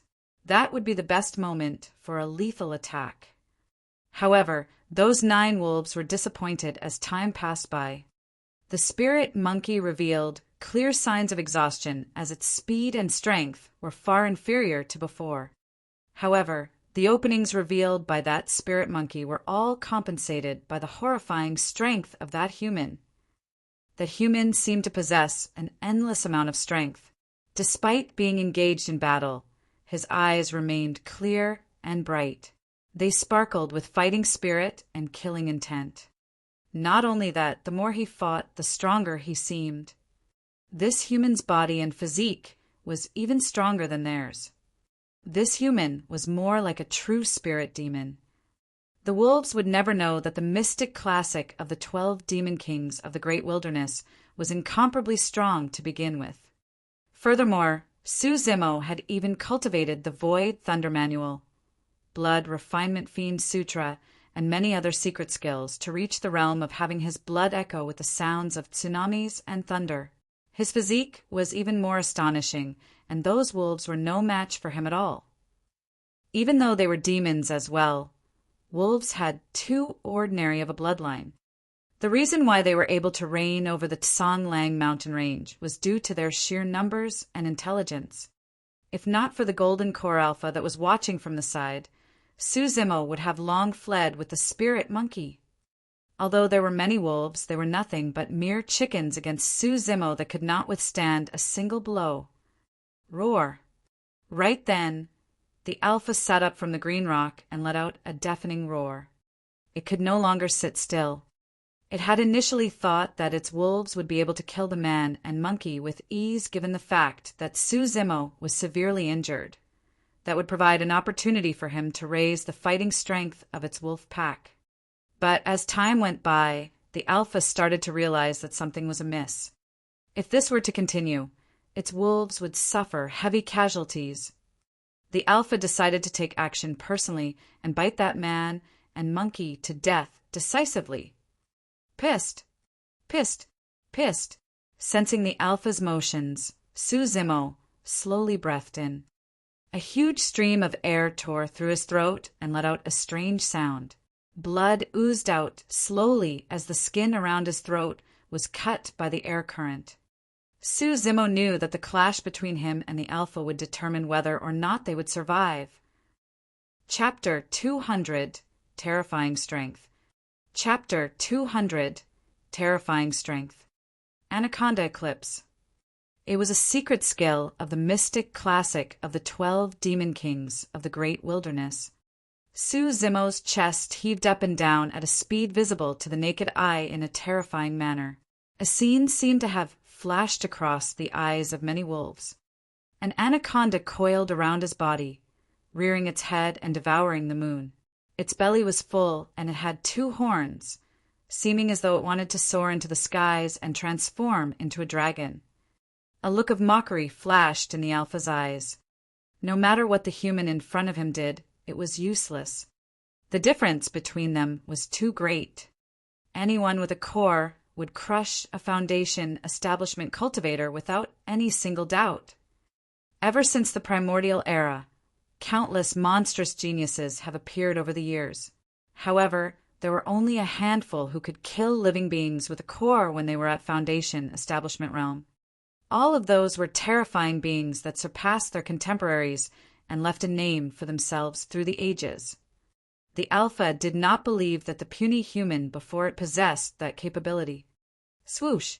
With a single leap, the Alpha brought with it a murderous gust. It was too fast. It had completely surpassed Su Zimo's perception ability. Su Zimo closed his eyes subconsciously, using his keen spirit perception to determine where the danger was and predict the approximate location of the Alpha. The middle finger and thumb of his left hand touched to form a hand seal as an image of fiend suppression appeared in his mind. Pressing forward, he shouted at the same time, "Kill!" The Anaconda Eclipse and Thunderclap Kill, coupled with the fiend suppression seal, exploded at the same instant. In the process of fighting against the wolves, Su Zimo had never used those 3 trump cards, nor did he waste any of his spirit energy. It was all for this moment.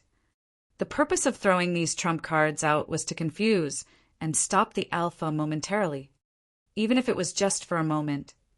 Su Zimo's real killing move was on his right hand. Swash! Clenching his right hand like a dagger, Su Zimo thrust forth 4 trump cards at the same time. The first ones to strike were the Anaconda Eclipse and Thunderclap Kill. A deafening roar instantly produced a power of thunder that threatened to shatter the stars and the world. The surrounding wolves revealed a hint of pain as they retreated subconsciously. However, the Alpha, who was facing the Thunderclap Kill head-on, did not pause at all. Suddenly, a crimson air stream burst forth from the Alpha's chest and shrouded around its body. Accompanied by the sound of bloodline channeling, the Alpha's aura intensified by another layer. The might of one with a formed core descended suddenly, filling the air with a demonic chi that could capture one's soul. The Alpha reached out with both claws and swiped forward, smashing the golden hand seal that was descending from midair with ease. It did not stop its momentum and continued to gnaw towards Su Zimo's neck with a feral expression. Right then, Su Zimo's right hand cut in. The same time the Alpha bit Su Zimo on the neck, his right hand stabbed the Alpha. Even though it looked like a simple counterattack, for some reason, the Alpha sensed a dangerous aura. If it was any other spirit demon, it might not have chosen to dodge and would definitely have bitten Suzumo's throat first. However, the Alpha was wary and cunning. It would definitely not take the risk. Against Suzumo's incoming right hand, the Alpha suddenly stopped in its tracks. It swiped its claws forward against Suzumo's chest, creating a distance between them as it leaped back. Bang! Suzumo felt as if he was struck by lightning as his body flew back uncontrollably, his face pale. The attack missed. The Alpha was too fast and wary. Not only did it manage to dodge Suzumo's right hand, it even took the opportunity to injure him severely. That swipe was intended to rip Suzumo's stomach open, but it was blocked by the mystic gold silk armor. Being a broken Khanate spirit weapon after all, even though the mystic gold silk armor was able to fend off the sharpness of the Alpha's claws, it could not withstand the power that attack contained. That light swipe that did not require the Alpha's full strength had already managed to break several bones in Suzumo's chest. Even his internal organs were shaken violently and showed signs of tearing. Suzumo coughed out blood and looked at the Alpha who was closing in on him, sighing internally. There's no more chance left. He failed to succeed even when the Alpha was caught off guard.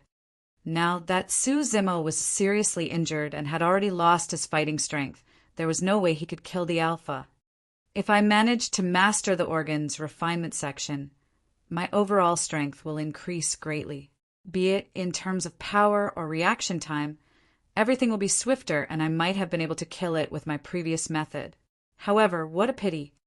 It wasn't because the plan could not work, it was because the difference in strength between them was too great. The strength of a spirit demon with a core was far beyond Suzumo's expectations. On the other end, the spirit monkey was covered in wounds. Falling to the ground, it tossed its rod aside and panted, clearly exhausted. The Alpha walked slowly towards the man and monkey, as if it was the king of the world. It looked at Suzumo's right hand with scrutiny, doubt, and curiosity. Just what was it that could cause it to feel fear? Was it an illusion? The Alpha decided to check out what was that human's right hand after biting him to death. Ooh, ooh. The surrounding wolves howled excitedly, awaiting the final kill. Striding over, the Alpha leaned its head in front of Suzumo. Its nose and mouth let out a nauseating stench as sticky drool dripped onto Suzumo's body. With no strength left to resist, Suzumo merely glared at the Alpha coldly. Its face was filled with disdain as it opened its mouth and bared its fangs. Right as it was about to chomp down, its expression changed drastically, turning the ferocity in its eyes into shock. Suzumo was momentarily stunned as well. Before he could react, he felt an overwhelmingly domineering force ripple out from the cave behind him before suddenly bursting forth. For that brief moment, Suzumo had an illusion. The entire world seemed to stop. The world was filled with a murderous aura, and the atmosphere was stifling. There was complete silence, and one could hear even a pin drop. It was as if all living beings were choked by an invisible force, unable to make a sound.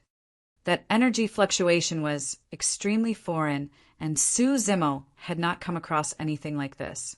While it didn't seem like a spirit art, it was extremely terrifying. Poof! There was a crisp sound.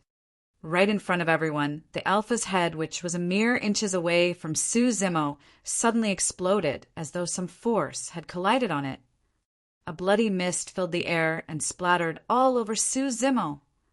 Suzumo's entire body stiffened as he looked at everything in disbelief, almost unable to smell the gooey blood that covered his body with a nauseating smell.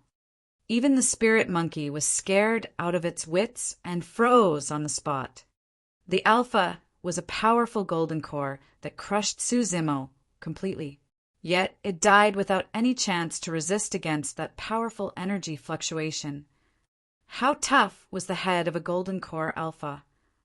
Even if Suzumo used the cold moon saber and cleaved with all his might, he would not be able to leave a scratch on it. But now a head so tough had exploded right in front of Suzumo. If he had not seen it himself, Suzumo would not have been able to imagine it. This scene dealt a huge blow to him. Suzumo only snapped out of his stupor and let out a long breath when the headless corpse of the Alpha fell onto his body. After a momentary silence, the thousands of wolves remaining whimpered and hung their tails low, fleeing into the distance without turning back. In the blink of an eye, they were completely gone, leaving nothing but a pile of wolf corpses and bloodstains. Chapter 201, 5,000 Years. Chapter 201, 5,000 Years. Suzumo turned back to look at the pitch-black cave behind him with a rattled expression. After freezing momentarily, he turned to look at the spirit monkey subconsciously. After all, he had not been back for 2 years. The spirit monkey should know best as to what was inside the cave. Unexpectedly, the spirit monkey shook its head in confusion upon meeting with Suzumo's eyes. Under Cold Lake enter cave. Suddenly, Suzumo heard an unfamiliar voice. It was extremely weak and intermittent.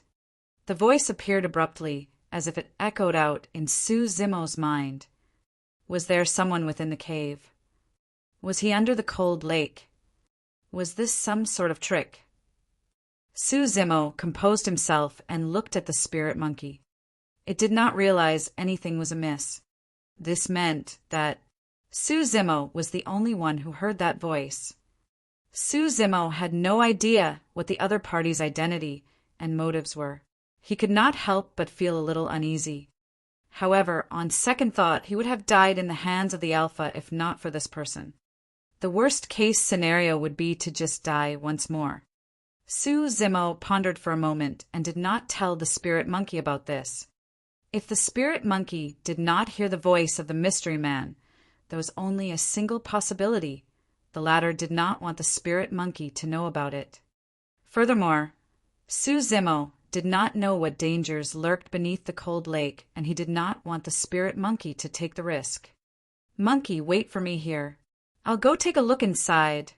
Suzumo endured the immense pain and struggled to stand up. "Ow, ow."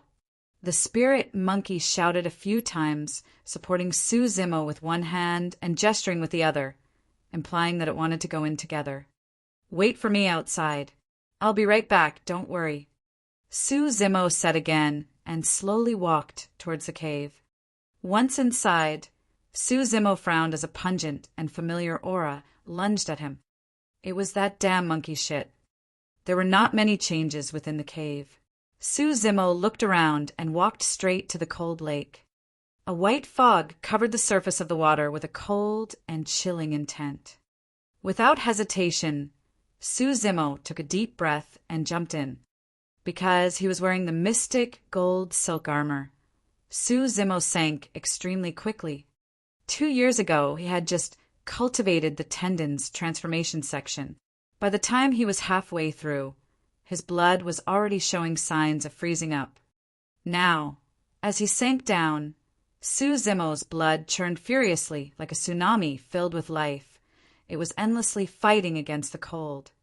In the blink of an eye, Suzumo's feet touched ground and he arrived at the bottom of the cold lake.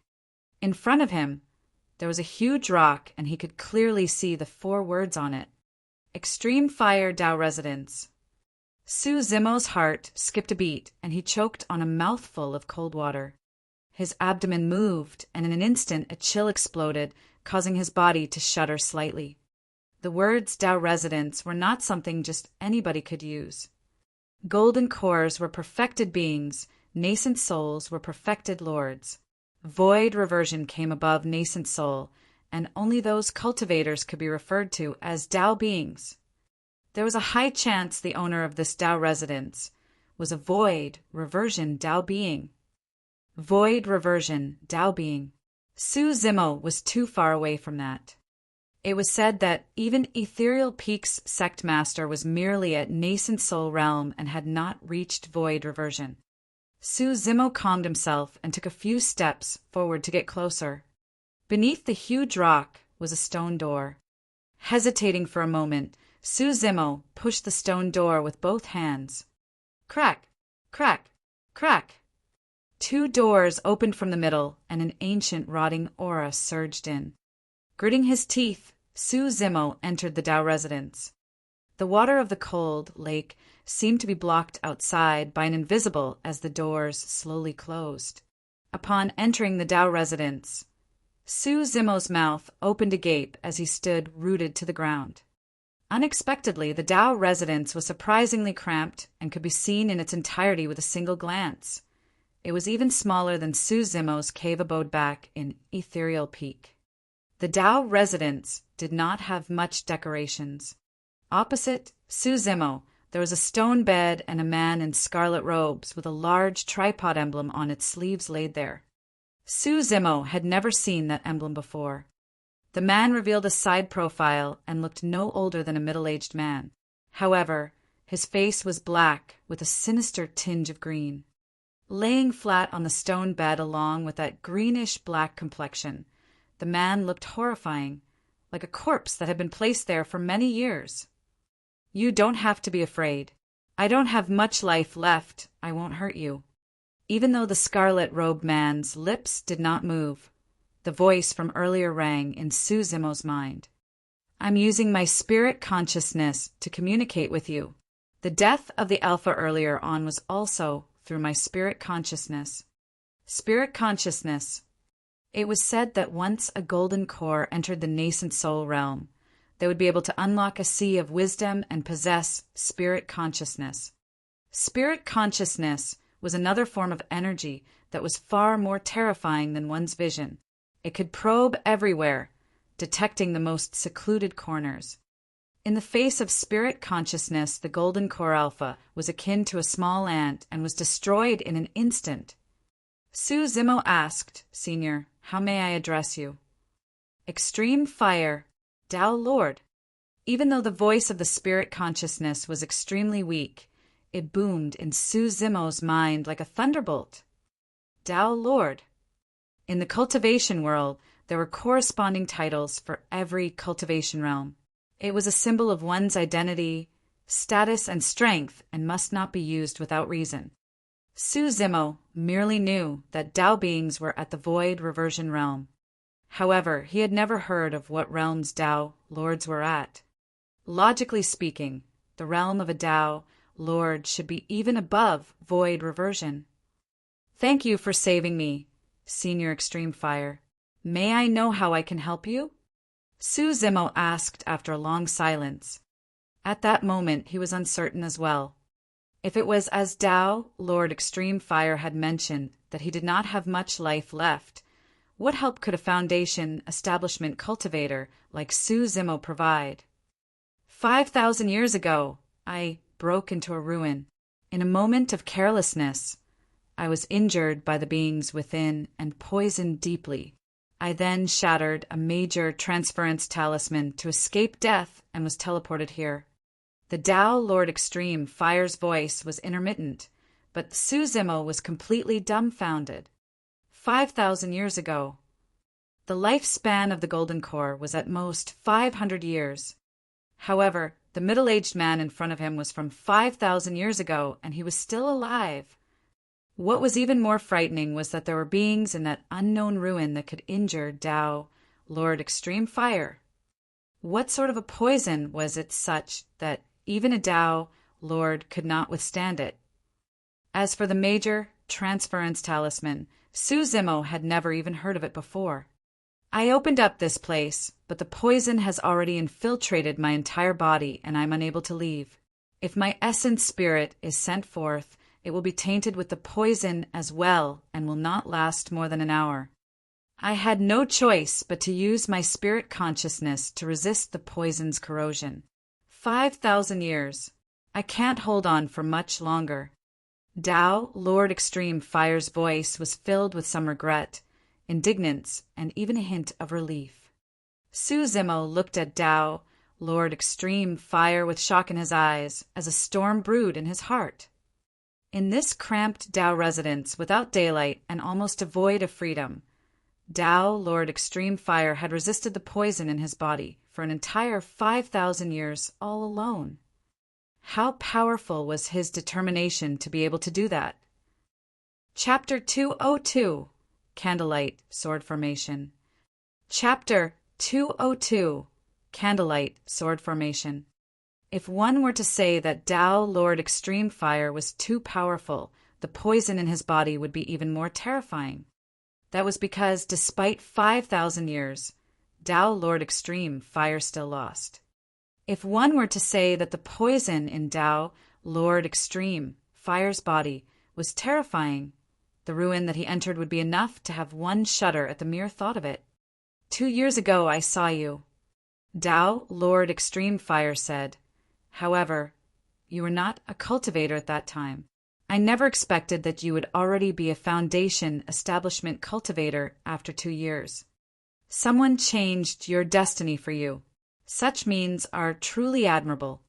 Su Zimo remained silent. If not for Daiyu, he would not be able to get to where he was today. Even though Extreme Fire Daiyu was powerful, he was impressed by Daiyu as well. My treasures are all within my storage bag. Without a spirit consciousness, you won't be able to open it. Furthermore, your cultivation is too low for you to make use of them. You can keep my storage bag. Open it when you reach Void Reversion Realm one day. Su Zimo finally realized that Tao, Lord Extreme Fire, had summoned him to lay down his final wishes.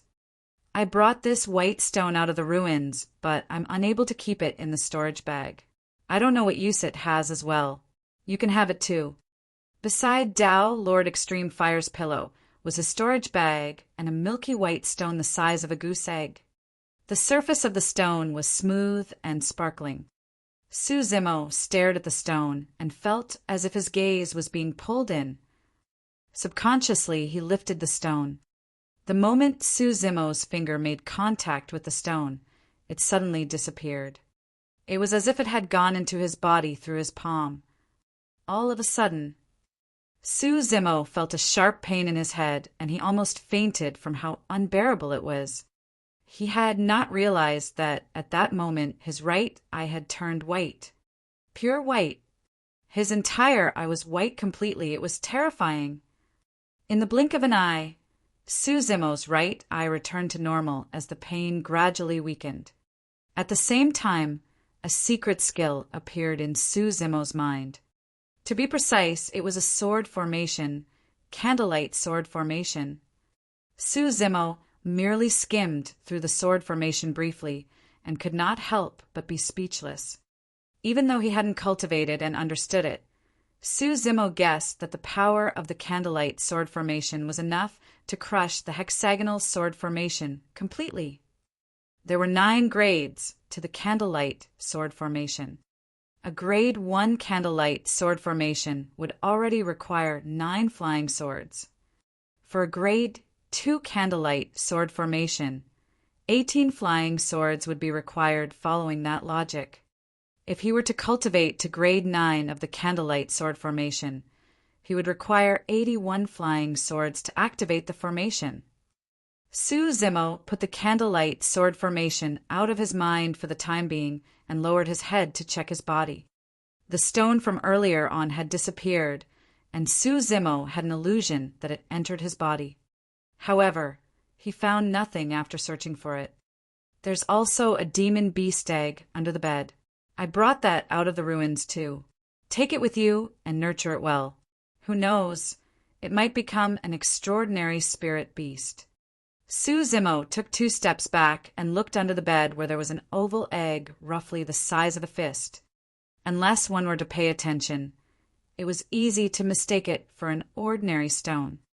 But now that Su Zimo was focusing his gaze, he was shocked to discover that there were complicated and mysterious runic patterns densely etched on the surface of the demon beast egg.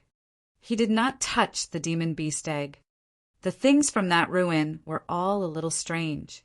Su Zimo was worried that the egg would also enter his body if he touched it. You're a sword formation master, right?